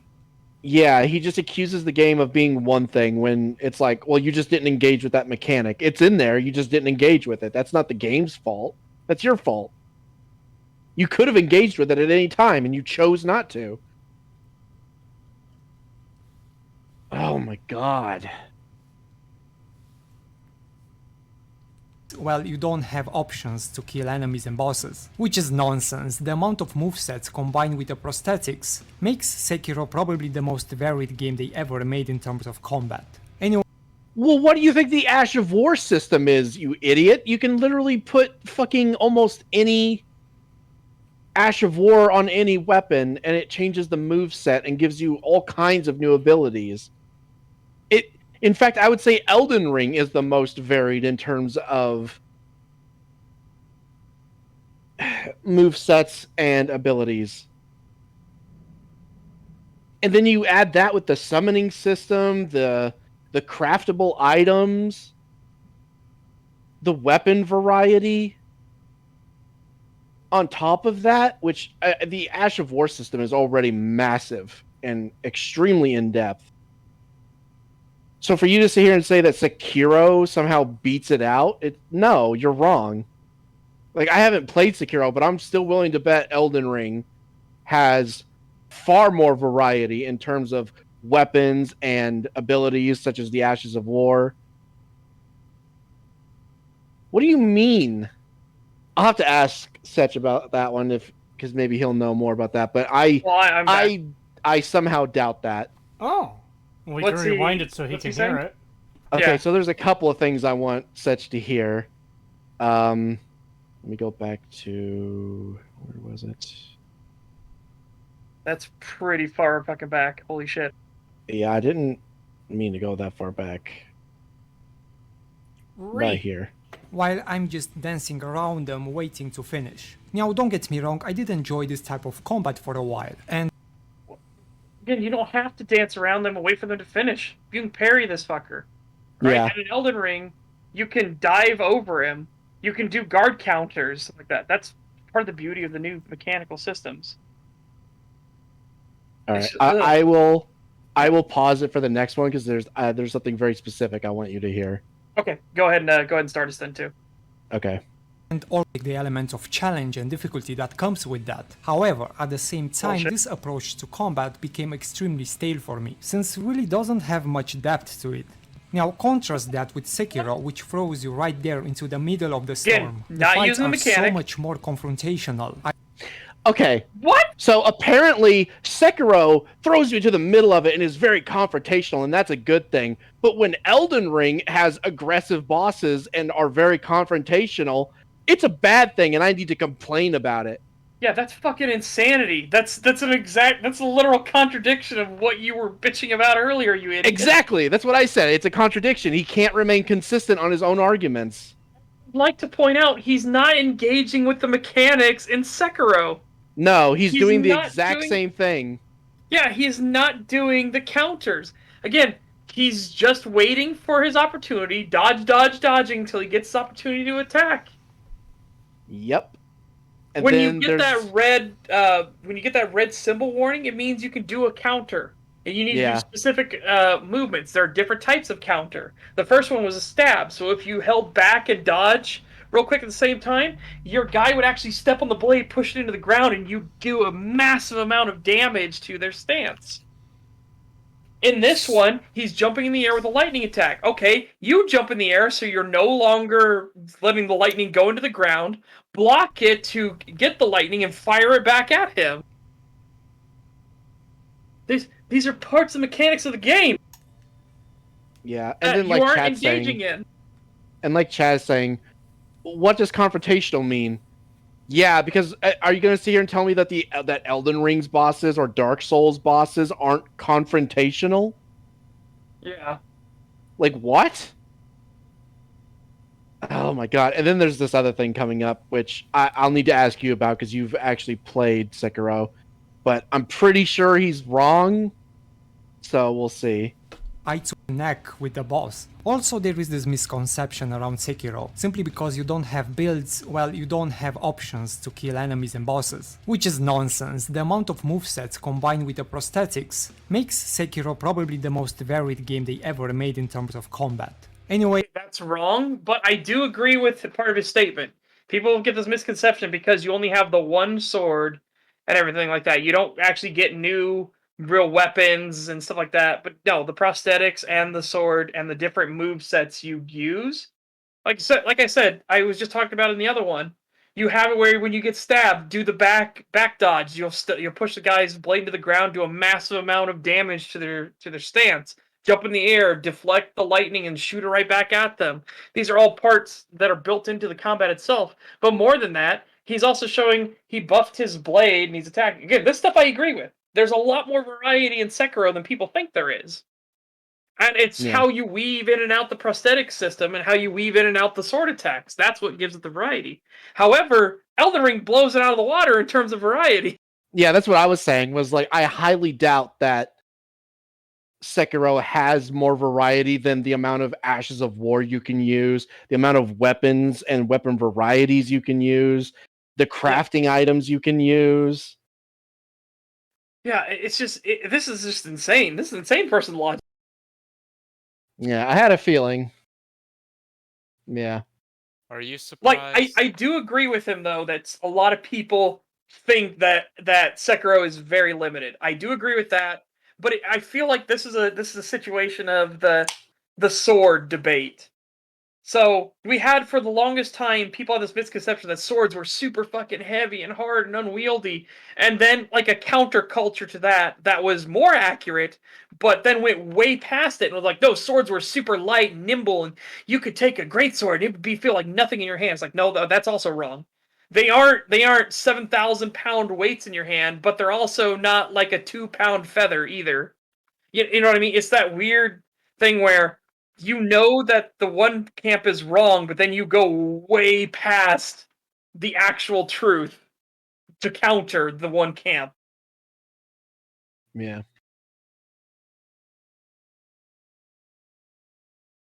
Yeah, absolutely. Katanas are, again, they're a good weapon. They're not the best weapon of all time, and they aren't made of really good quality steel. Nowadays they are, because they don't use tomahawk and steel anymore.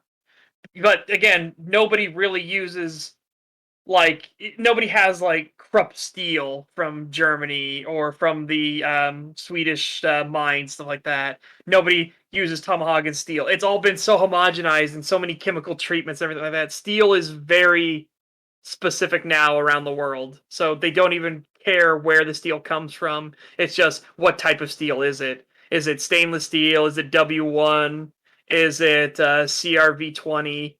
Like, there's all kinds of different steels, and that's what they're designated by, not where they come from anymore, because we've gotten so far in chemistry and smelting techniques that it doesn't matter where they come from anymore.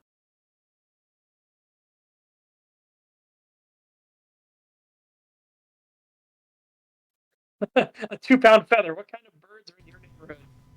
Vultures. You did the thing where you went super quiet. Again, there's nothing I can do about that. I'm literally changing nothing. I'm not moving anywhere or doing anything, so it's just Yeah, but I happening. mean, if it keeps happening with you, that would imply there's some kind of problem on your end, because this but doesn't what do I happen change? with anyone What else. do I change on it? I don't. That's what I'm getting at. Yeah, I know that's what you're getting at, but what I'm saying is, if that's happening, then it's a problem on your end, because it doesn't happen with anyone else. I know, and I So said I can't do anything about it. You probably can, you just haven't realized what it is. Okay, then somebody give me what it is, then. I'd need to see your settings and your mic type and all of that, but... It's a newer condenser, and it's at the maximum gain possible. I did not literally mean right now. But yeah. Maybe It's the exact same setup I used before the new rig. And I didn't have the problems on the old rig that I have on this one. When it comes to microphone. Yeah,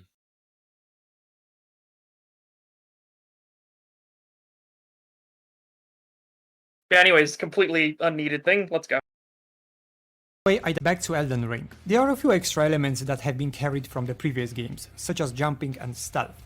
And while I enjoy finally having the ability to jump in a Souls-like game and occasionally approach stealth for a few enemies, these elements are nowhere as prevalent and developed as in Sekiro. Instead, but they are. They have the same relevance in Elden Ring that they had in Sekiro. Sekiro was a great testing grounds for stealth mechanics and for the ability to have jump as a default capability of your character. In fact, it's more fleshed out in this because of your ability to have multiple different types of jump attack and systems. This video is sponsored by Kamakoto Japanese steel knives. Yeah, Kamakoto's a scam, by the way, guys. Don't ever do Kamakoto stuff. It's a total scam. Don't. But here's the thing, too. We have a system here where even what type of weapons you use changes up your jump attacks. It changes up what they do, what type of jump attacks there are. And are you using 2 of them? Are you power stancing? That changes it up as well. Like, this is crazy logic. Yeah. Also, running attacks are very different for different weapons. Yeah. Because, my god, the poke on... Greatsword poke? not rapiers. The, No, like the greatsword. the Godskin Stitcher. God, we really fucking hate the the fat Godskin Stitcher, don't we? Holy shit. Well, no. I'm actually saying it's a great weapon because... Yes. It's one of the top tier PvP weapons. Yeah, but it's bullshit. I love it. The running attack, when you do the heavy poke with it, when you do a running attack, you go so far with that thing. It's amazing. I love it. I was destroying Melania with it for a while. It was so good. But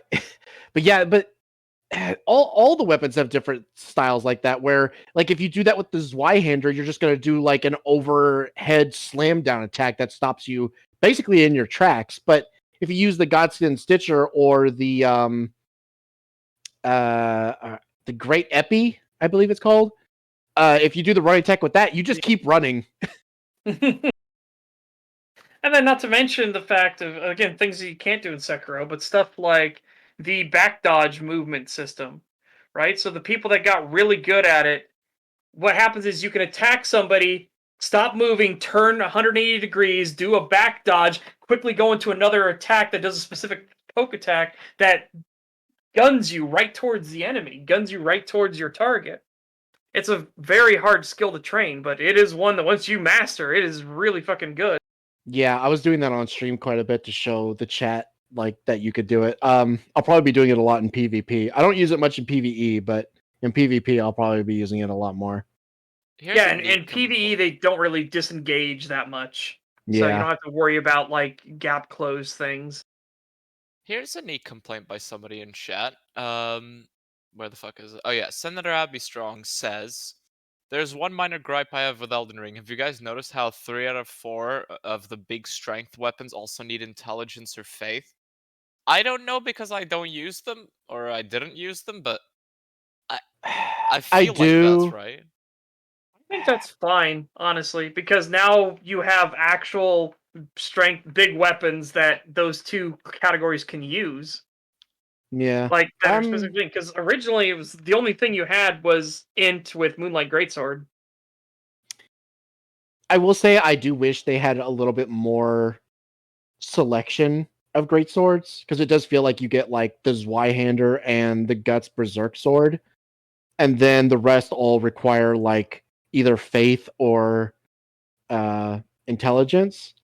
It's like I wish there was a few more base great swords that looked just as good as those, but didn't require those, because it's like but now if I want to use this other one that's way better, it's like I gotta have intelligence or I gotta have faith. I just wish there was a little bit more, because it feels like there's a lot of straight swords and whatnot, but great swords feel like they got done a little bit dirty in this game with the amount of them. Yeah, I guess we'll also see when it comes to the DLC and stuff. I mean, Yeah, and that's the other thing, is the DLCs aren't out yet, so we don't know what kind of weapons we could be getting, because the DLCs tend to add a lot of really good stuff. Because Dark And Souls 3, their DLCs added so much good stuff. and keep in mind, what have they been focusing on trying to make better? Strength builds. All of Yeah. their patch notes have been trying to make using two-handed, big, heavy weapons better each time. Yeah. So I guarantee you that the DLC is going to have some pretty chunky, big strength weapons. Yeah, I Gonna love have that the this chunk. Zweihander. I love that this Zweihander has slightly different moveset. I love that. I love the Zweihander. Everyone notices that whenever I pull that thing out. That's like, okay, I'm I'm done dealing with this. I want the fight to be over. This thing dies now when I pull out the Zweihander. I fucking love that thing. It's always my like best weapon, and I love the poke. The fact that it has a poke attack is like built in without having to do a crouch poke is amazing. I love that that's what the power attack is. It's not the horizontal slash that the greatsword has. It's a poke, and I love it.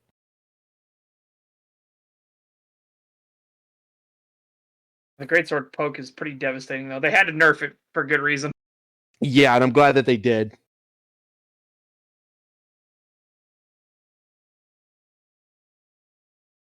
Stealth is no indicator for detection, which makes it very inconsistent overall, and that's also because many times you're being spotted even though you're not supposed to.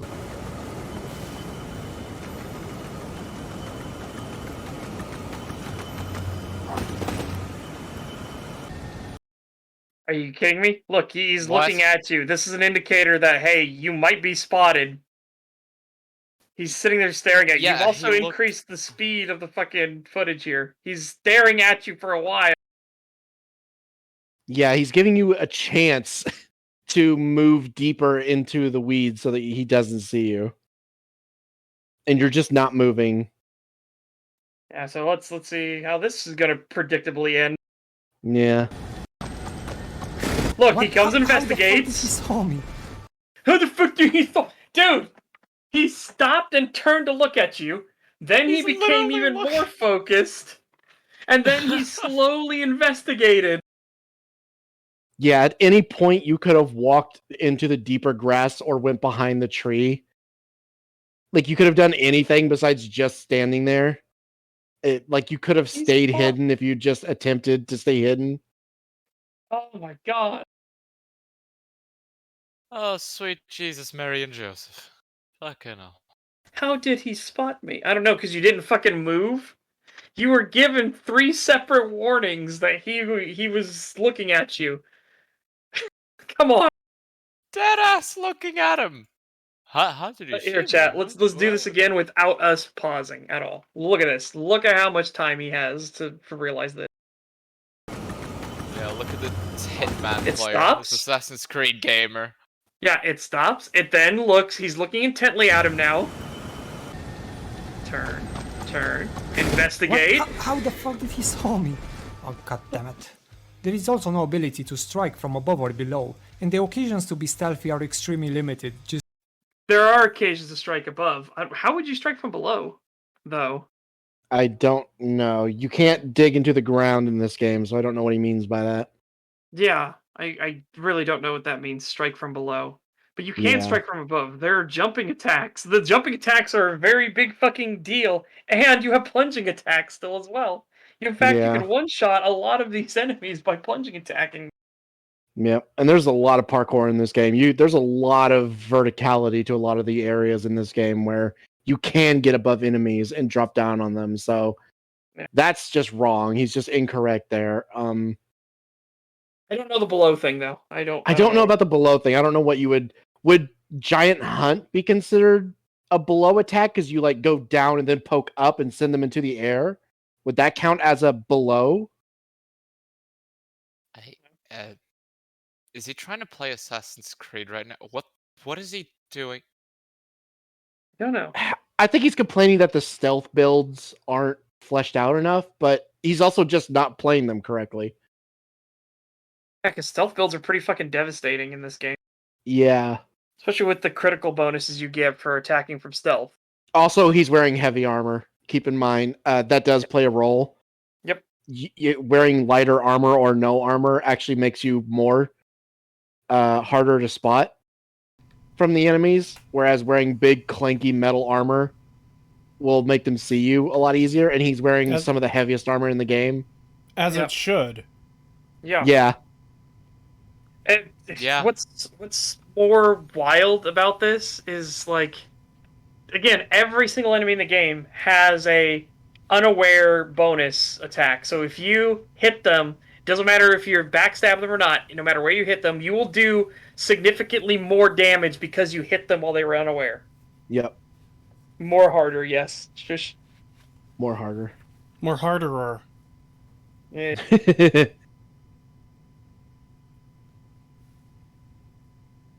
just to us, which is a real shame because having the options to approach more situations like that, and even maybe have various scenarios where stealth is recommended, could really offer a nice change in pacing. That's why you have all the tall grass. You can do stealth if you want, but it's not a requirement. There's also Ashes of War that specifically boosts stuff like being able to stay hidden. Yeah, and stuff like muffling all of your movements and everything.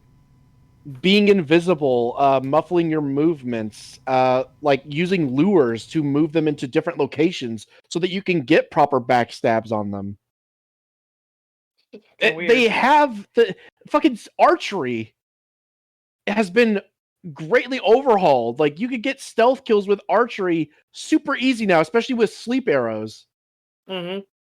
There's so much you can do now, and he's not doing any of it. Keep in mind, he's also wearing fucking heavy armor on his stealth character.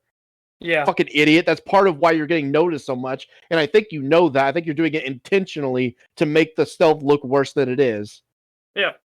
Like, I'm not going to say Elden Ring has the best stealth system in existence. It doesn't. No. But it has a really good stealth system for that not being a focus of the gameplay. Yeah. Oh wait, he's showing stats. Hold the fuck on. I didn't even notice he was showing stats. Sorry, I zoned out there for a second. I want to see what his fucking stats are. Let me see this. 47 on physical, 35. Oh no, wait, that's the sword. Never mind. Yeah. Shit. Yeah, he's not actually showing his stats yet. Yeah. He'd have to actually show the side stats where we see everything. Yeah. The addition of war should expand the combat and make the player experiment a bit more. Don't get me wrong, I'm glad they It does. exist, and some of them are really useful. Also, I really like the fact that you can experiment a bit more with magic, even though you may not intend to create a mage build. However, there are a few issues. First, you can only equip one per weapon, because God forbid have extra movesets besides standard and heavy attack. Aside What? You're complaining that they don't give you enough Ashes of War on each weapon? Are you fucking kidding me? Why would fact you that you ever can need more than customize it? one? Yeah, the Why fact would- that you can customize it. How would you switch between those attacks? Also, why can't you just get another halberd and put a different Ash of War on it that you can switch to? Like, you can literally put it, you can equip it. So all you have to do is push over on the D-pad and it will immediately switch to another halberd with a different Ash of War on it. I don't get how would you utilize multiple Ashes of War? What button prompt would that be for people that aren't on a keyboard?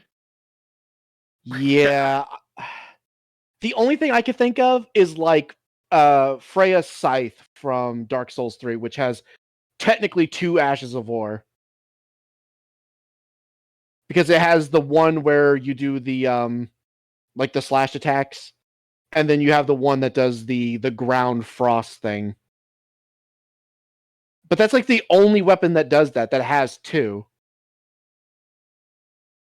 This is just fucking wild to me. Like, oh sure, it does allow a lot of experimentation, but they needed to have more of them on each weapon. Why? Yeah, why? That's so weird, and that would be so overpowered. That would just break the game balancing completely. Yeah. Well, he said the game balancing is terrible already, but he hasn't established how it's terrible yet. Yeah.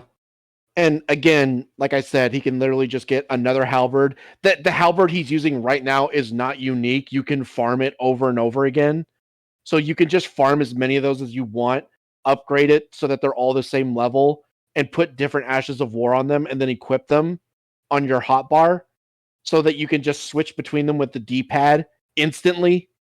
So you could do an Ash of War with one, then immediately switch to the other one next to it, and then do another different Ash of War. Because I do it all the time. Yep.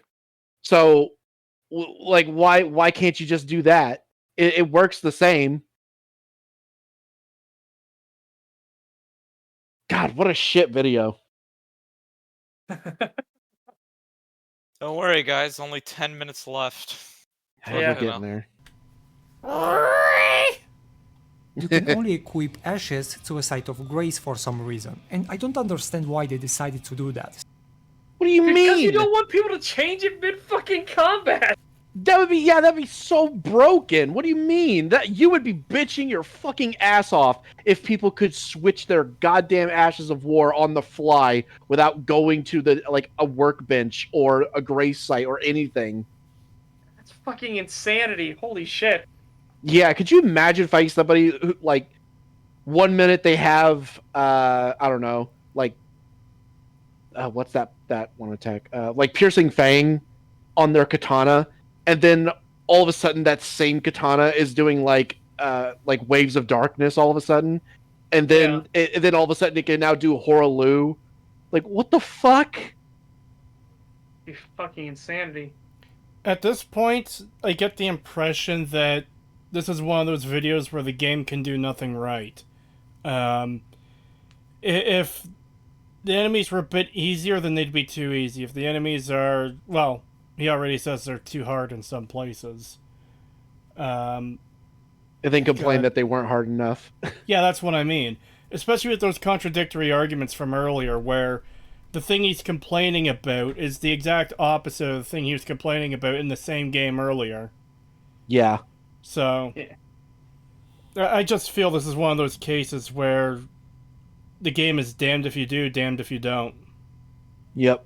It clearly is too. He really wants this game to not be as good as it is. Well, Look how far he's going out of his way. He started off this premise. Remember that the wrong game won Game of the Year. Yeah. Well, Oh, no, that was really? wait, no, that was that's another. The other guy definitely did the God of War one, but I thought he did as well. But now I don't- I'm second guessing myself on that. I don't remember. Yeah, I know the other guy did for sure. I don't think this guy did. Yeah, fair enough. Yeah, he's really going out of his way to show like, oh, look how terrible the stealth system is, guys. Meanwhile, he's not actually engaging with the mechanics of said stealth system, and he's wearing heavy armor, which makes him far more likely to be noticed while hiding.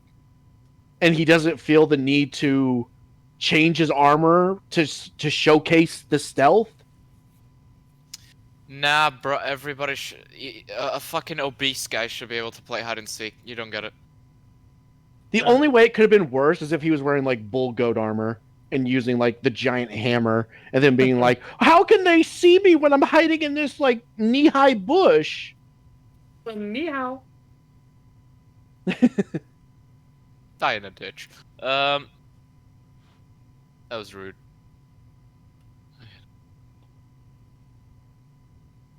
This Right. video makes me not want to live. I mean, seriously, it's so...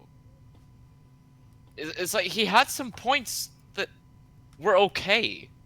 That's the thing. He had some points that were okay, so there was some potential here. He correctly got the camera, the fact that some attacks clip through walls, which is absolutely stupid, minus that one with the area of effect. And, but now it's literally just, why can't I Assassin's Creed in this bush? Which, and the funny thing is, he could if he would just fucking do it right. Yeah.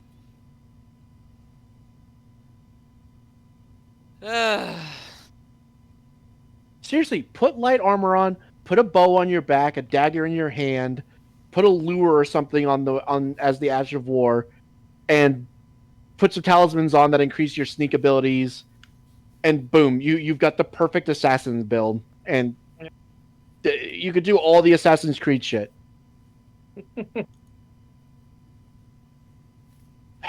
What a bet he isn't even thinking of PvP. I would be shocked if he is. This definitely. Yeah, he's having this much trouble with the PvE. I doubt he'd be doing PvP.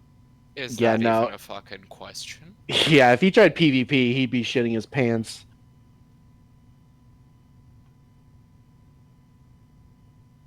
Might already be. Because, my God, you know he'd be big. Because he's already saying stuff like, oh, we should be able to switch to Ashes of War on the fly. Meanwhile, he would probably think PvPers can do that because of how fast they can quick swap weapons and shit. He would probably think that they literally are just swapping Ashes of War on the same weapon. Yeah. And then he would bitch and moan about it and say it's an exploit. Because trust me, a lot of PvP builds are absolutely designed to have very specific, like, weight requirements. You can't just have all three of them on your bar. You don't want to have all three weapons. So a lot of it is swapping, going into the menu, swapping weapons out. Mm-hmm. Yeah, and I watch people like Chase the Bro, who is just absolutely ridiculous with that shit, where they could do it so fast it almost doesn't look like they opened the menu. And it's like, my God, like he knows exactly where everything in his menu is, so he knows exactly like it's more like a combo in a fighting game than it is like actually searching for something.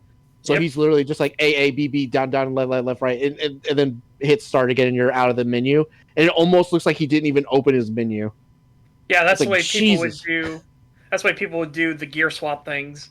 So you would have that for people that would parry.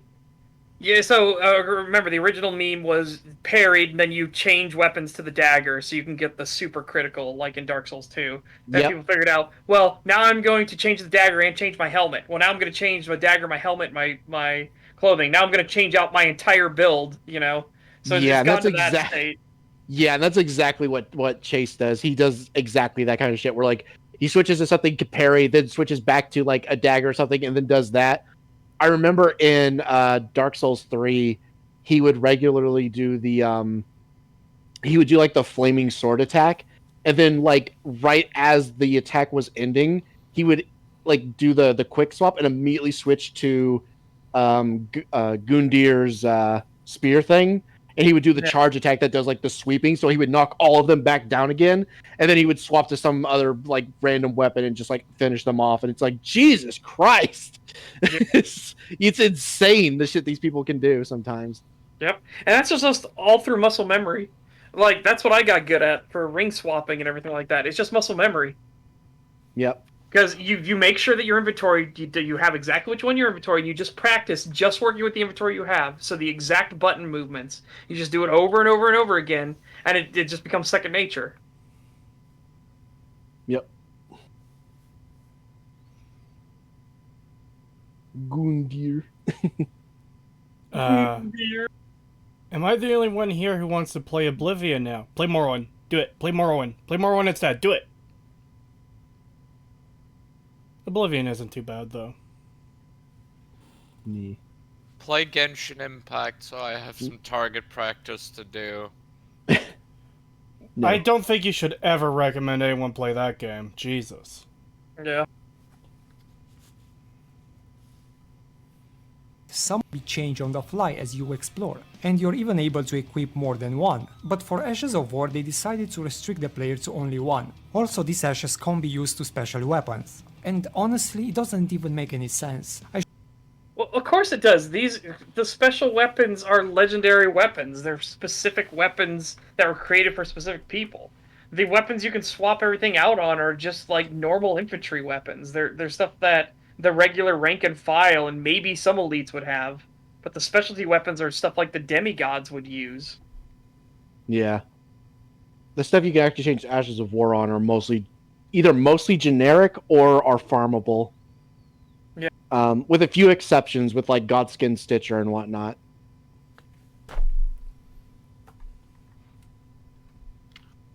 All my N-Was hate the Skin Stitcher, honestly. No, it's amazing. Get over yourself. I hated it going up against it so bad. I just... I love God, that weapon. It's such a good that weapon. weapon. It's so good.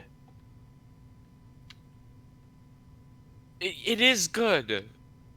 That's the problem. Just clipping through walls. You have no idea. Before I had the Bloodhound step, you have no idea how many times I fucking died to just seeing the white little stick poking through the fucking wall. Yeah, that sounds like a skill issue. You want to fight? Yeah. Let's load up Elden Ring after stream, do some PvP. I'll show you. I'll make you a man. I actually don't have it installed. You baby. 1v1 me and Ghost Runner, pussy.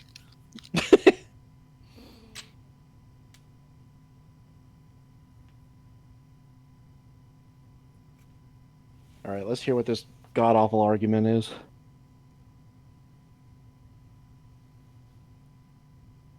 I should equip at least some ashes regardless of weapons. The last problem with Ashes of War that I have is the balancing. Some ashes are way too overpowered.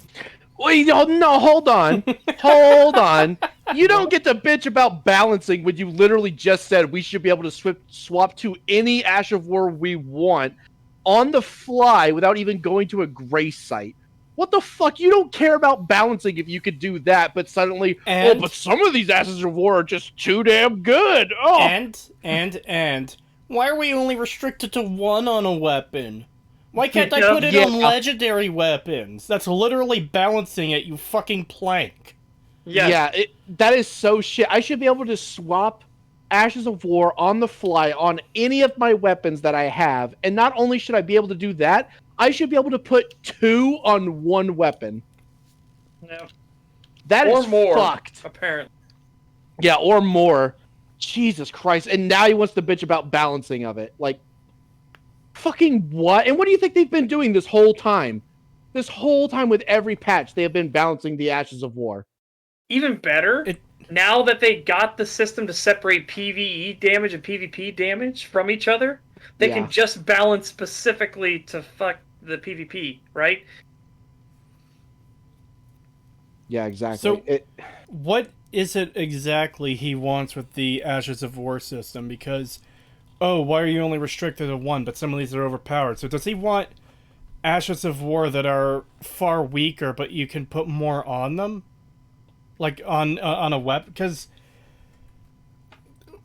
what is the functional difference between an enchantment that does 10 damage alone, or 2 enchantments that do 5 damage each? You'll get the better one and you learn to fucking use it. Like the I think he literally just wants to be able to swap between AoE and pinpoint attacks, is what I'm guessing. Like, I think he Then thinks he just should be swap able to your- use. Yeah, exactly, which is what I say. Just swap your weapon. But no, apparently he thinks you should be able to immediately go from like piercing fang into black tornado on the same weapon instantly. He wants Skyrim's enchantments, but Skyrim's enchantments are shit. Yeah, you don't even get move sets out of them. It's literally just like damage increases or elemental effects. Which you already can do with this game. Like, you can put elemental effects on your weapon through the Ash of War system because it lets you pick what Ash of War you want, and then from there you can decide what type of damage. Do you want to do bleed? Do you want to do frostbite? Do you want to do fire? You can do all that stuff. Do you want to do lightning damage? You can do that. Sleep? Well, okay, no, you can't do sleep on through the Ash of War. You have to put an item on for that. But there's all kinds of shit you can do. All kinds of shit you can do on top of the Ash of War. Which, imagine the balancing then. Imagine being able to have 2 Ashes of War and then also being able to have like bleed or something on top of that. Like, Jesus Christ.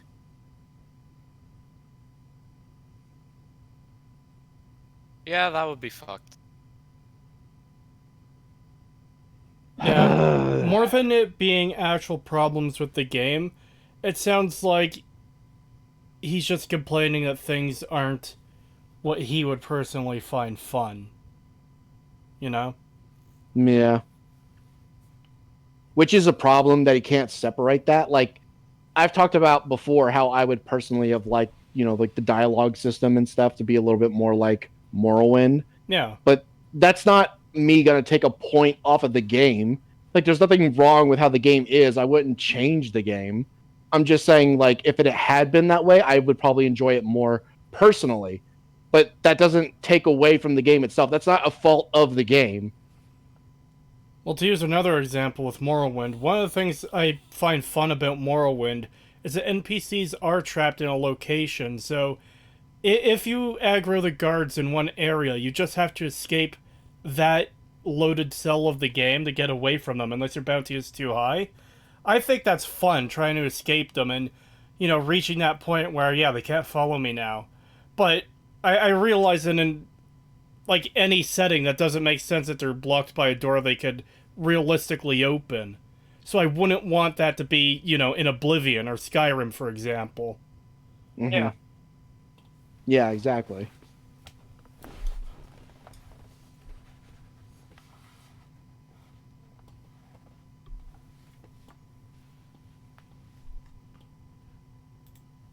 To trivialize many fights, you can basically just spam the same ability over and over and kill almost every boss you encounter in this way.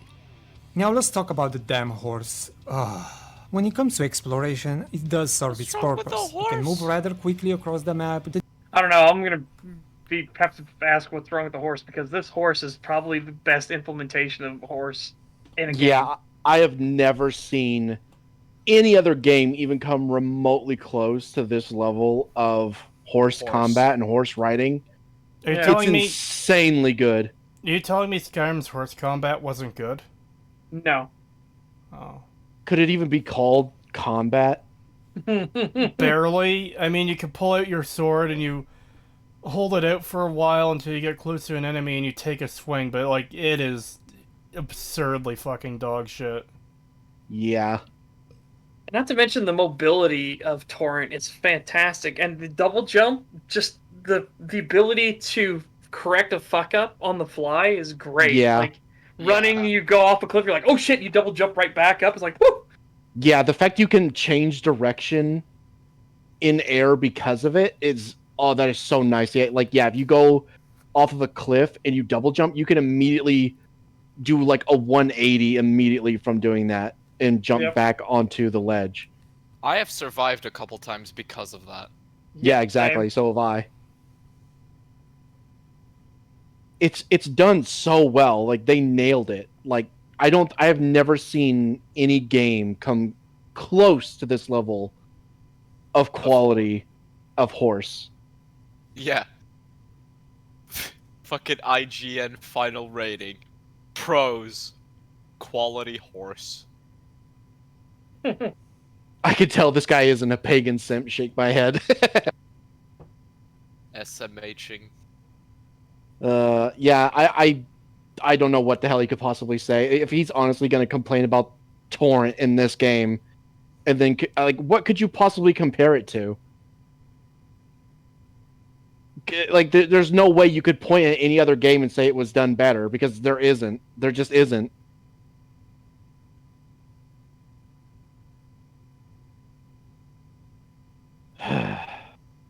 The double edition that I really like.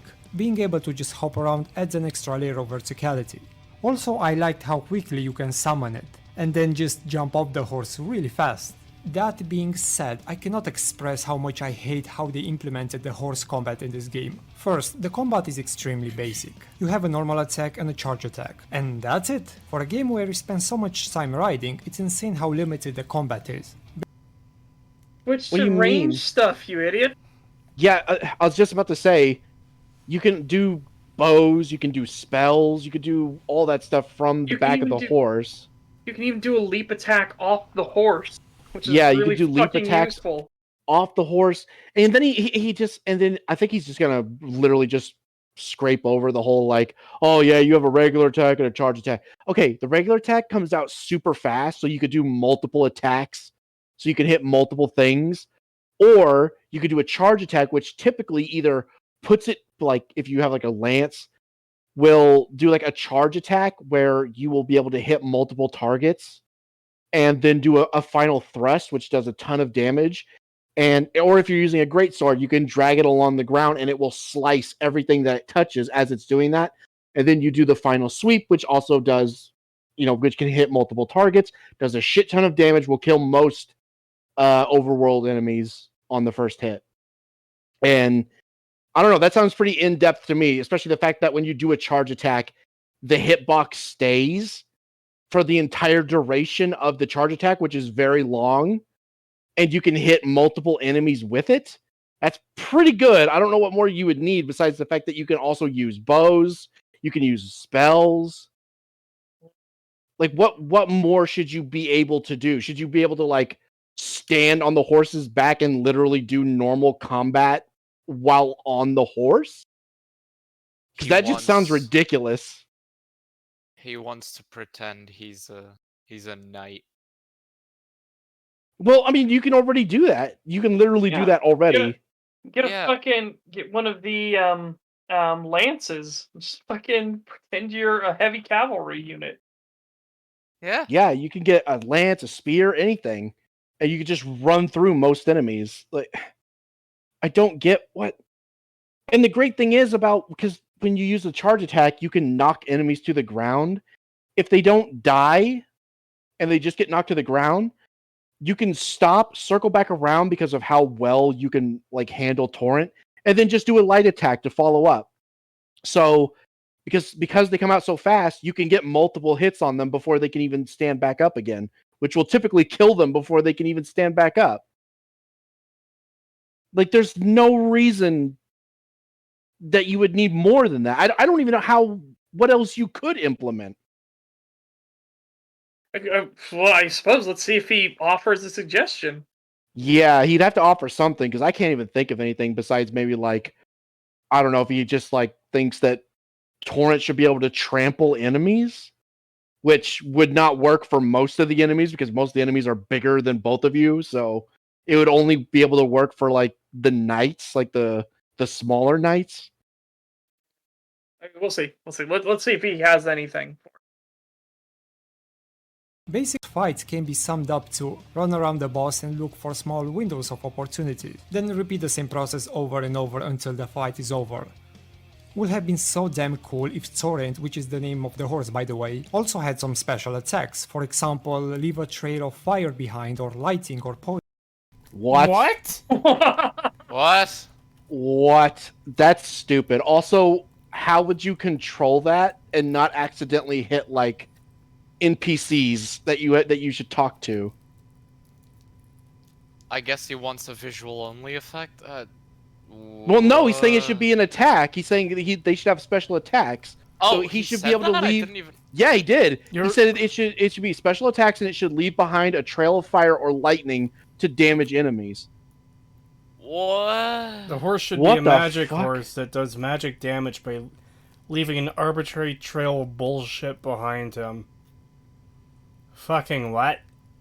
For a second, I thought he was actually going to say something interesting because when he said torrent, which is the name That's of a the you horse, problem. I don't know why you expected that. I don't know why I thought that. Maybe his brain rot's getting to me as well. But when he said, like, oh, torrent, like that's the name of the horse, by the way, as well. I thought he was going to say something like, oh, like that when you land from one of the what are they? The air geysers or whatever, and it does that puff of air when it lands. It should be able to do something like that as an attack to like stagger enemies around you. And I would have been like, oh, you know what? If you could like charge that up or something, and it took time, and you did that, and then you could jump off your horse like immediately after to take advantage of it. That might actually be an okay move for him to have. As long as it was just that and not some like overpowered shit like what he's saying now. But no, he went fucking full retard and was like, oh yeah, he should leave behind a trail of fire. Like, why? What does that have to do with torrent? What does that have to do with the name torrent? How does that relate? Because keep in mind, he related it to the name torrent. What does that have to do with anything? I'm just imagining the horse farting out a lightning bolt during a battle, even with sound effect and everything. Like, god damn it. Well, let's see how this continues onward. Choice about some customization options, like some armor pieces that will make it more resistant, or how about the You don't need it. It's a spirit horse. I wouldn't mind. Granted, I'll absolutely say I would not mind if they gave us customization options just to change the look of Torrent. I'd be happy with that. Yeah, I would love that. If you could change like his appearance and put maybe like different armor sets on him and stuff, that'd be cool. Got horse armor. Yeah. Literally horse armor. Yeah. Yeah, don't make that us was a pay for it, DLC though. option. Yeah, but make it to where like that's just an option in the game. I'd be fine with that. Yeah. But I don't think it should add any like benefits to it. I think it should just be cosmetic. I really do.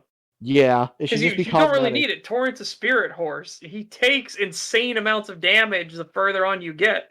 Yeah, he already doesn't take much damage, and then if he does get knocked out, it doesn't kill him. Like, you could just resummon him again. Yeah. Or if he does go down fully, you sacrifice one of your vials to bring him up. Yeah, which is nothing.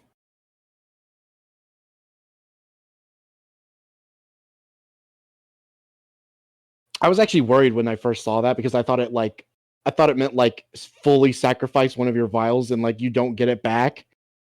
But no, it's not that. I was That'd worried be at first. I was like, oh my god, are you serious? Am I actually gonna lose one of my vials just to get my horse back?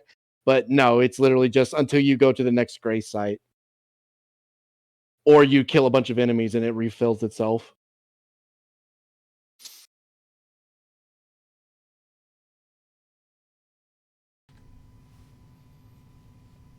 ability attacks. There are so many things they could have done with it, but there are even more problems about the horse which involve the damn camera. You see, the direction in which Torrent moves is directly linked to the camera, which is not inherently bad. No, I have you can- no issue with the camera when on torrent. None. Yeah, and you can intentionally get away from that. Just okay. I haven't used mouse and keyboard for Elden Ring, so I could be wrong on this one. But when it comes to controller, just turn your camera and then move the thumbstick in the opposite direction. And guess what? Torrent will run towards the camera. Yeah. And yeah, you can do that on mouse and keyboard. I've done it. You could just Yeah, move you the can. mouse Okay. where you want, and then you can use the WASD keys to move torrent independently from the camera. So Yeah. it's you can control the camera. If it's shit, that's your own fault. When it comes to torrent, like this is a thing where like you have a lot of control with torrent. Yeah. Like, I understand in some of the other parts of the game where you're on foot and you're fighting a big ass enemy and you can't see what they're doing. Like he brought up with the dragon. I agree. It is annoying fighting those big dragons when your camera wants to face fuck the ground. It gets annoying. But on torrent, you don't have that problem.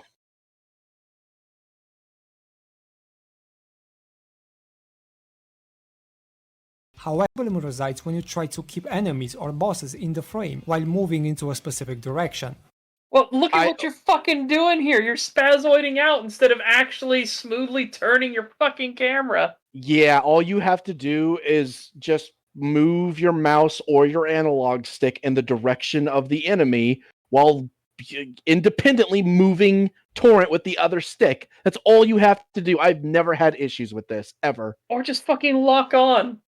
Yeah, or just lock on. I forgot about the lock on. Yeah, you could just lock on and it does it for you. You don't even have to do it yourself. This is literally him fabricating shit. He's literally making up a problem. No, really, you don't say. Pay. Like either the that other or ones, he's that insanely incompetent. Oh my god, could you imagine if he just didn't even know that locking on was a thing in this game? Like he just doesn't even know that you can lock on to enemies in Souls games. Yeah, no, we know we've seen he can lock on. Yeah. I was about to say he played all the other ones, so he should know that lock on is a thing. Yeah, which is why I'm saying like it has to be him just being like intentionally creating a problem he knows doesn't actually exist, because he should know that all you have to do is lock on to an enemy and it will track the entire time. I want to take this chance to remind everyone that this is a fairly small channel. Weird Pizza Man, if you happen to be watching this, which you almost certainly aren't, but if you are, this kind of thing isn't going to win you like audience members, at least not sustainably. Don't do this. Yeah, this is really bad, especially when you had points. Like, you actually had some legitimate points in the video, and if you had just stuck with that, this would have been a perfectly fine video. But you're reaching. You're creating problems that don't exist just so you can pad out the length of your video and make the game seem worse than it actually is. That's shit. Don't do stuff like that. Yeah. Don't do that, Pizza Man. That's bad. Don't let the pineapples corrupt you.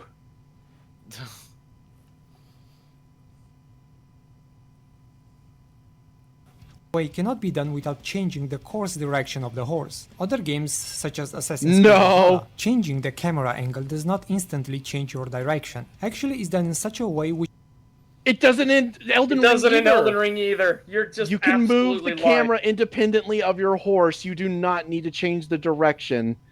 And again, you can lock on while on the horse. So if that was the case, then every time you were locked on, you would never be able to move around the enemy. You would only ever be able to move towards the enemy at all times.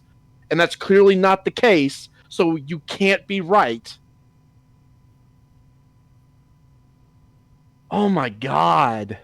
Yep, this got real bad. This holy shit. Like, I already knew this wasn't good, but I did not get past the halfway point for this video when I was skimming through it. This is really bad. Holy shit. The fact he's comparing it to Assassin's Creed. You know, earlier when I made the comment, why is he trying to Assassin's Creed? I didn't mean fucking literally. Yeah. Yeah. I also just like this comment, citing Assassin's Creed as a good example. a nice little reversal on everything is Creed now when people responding or talking to me or saying I'm doing something. Yeah. Yeah. Creetosis is everything. Praise Creetosis. I'm certainly the villain for some people online. I don't know why. All I did was criticize some games. Which allow track of your surroundings while still moving forward. In Elden Ring, this cannot be done without changing the horse direction, which makes many fights, No. especially with No, you That's a just lie. no. He just showed it. He cut that footage of him. bosses. He literally just showed it as Yeah, I possible. saw that. He was moving the camera back around from having looked behind him, which Yep. means he couldn't have possibly. He can't possibly be right, because if that was if what he was saying was true, his horse would be moving in the opposite direction. Yep. Are you so here you go. I implying put it at he's half lying? speed. Here you go. So everybody else in chat can see it. Valhalla. Changing the camera angle does not instantly change your direction. Actually, it's done in such a way which allows you to keep track of your surroundings while still moving forward. In Elden Ring, this cannot be done without changing. Yep. Torrent, he is looking right. Torrent, he just turned towards the left to avoid this rock. So watch carefully. The horse And then direction, suddenly he which snaps it, makes and now many he's fights, doing it perfectly especially together. with boss. You Yep. lying, disingenuous piece of shit. Yeah, he actually edited, like he cut that, like he cut it specifically so you wouldn't see it. He didn't cut it very well because we still saw it, but he did try to hide it. See, even if you're Little going to be lying dishonest, even if you're going to be dishonest about this kind of thing, this is a very easily, like, something you can very easily hide from the viewer. The fact that we were able to catch that, you know, if you do have your camera looking in a different direction from what you're moving, which you're trying to say is not possible, that is absurdly easy to not include in your video. So, like, Call me fucking Eagle Eyes, because I did the same thing with that Half-Life guy. yeah. But, like, that's what bugs me, though. Like, okay, the fact that you're intentionally lying about this shit, that's a problem. The fact that you're doing it poorly, like, come the fuck on. Yeah. Yeah. You're gonna be a dishonest like- piece of shit. At least do it right. It's like, I'm mad at you for being a liar, but I'm insulted that you're doing it so poorly and think it'll work. Yeah, exactly.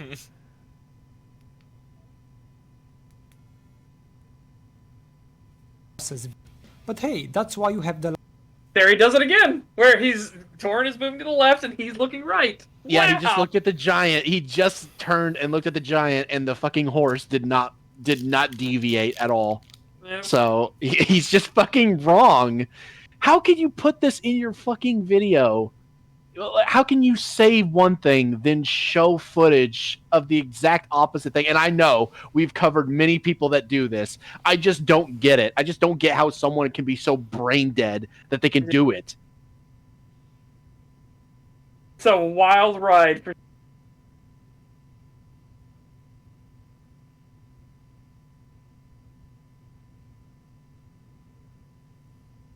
This guy sucks.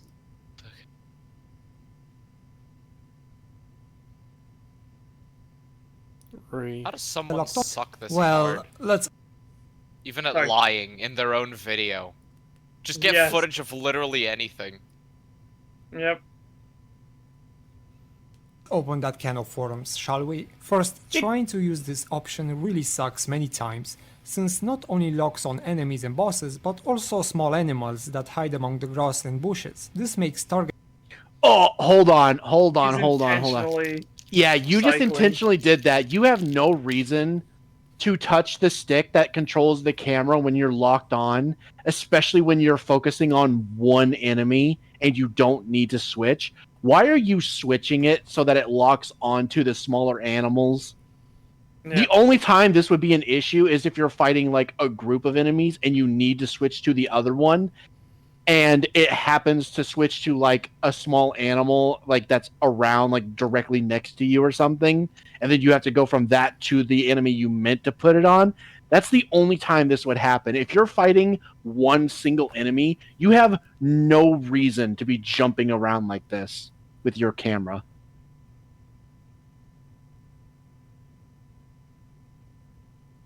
There's nothing wrong with the way that the camera locks on horse.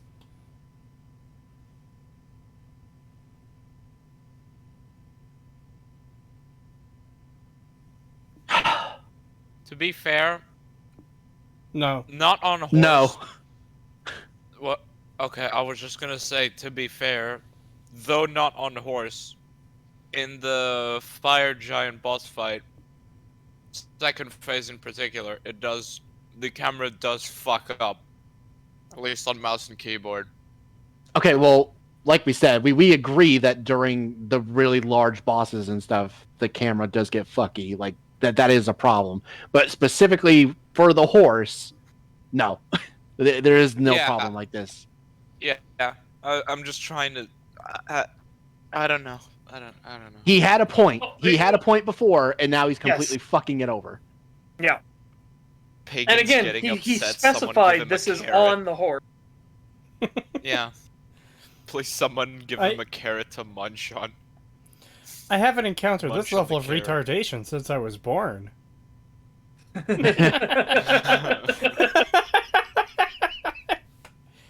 Oh, yeah, Emily, you missed the introduction to Mr. Girl in Hogwarts Legacy last night.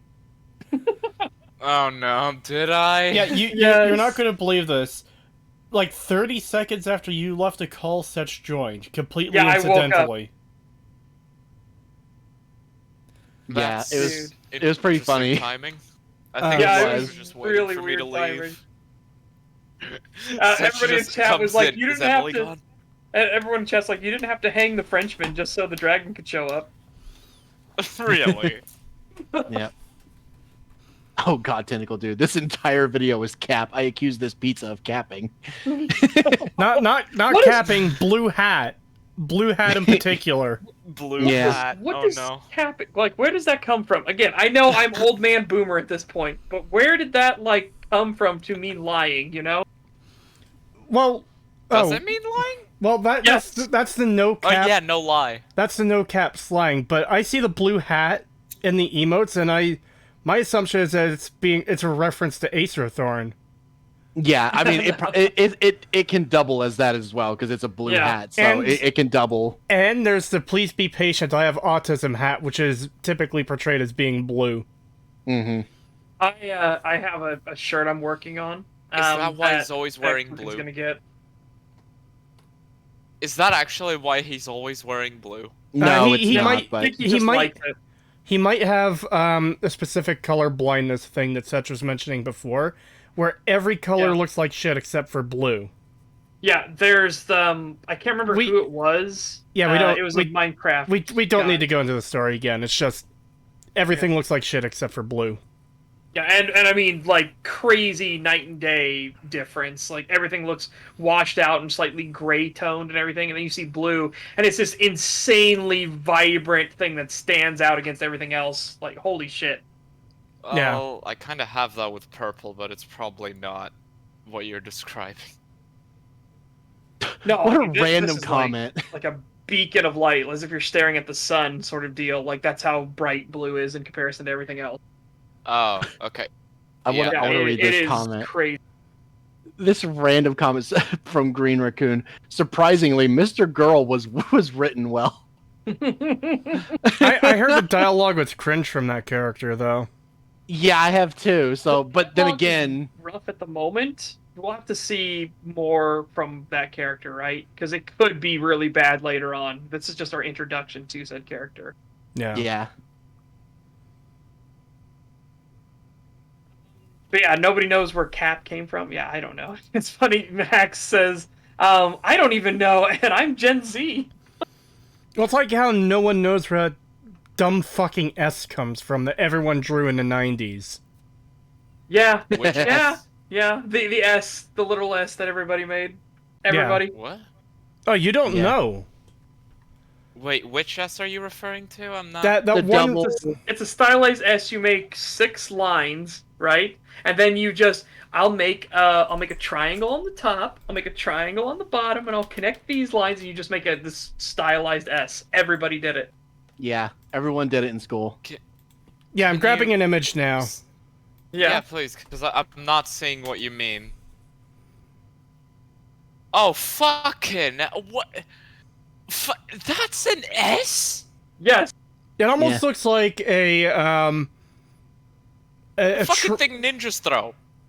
What? How the fuck does that fucking look like a ninja would ninja throw. star? What the fuck are you talking about? No. I'm not referring to a ninja star. I'm saying that's something that looks like something a fucking ninja would throw. To me, it looks like a almost like a racetrack that loops in an 8 with a bridge over the one part that goes lower. Yeah. You know those toys where you have the little racetrack and the car plugs in with like a Yes. little metal rod into the bottom? I had one of those. It was in an 8 loop like that when I was a kid. I have one of them in my room back in the home island. Alright, well, In the box. I was gonna say, let's do that. was Emily fucking homeschooled or?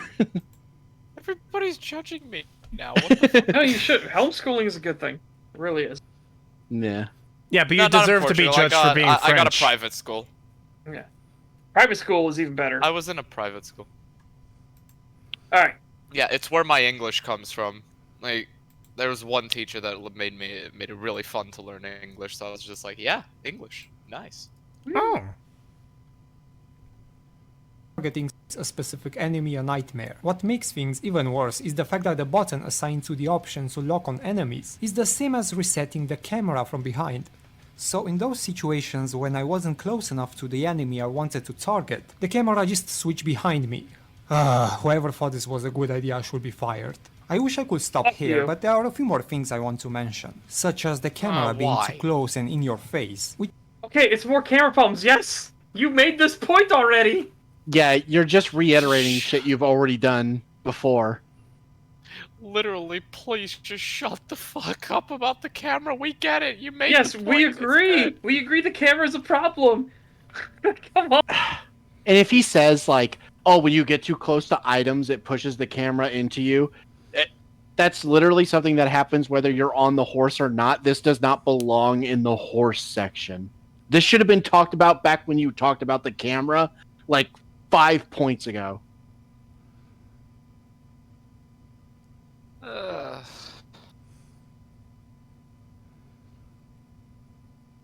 which makes it to get stuck behind objects and not be able to see what's coming in front of you. Also, if you fall off the horse, there are very high chances of death, since it takes forever to get up, and you don't benefit from invincibility frames. And You shouldn't. Again, you got punished for the horse, you getting bucked off the horse.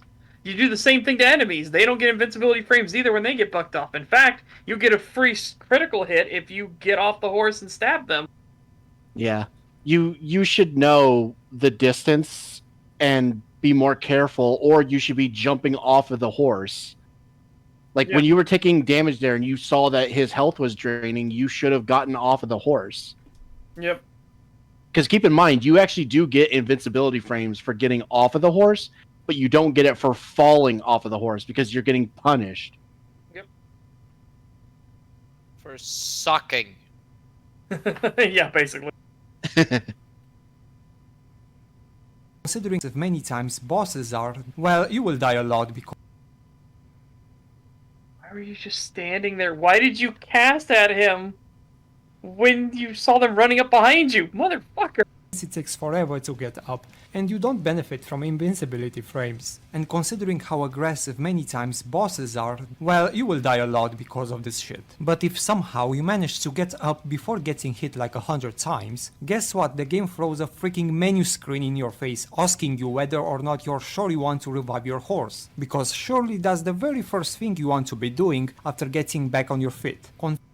Okay, hold on. Okay, wait, No. you chose to try to resummon Torrent, who is now dead. You chose that path. That is on you. And it is warning you that, hey, if you do this, you will lose one of your heals. Yeah, you're in the middle of a fight. It's extremely important to know if you're going to lose a heal or not. What if you only had one health potion left? And you just did that by, like, instinct. You did that, used up the only health potion you had left, and you have no health. It's like, uh-oh, well, I probably should have used that for my health instead of resummoning Torrent, but I did it out of instinct, so I guess I'm fucked. That's the one time... Oh my god, he almost had a point here, because I do agree. It is annoying how when a pop-up pops up, especially when you're like doing the dungeons and you open the door and it says like somewhere a heavy door opened. Yes, And that's annoying. the only way to get rid of it is if you hit Y. Like you have to intentionally make it go away, and until you do, you lose control of your character. Like you can move forward, but you can't attack, jump, or anything else. So you have to get rid of that before you could do anything. And if you're getting attacked while that happens, you're just fucked. It's so annoying. I hate that shit. Like that should not be a button prompt. That should just go away on its own, and you should keep your control while it's up. Yeah, it should just do the flash thing, you know, like somewhere a door is open and it just flashes a couple times and goes away. Yeah, it should not be a button prompt. If he had brought that up, he would have a point. But here, it's literally asking, like, are you sure you want to sacrifice your healing item to bring back your horse in this fight? It's like, And yeah, that's actually very important. He tried to do it while standing in front of the fucking boss, not waiting for an opening or anything. He tried to do it during the attack. Yeah, which is stupid anyway, because that takes time to get Torrent there and then climb on him. By the time he did that, he would have gotten hit anyway. Yeah. It's so stupid. This is such a non-point. In the fire giant fight, people ride in his direction and dismount the second his snow scoop attack hits to get a free dodge. Yep. You can do that by just rolling. Yeah, you No, can. but what you do is you do it off of Torrent. So you're sprinting with Torrent, getting the full benefit of it, and then you dismount, which does the kick jump where you jump off of Torrent. It just perfectly sails you right through the snow attack. Oh, well, here's the thing. A lot of the people I see do it, they actually do the slow one where they climb off of him, because it has a very long window where like the entire animation of you getting off of Torrent has invincibility frames. Yeah. So you're like guaranteed to not get hit. Oh. Yeah. We're right near the end. Let's go.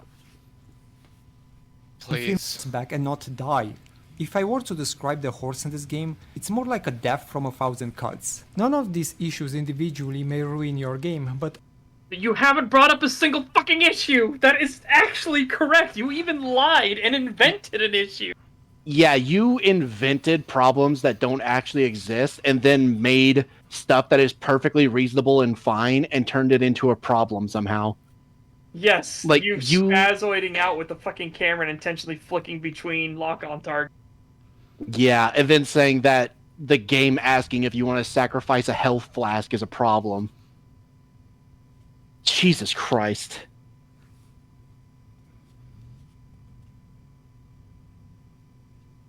all makes it honestly for a very frustrating and annoying experience that oftentimes made me want to pull my hair off. Another big issue that is baffling how many people so easily overlook or downplay is the game balance. This is an issue pretty much in every Huh? Well, he said this earlier, and then he never brought anything up about it, so now he's going back to say it again, and now he's saying, you know, it's a huge, huge fucking problem, right? Let's see if he's actually going to provide any fucking examples, or if he's going to skip it again. I'll be surprised if he says anything. Well, let's see. He has, 5 minutes? 5 minutes to prove, to give evidence that there's a game balance problem. So, let's find out.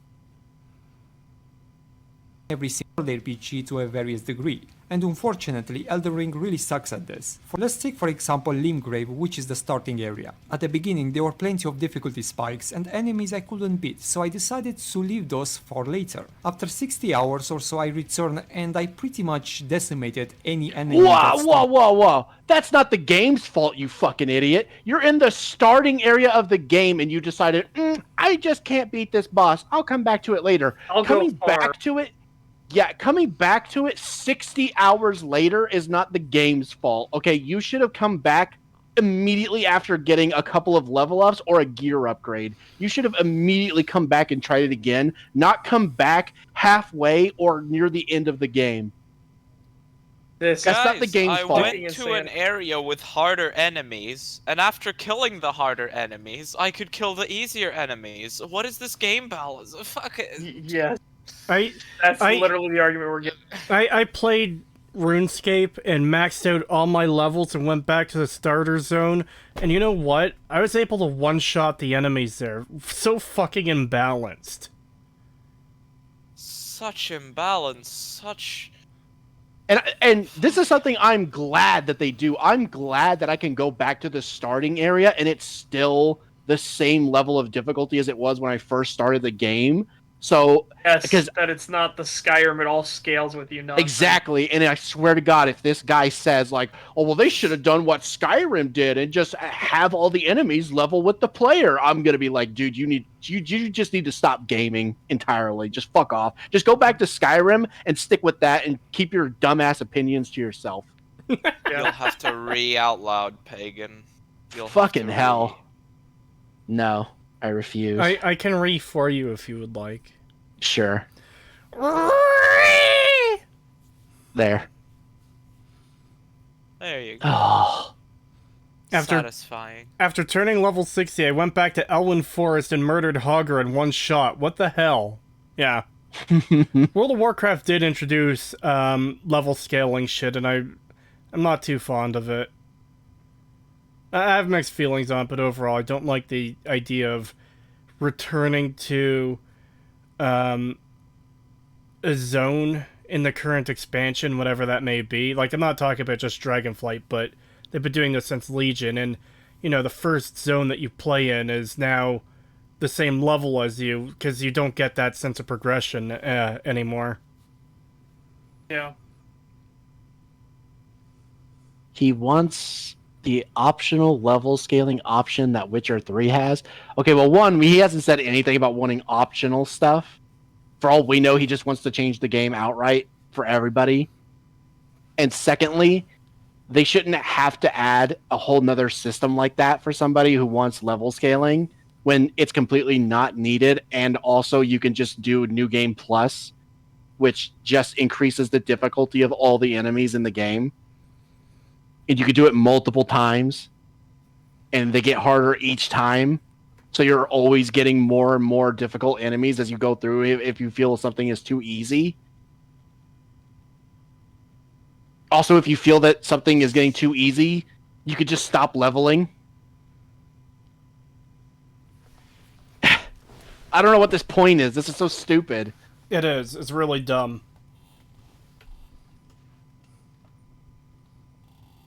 60 hours. Oh my god. How can you take yourself seriously? How? After getting to level 80 in Borderlands 2, I returned to kill Knuckle Dragger, the first boss. I can't believe you used a racist slur in my chat. Wow. Yeah. I still can't get over that one. That's gonna be one I'm gonna remember for a while. Yeah, that's going to be a channel meme for a while because God. that was ridiculous. That was still one of the most ridiculous things we've heard. Oh, the fucking... But yeah, I just don't know how this dude can like take himself seriously in any way where you honestly believe that coming back to a boss 60 hours later is in Not any even way... a boss. Not even a boss. Just the area. Yeah, just the area. Just coming back, just basically skipping an entire area because it's too hard. And then coming back 60 hours later and that starting area being too easy now is in any way the game's fault. You could have just not skipped the fucking area. You could have just fucking done it anyway. And how ridiculous is that? It's like, oh, I can't beat this area because it's too hard. Let me go to the area that's even harder and do that instead. And then I'm surprised when I come back to the easier area and it's easier than the harder area I just got through. What? How is that in any way the game's fault? How can you even pretend that it's the game's fault? Yeah, this is insanity. Because we're working with clown logic here.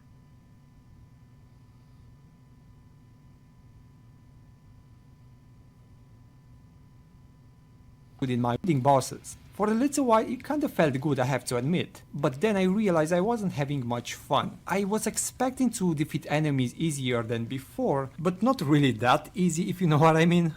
The lack of any significant challenge combined with the repeated enemies the lack of any significant challenge. Which, keep in Goes and mind, kills- yourself, you idiot. goes Yeah, and kills harder enemies for 60 hours, comes back to the fucking starting area. No challenge, guys. No fucking challenge. and keep in mind, he Level was 100, I'm bitching beating earlier level about how 10s. hard the game was. He was bitching earlier that the game was way too fucking hard, and He that was enemies were forced to too farm. quick, they're too aggressive, they're too fast, they don't give me enough time to do stuff. It's too hard. Guys, Now he's guys. literally coming back to the starting area and being like, it's too easy.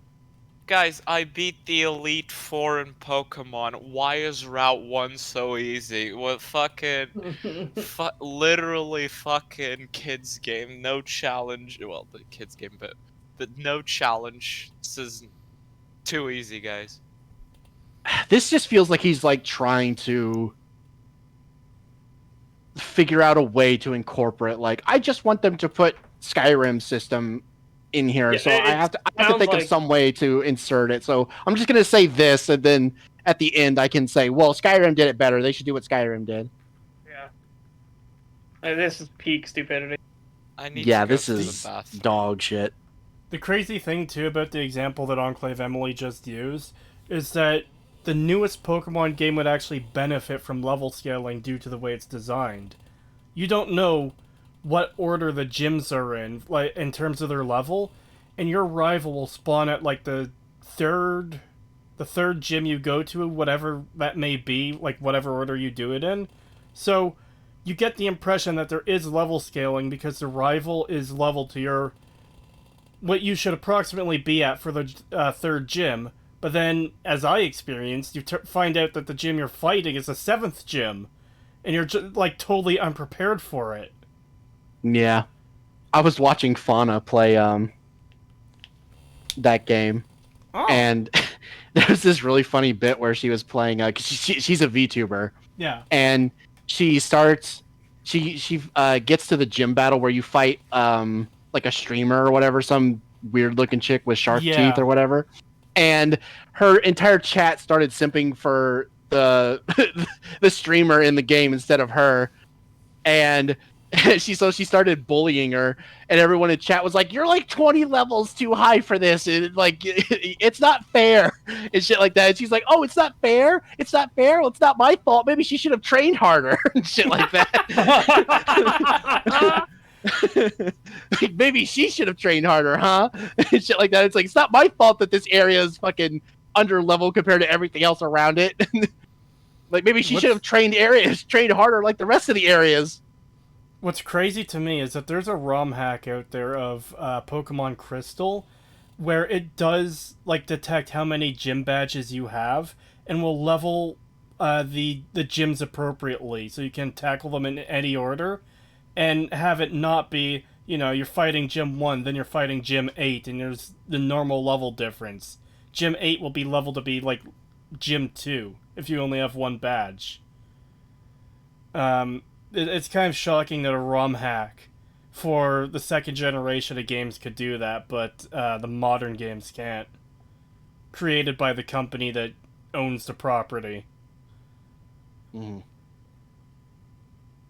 Oh, I want to get this comment real quick. Opinions on Atomic Heart. It's kind of like Russian Bioshock. I have seen some of like what is it?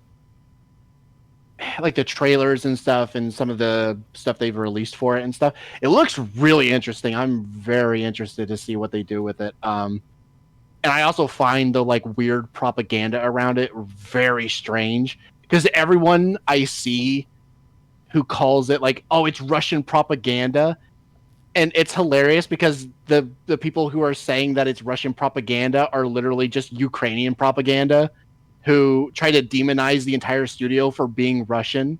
Yeah. Like, that's it. That's the only thing they have on them is, well, they're Russian. Like, they claim to be global, and, you know, they care about national, like, international stuff, and they work with an international team, and they denounced the war, and that they don't, and that they only support peace. But that's not good enough because they're filthy things are Russians. What studio? Sorry. The company I is don't know making the- Atomic Heart. Yeah, I don't know what the name of the studio is, but they're the ones making Atomic Heart, and there's just a bunch of Ukrainian like channels and stuff coming out and being like, "It's Russian propaganda. Don't play this game," and all kinds of weird shit. And like they harp on them for like because they said like they won't talk about political matters, and then they're like, "Oh, you won't talk about political matters? Your fucking game is political. You have a KGB agent as your main character," and it's like. A fucking fake KGB agent in a fucking timeline that never existed. Yeah, like, you could absolutely be against an organization like the ATF and still make a game where you play as an ATF agent who doesn't shoot a single dog. Yep. Yeah, it's so weird, and it's just so funny to me how these people scream about how it's fucking Russian propaganda, even though there's not been anything that I can see from the game that in any way implies that Russia is great or good or anything like that. In fact, it seems to tell the opposite of that. But all these people who are claiming it's Russian propaganda are themselves propagandists who are just making shit up about the game. Yep. Yeah, I saw that there was this one fucking sports player. I don't remember exactly what he did. I think it was something about LGBTQRIS whatever. And he didn't kneel to it or something like that. He didn't fly a flag or whatever. And people asked him why, and he said that it would betray his faith. And he said, and they asked what faith is it, and he said Russian Orthodox Christian. And the fucking reaction, the media reaction to it, they're like, well, if he likes Russians so much, and I'm like, what the fuck? Even what I love about that story, though, what's even better, Russian Orthodox. Russian Orthodox religion, therefore supports Russia, therefore is Russian. What? What's even better about that story is the fact that everybody agreed with him, and all of his jerseys sold out at that point, and more and more people came out and were like, "Yeah, no, we're not doing this bullshit either." Fuck I remember that. These Q plus pedo pieces of shit. It's like, yes, fuck them. Unironically giving money to fucking Lol, Emily said LGBTQ IRS. Yes, I say that on purpose. Yes, I say that on purpose, you know. That's hilarious. That just brings to mind the horrible mental image of IRS pride. No. Oh god. Sorry, what? I have to look this up. No, I think it's just... No, let's get the video over with. We're right at the end. Yeah. $3 super chat from Get Out There Yo. Thank you. It's something in Russian I can't read, so It's not Russian, it's in the Cyrillic alphabet, but let's look it up. Fun fact, where did those letters come from? From Russia? No, they came from Bulgaria. That's something a lot of people don't know. Cyrillic alphabet's Bulgaria. I can't even copy-paste it. What the fuck did you put in there? I'll copy and paste it. Oh, there we go, I got it. Have coffee, comrades. Yeah, okay. Oh, thank you. Pay your taxes with pride, shut the fuck up. I'll fucking shoot any IRS officer I see. And both discouraged me to explore areas I may have missed, especially in the early game. Also, the amount of runes I was getting was insanely low, like 24 to 100 per kill, but the lack of balance goes beyond just... It's because you're supposed to be in that area. You chose to leave to a different area that gave you more rewards for more difficult time, you idiot. Yeah, that's not the game's fault. You should have stayed in that area fighting those enemies, leveling up as the progression is clearly intended, and then leveling up that way instead of going to a harder area and leveling up a bunch there and grinding and then coming back to the starter area where everything is obviously going to be easier. Man, I can't believe these level 2 rats are dropping 1 or 2 gold, if that, instead of 500 gold per kill. Yeah. And I hate this argument of like, oh, well, this is a problem of the open world because it lets you do this. And it's like, that's not a problem. There's nothing wrong. If you choose to go to a harder area and do that area first and then come back to the easier area and just mop the floor with everything, That's not an issue with the game. That it's fine that it lets you do that. That's not a problem.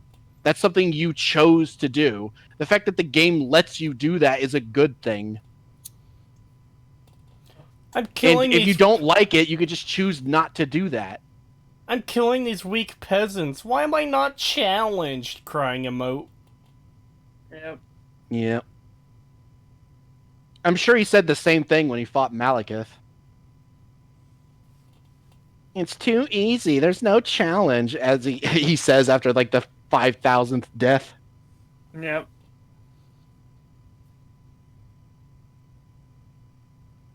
Even important bosses that should be intimidating and challenging were just a joke for me. Like Redon, for example, that I just killed in less than a minute in my first try. I think some sort of scaling should be in place, because No, he did it! No. God damn Yeah, it! he did it. He's literally going to say stupid, Skipper did it everybody. better. He did the thing. No. I knew it. I knew this is where he was going. It was so obvious. I knew he was going to make the fucking, oh, we just need scaling like in Skyrim, because I chose to go to a harder area and over-level myself. So coming back to areas that weren't as hard as those areas is a problem that they're easy now. Get Yeah. Fuck scaled off. on. Dude, Fucking hell. what a fucking clown. He said the thing. He actually is gonna make the. He's actually gonna make the fucking point that there should be level scaling. Which is so stupid. I Level love the scaling idea. Breaks games. I hate breaks it. Games. I absolutely love the does. idea that I can go and I can level up and, buff up my dude, get better gear, become a badass throughout the game, and I can come back where I started, where I struggled, and now that area is just a cakewalk in comparison. I love that. I love to see the comparison of where I've come from where I started and seeing the difference between that. I love that I can come back and bully those fucking knights Yeah. at the start of the game. I love that shit. That's great. More games should do that. You know what's Not gonna... less. You know what's going to happen if I ever play Elden Ring? I am going to, but when I eventually get to, higher levels and get better at the game, you know what I'm going to do? I'm going to go back to the starting area and absolutely slap the shit out of fucking Tree Sentinel. Yes. Yeah. You'll have to do a new game plus though if you want to fight that specific Tree Sentinel though. Why, does he despawn? He doesn't- Once you killed him, it's Yeah, not- once you killed him, he's gone. Yeah, but I haven't killed him yet. What I'm saying Oh, is... right. Oh, yeah, that's right. Yeah, you could just completely skip him and come back later Yeah. and just one-shot him.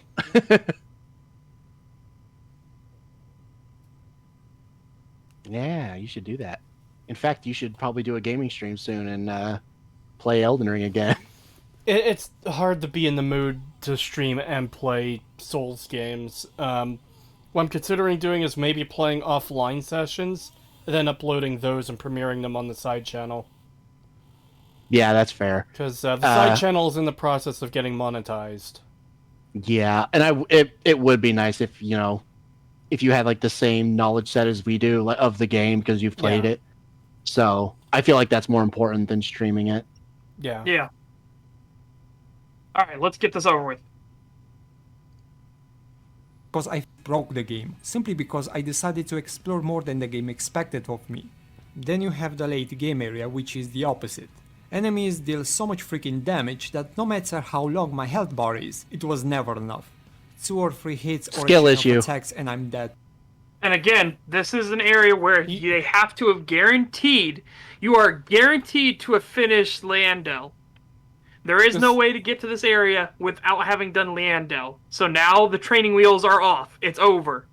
There is no, well, they potentially could have done this, this, that. No. You have to have beat Leandel to be here. I also Yeah. just despise the characterization of, oh, well, I broke the game because I explored more than they expected me to. Yeah. No, they didn't. It's not breaking the game to do that. It's literally a part of the design that you can come back to areas that were easier and just mop the floor with enemies if you want to. That's totally fine. There's nothing wrong with that. In fact, I think it's a good thing. I think we need more of that in gaming. We need less enemy scaling. I hate that shit. Also, did you notice that he fucking healed right in front of that dude as he was doing an attack when he got up? Yep. I hate that shit. Like, dude, you could have just moved to the side, let him attack, got an opening, and then healed. But no, did it right in front of the dude so he could get smacked and just waste a fucking health potion. He's also so dumb, he's attacking Commander Nile while both The of two the other guards guys are are still out. Yeah, alive. Yeah, I even was though gonna say. Nile just walks around the boss arena until you kill them, Yeah. he's choosing to go directly for him while these two chip him down. It's like, just kill those things, then go for him. You don't even have to kill those things. What I do is I kill the one with the double swords, the one that's currently slashed him. Kill that one, and then you just clown on Nile because the other one is pretty passive because he likes to use his shield attack, so he's very passive. Nile Yeah. will not attack you. He will just constantly do buffs and everything until he gets to a certain health point. Put poison and shit on him and just watch. Melt his health, and he'll only despawn the other one and go into aggressive mode after he's beyond half health. Yeah.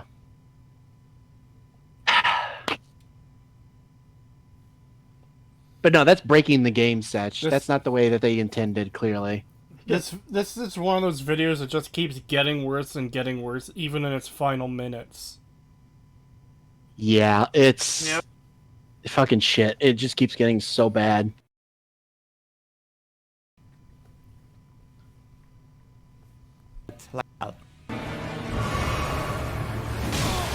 Again, No, hold not on. paying attention to the actual threat that's fucking coming after you. You switch targets to the guys that are passive. That Yeah, you're literally getting attacked by the dude with double swords. You just wasted a heal because he hit you through it. He's still clearly aggroed onto you, paying attention. And you think it's a good idea to target the dude who's just walking around the arena not doing anything while this dude's attacking you? And you just stand there, you don't even try to dodge? How is that the game's fault? Get your stupid fucking disappointed pizza slice off screen. That was your own stupidity, because, God, I hate this shit so much. No. So, 2 or he can 3 see hits this guy or a chain coming, of attacks hit, and I'm dead. hit. Like, what Oh, the hell? so there's no Who did chance... that? Huh? Oh no, somebody put us back and then turned it back on. Yes, that was me, because I'm pointing out why this okay. is so dumb, because there is a fucking 0% chance that you do not know that guy is there. He just hit you several times. He's still swinging at you. You know he's immediately to your left. And then this fucking dumb plank... Oh, look how fucking disappointed I am. Oh, this is dumb. This is bullshit. Fuck off. What a fuck. Yeah. Yeah, you know what I'm thinking. He has like it's clearly not. He's clearly doing this on purpose, or he's just this shit. But I just imagine like he has no object permanence, and the moment that the enemy's no longer on screen, he just forgets it exists. Yeah. Like he has that little object permanence that the moment the enemy is no longer on screen, he just assumes there's nothing there anymore, and that the two on screen must be the only enemies there.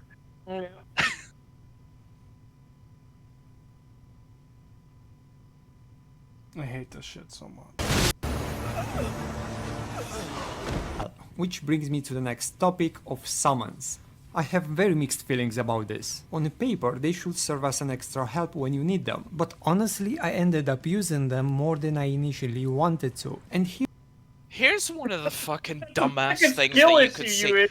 No. Yeah. Look at how dumb he is. You see that he just entered the room. He hasn't had time to look around, and the first fucking thing he does is pick up the fucking summons. So he gets smacked in the face while he's still summoning. It's just the biggest show of retardation you can ever see. Also, he's using them more often than you think. He's using a very weak summon. Those wolves can be Yes. torn to shreds so quickly. Well, we know it's a skill issue because you can beat the game without them. Hell, Yep. during my stream, I rarely used them, and then when I did, do you know which one I used? What? The healer lady, the chick who Oh. literally doesn't even have an attack. All she does is run around and just take aggro, and then occasionally heal you with her spell. That's it. I don't even need her to do damage to beat most of the bosses. It was literally just like sometimes if I was getting aggroed a little too much, I would summon her just so they would get off of me for 2 seconds so I could heal. It's just staggering that he's using like really terrible summon, and this is his complaint. And now he's saying that he used it more often than he wanted to. Again, that's a you issue, you idiot. You're the one that chooses to use it, you moron. Guess Yeah. what? Don't push the button, idiot. Just get better. Just learn the patterns and stop healing and summoning shit right in front of people as they're attacking. Good Yep. God, I hate that shit. I hate that. That seems to be a consistent thing we've noticed with like everybody we've talked about who's played Elden Ring. They all seem to consistently make that mistake where they just heal right in front of somebody who's doing a People that, very like, telegraphed you can attack. tell that the reason they didn't like the game is because they were just stupid. They Yeah. stood in front of an enemy as it was winding up its attack and healed. It's like, what are you doing? Well, He's Jim literally Sterling did it at the summoning. start of his video, remember? He aggroed the knight that was down there, and he pissed them off, and they came up the ladder, and he was like, oh no, oh shit. And then when they get up there and they start running towards him, he tries to heal as they're attacking, and it's like, oh my God. That was literally the first thing he does in his video. It's almost the same kind of stupidity that leads someone to say that Dark Souls has the UI turned off by default. Yeah. All right. Here are why. Considering how aggressive bosses are and how they are designed, you kinda have to use them. I feel like You don't. You don't. You never have to use a summon ever. So you're already wrong. You're just already wrong. The premise is destroyed. Congratulations. Yeah. And then There are secondly, people that do this game, no summons, and at fucking rune level 1, and don't take a single bit of damage throughout the entire thing. yep. That is Also, possible. Keep in mind, this point he's making also contradicts what he just said a little while ago. Oh, did you just say an aggressive enemy? But I thought you said only Sekiro had aggressive enemies that were confrontational. I was Yeah. wanting to point that out, but you got to it before me. Oh, We're God. reaching Acer Thorn levels of stupid, yeah. Yeah, we're getting there pretty well. Because I don't know how you can get more retarded than this. many hunters were designed with summons in mind, which is very weird No, they since weren't. this breaks the entire fight where you no longer have to study the patterns. You just summon a distraction and then you hide behind a boss. Especially Again, the summons are a crutch. There's an option if you want to use it. It's on you to use it. No, there's not a single fight that is designed to require a summon. Not a single one.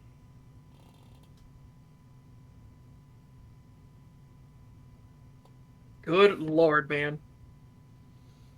Are we... Yeah, he had one valid point. I swear he had another valid point somewhere earlier in it. the but the Jesus game Christ. critics. Oh yeah, game critics are terrible. Yeah, that is a valid point. But then he lied and said that all of the games journalists like were swept all the problems of this game under the rug and they were just being overly nice to it. It's like, what fucking reality did you live in? Also, are we... I think I'll withhold that title for a little longer, just in case, because this guy had at least one valid point with the camera. Acer Thorn had a valid point with Veronica being a bit of a smartass. Mm-hmm. Like, Yeah, even... Acer Thorn actually had 1 or 2 points, but the rest of his video was complete dog shit. And guess what? That's not too dissimilar from this guy. It's not too dissimilar from a shocking amount of people we have covered. Yeah. 79 of them, to be precise. Well, no, not all of them have been that bad. Yeah. And it's not 79 exactly, because we've had moments like this where we had to split the Yeah, video I know. between... I know. I was making a joke. I don't mean it literally. Now, it would have been funnier if you said 76. Yeah, because then that might actually be true. 76 of them, to be precise. I'm still fucking salty that this month's Humble Choice includes a copy of 76, so now I have 2 copies of 76. God damn it. Ugh. Alright, there we go.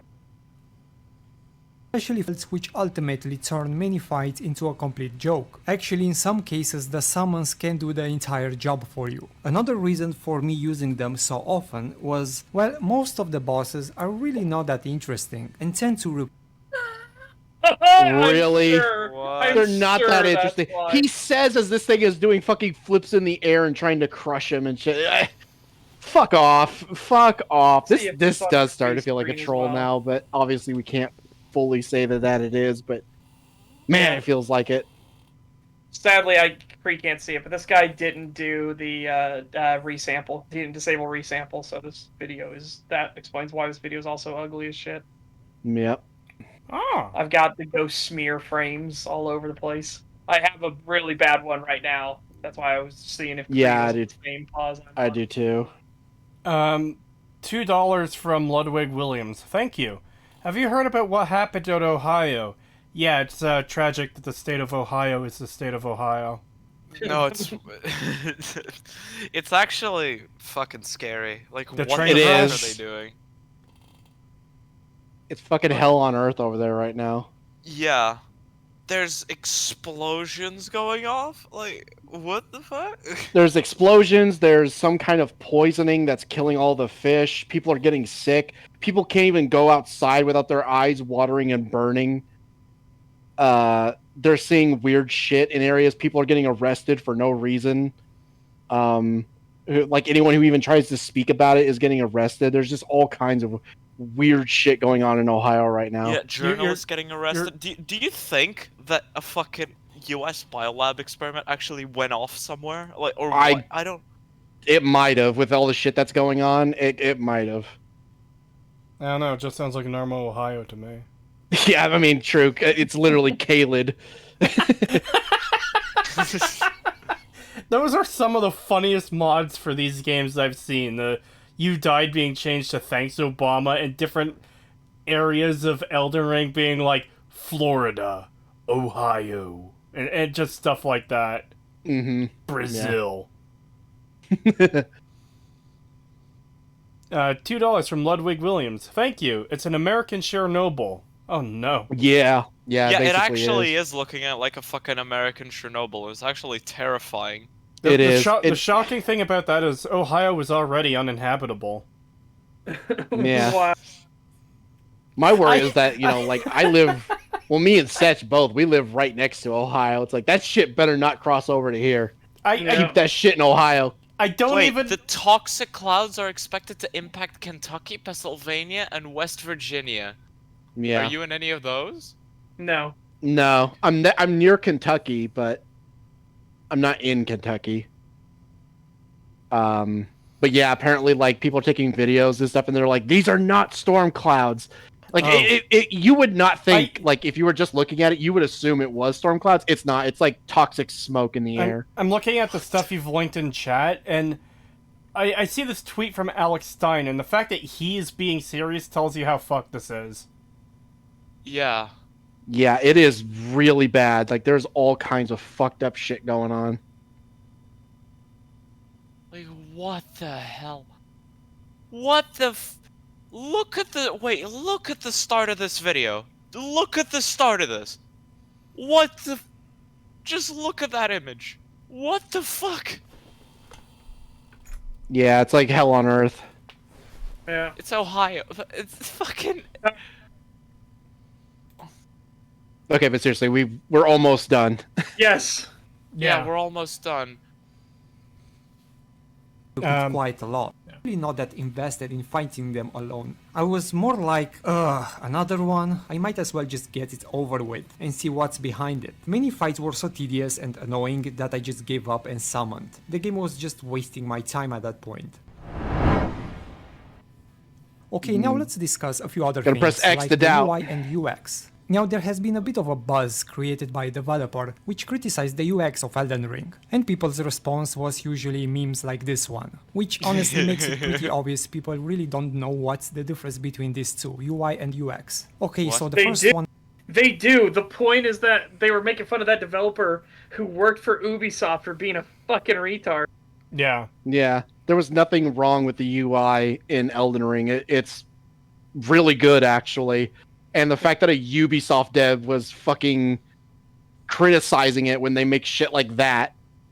That's why the meme exists. It would be like if someone who worked on Fallout 76 criticized another game for not being that good of an RPG. Yeah. Yeah. Or like if the creators of Fallout 76 criticized another game for being buggy at launch. It would be like the Yeah. writers of the Halo show criticizing another show for poor writing. Yeah, exactly.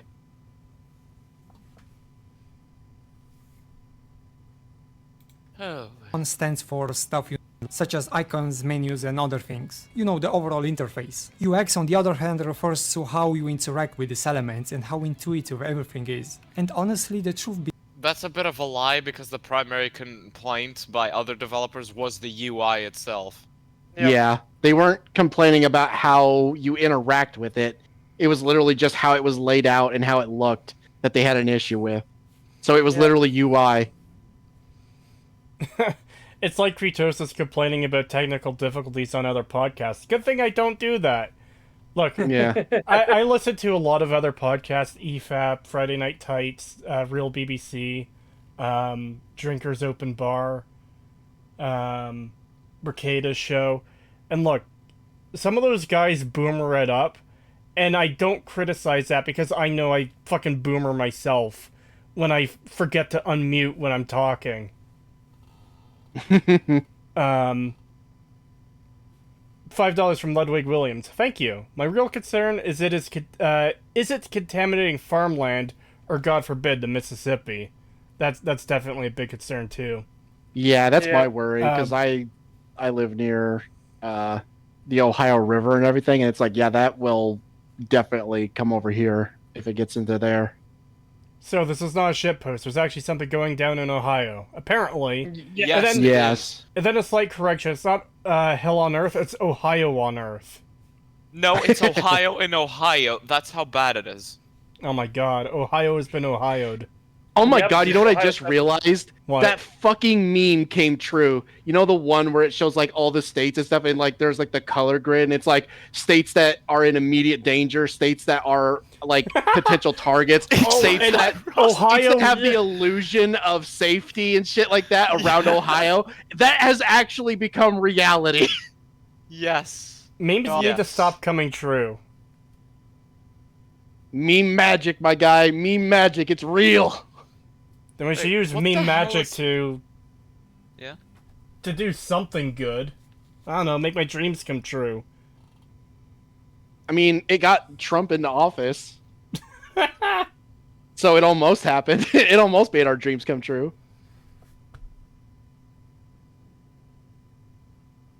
Ponyville chloride.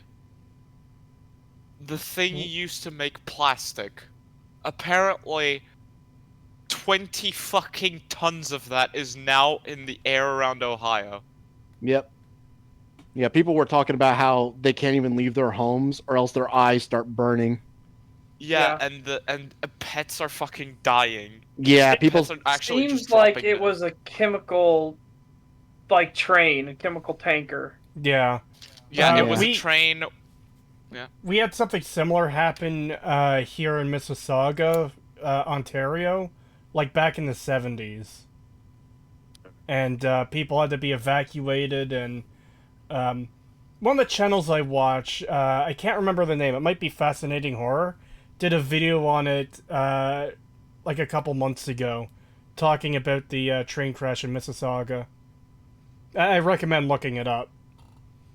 Shockingly, no one died from that, which is lucky, but still, it caused a lot of problems. Like, half the city had to be evacuated. Oh Yeah. my god. And it's And they were- flowing into the water. Look Yeah, at let's this. get to the video and get it over with. Let's get it done. Let's get Yeah, out of we here. can talk about this after. We can talk about this Yeah, when yeah. the video's done. Yeah, especially because I want to try to get to. There's an event that's going to be happening soon. I want to get. Oh, okay. kind of sucks in Elden Ring. For a game that wants me to read item descriptions, why on earth I can't do that immediately after picking up an item?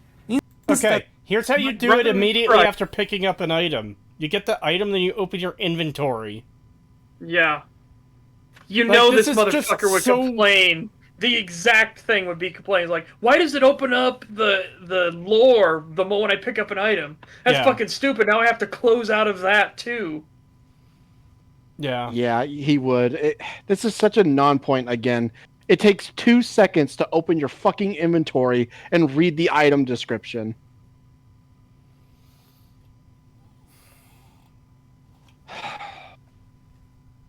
That I have time searching for the damn item among other dozens I have in my inventory. Changing spells, especially during combat, really sucks as well, since I have to swipe through each one that I have assigned, until I finally find the one that I really want to use.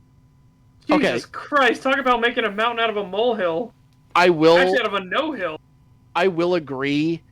I do wish there was a better way of cycling through the spells to like get to the one I want to use without having to like go through every single one. It's not that big of an issue. Like it doesn't bring the game down in any way. But I do wish there was a way to get to the spells without having to like just mash the D-pad up until I get to the one I want. Yeah, no, I don't think that's a problem even at all. It's a little Especially bit of a because problem. you get into, like, now with the system of being able to hold up on it will change you back to your default.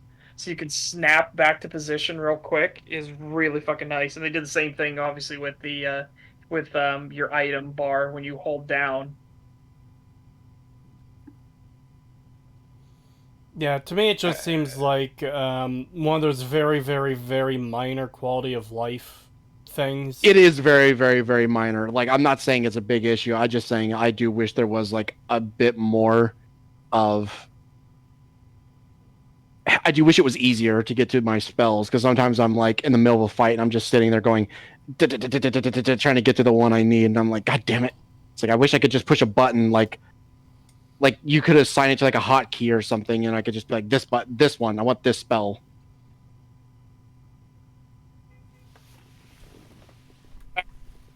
Things about to start, so let's go. Get me wrong, I still believe it's a rather cheap shot to say how could Elden Ring be a 10 out of 10 when the UX sucks, which does, but considering how many No, it doesn't. issues the game has, well, that would be probably among my list. Okay, now moving on to a few other small things. First, there are these cheap gacha moments where enemies just hide behind a wall waiting to attack. It's okay for a few So? times, but it happens quite often. And just No, it Yeah, doesn't. and guess what the game is teaching you? No, you don't know what's going in front of you. Why are you rushing in? The game is teaching you don't just rush into a situation. Yeah. Also, it's very obvious that the first one, that the beast thing that comes out and attacks him, it's very obvious that it's there. Like you can hear it. It breathes very heavily. It's like it's behind a broken wall that you can easily look past with the camera. It is super easy to see. Like my chat saw it right away with like when we got there. Like I immediately saw it and I did a spell through the wall and killed it from the other side of the wall. Mm-hmm. All right, come on. just like in a movie that is overused, it becomes really annoying. The use of bows and arrows is still rather crappy. I don't understand why they didn't took the demon Jump! You can jump and fire bows now. Well, not all of them, but you can jump and fire some of the bows now. Jesus Christ. Learn the mechanics. Soul's Yeah. remake approach and have the camera over the shoulder rather than this weird zoom in which sucks so bad if you aim for precision. It's more precise than if you aim over the shoulder, you idiot. Yeah, I don't know what this complaint is. That's fucking stupid. Also, why are you doing it like that? Just get over the banister then and fire from atop the banister instead of doing whatever the fuck you're doing right now. Another thing is when the game suddenly decides, well, you no longer have those statues placed next to the boss fights, instead you have to backtrack all the way. You're That happens showing Ray in- Lucaria. There is a reason. Ray Yeah. Lucaria does not like America at Yeah. all. There's a very good lore reason why this is, and this is the only place that does that. That hussy stole Ray Lucaria's goddess's man, okay? This is Yeah, like... she was not happy. She did not want any fucking icons of her in her academy after that shit, so she had them removed. Yeah. Holy shit, man. Away from enemies so you can get to the boss arena again. It's very, very strange, and I have no idea why they decided to do that. This one you don't need because right there's a fucking shortcut to your I was just left. about to say, there's literally a fucking elevator right there that takes you straight up to the boss fight. You don't even have to fight all those, like, run past all those enemies. That is You not. have to send it down the first time you're there. Yes, you have to send it down the first time, but he's talking about, like, the boss the run when you back die. if you lose. That's what he's specifically talking about. Oh, Yeah. really? I'm starting Yes. to zone out. This video's out Yeah, of me. that's what he's arguing, and it's fucking stupid because there's literally a shortcut right there. He just isn't using it. Yep. All right. Come on. I'm ready for this thing to be over. I guess that's it. Elden Ring Okay. is a game that I have very mixed feelings. On the one hand, the open On the one hand, I'm a lying, disingenuous piece of shit. On the other hand, I'm also bad at the game. Yeah. Oh, let's hear what he has to say. world is better than many Ubisoft-like open worlds game we've seen recently, and really creates a sense of adventure and exploration, at least in the first few hours. But I can't feel it was also kind of a mistake that generated way too many problems that were inexistent before or aggravated by the open world. Look at this retard. Okay, he actually killed it. That's it? That's how you end it? That's literally how you end it. Okay, whatever. It's over. It's what over. the fuck? What a shit fucking video. Fuck this dude. We survived. Yeah. Yeah, we know Kree's muted. He had to go for a second. Yep. What a shit video. God fucking no. Wow. Oh, we survived. Barely, but we... Are there any such simps in the chat? It isn't fair for Pagan to be the only one with simps horse emoji. And Tentacle Dude instantly says, me, smiley face. No, You have a I'm the simp, only one so- who's allowed to have simps. Do Too I late. have any simps? I hear crickets all of a sudden. Rude.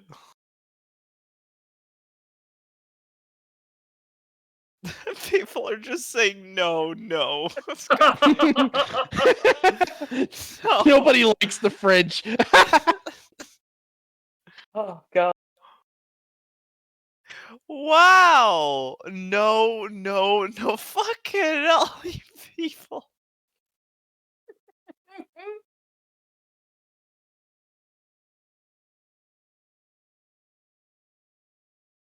Should we wait for Kree to read this super chat?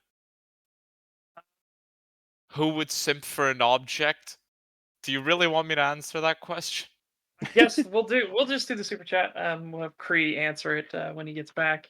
But $2 from Ludwig Williams, thank you very much. Favorite Mass Effect romance?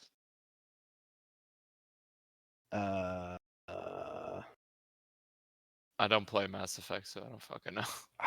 I didn't really care about the romances, so I don't even remember most of them.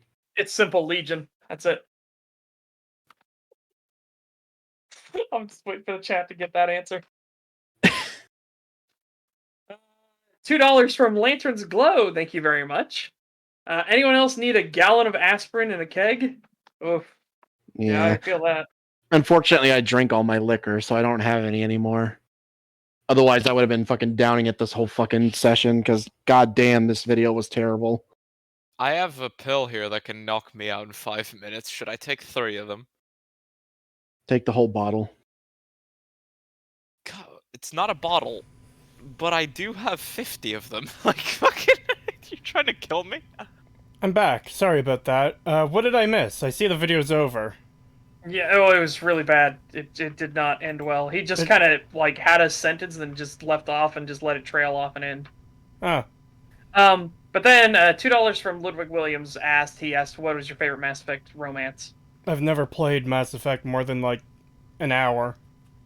Yeah, and I said my favorite's Legion.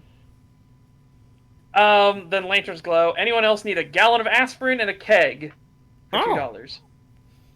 I'm surprisingly intact. I'm annoyed, but intact. Senator Abby Strong, that's really rude. Me when I see Emily, an emoji, and then it's just in parentheses, it's sulfuric acid. Fuck you.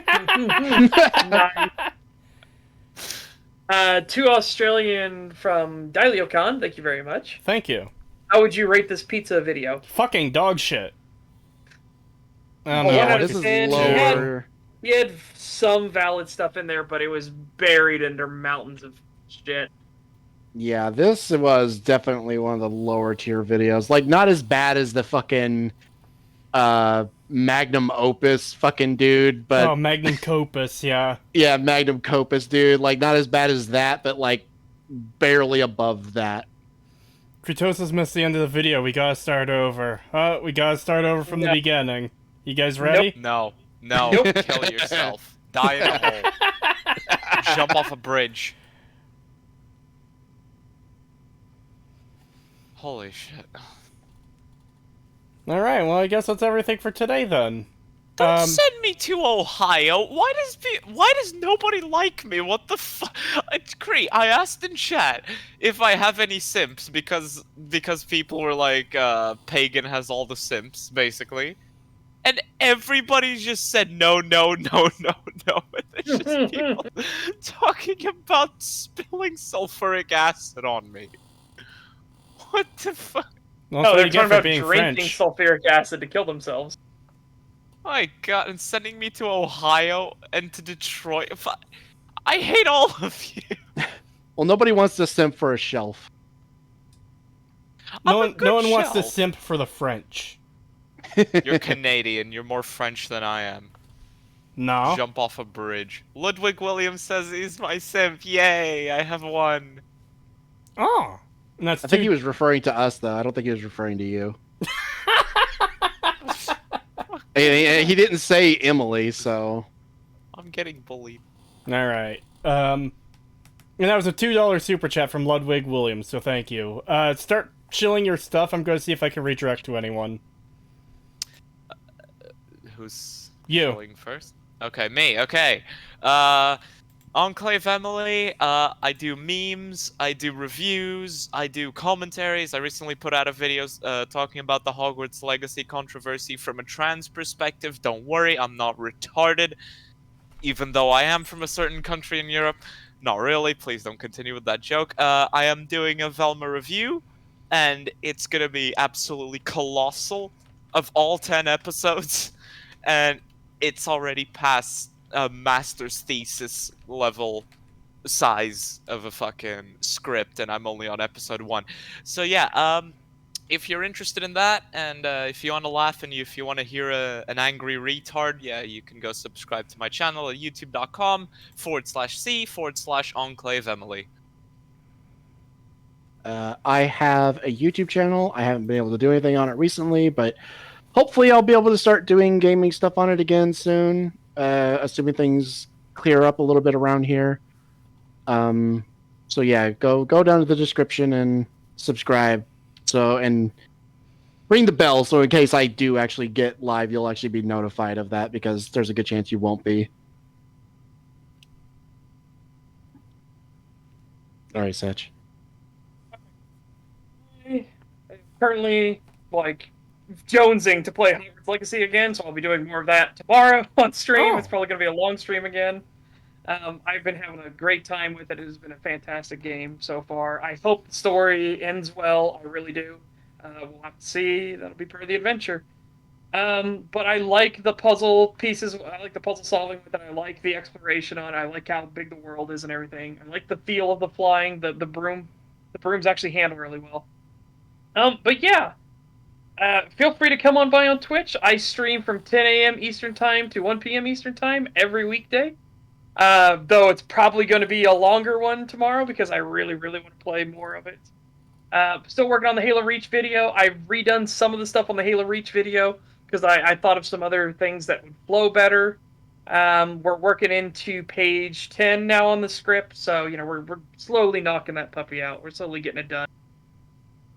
And I will be posting that video up on my YouTube and on Rumble.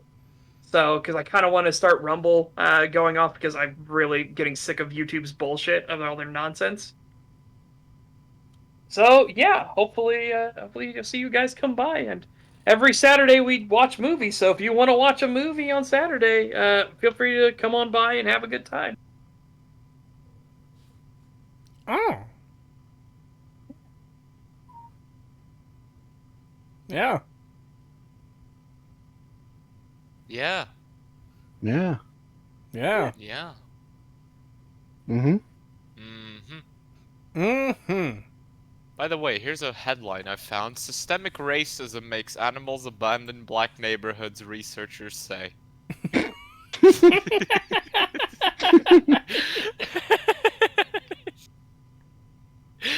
Animals don't like black Wow. people. Well, bye-bye, everybody. Bye-bye. Yeah, have a good one. Thank you for coming out, everyone. Yeah.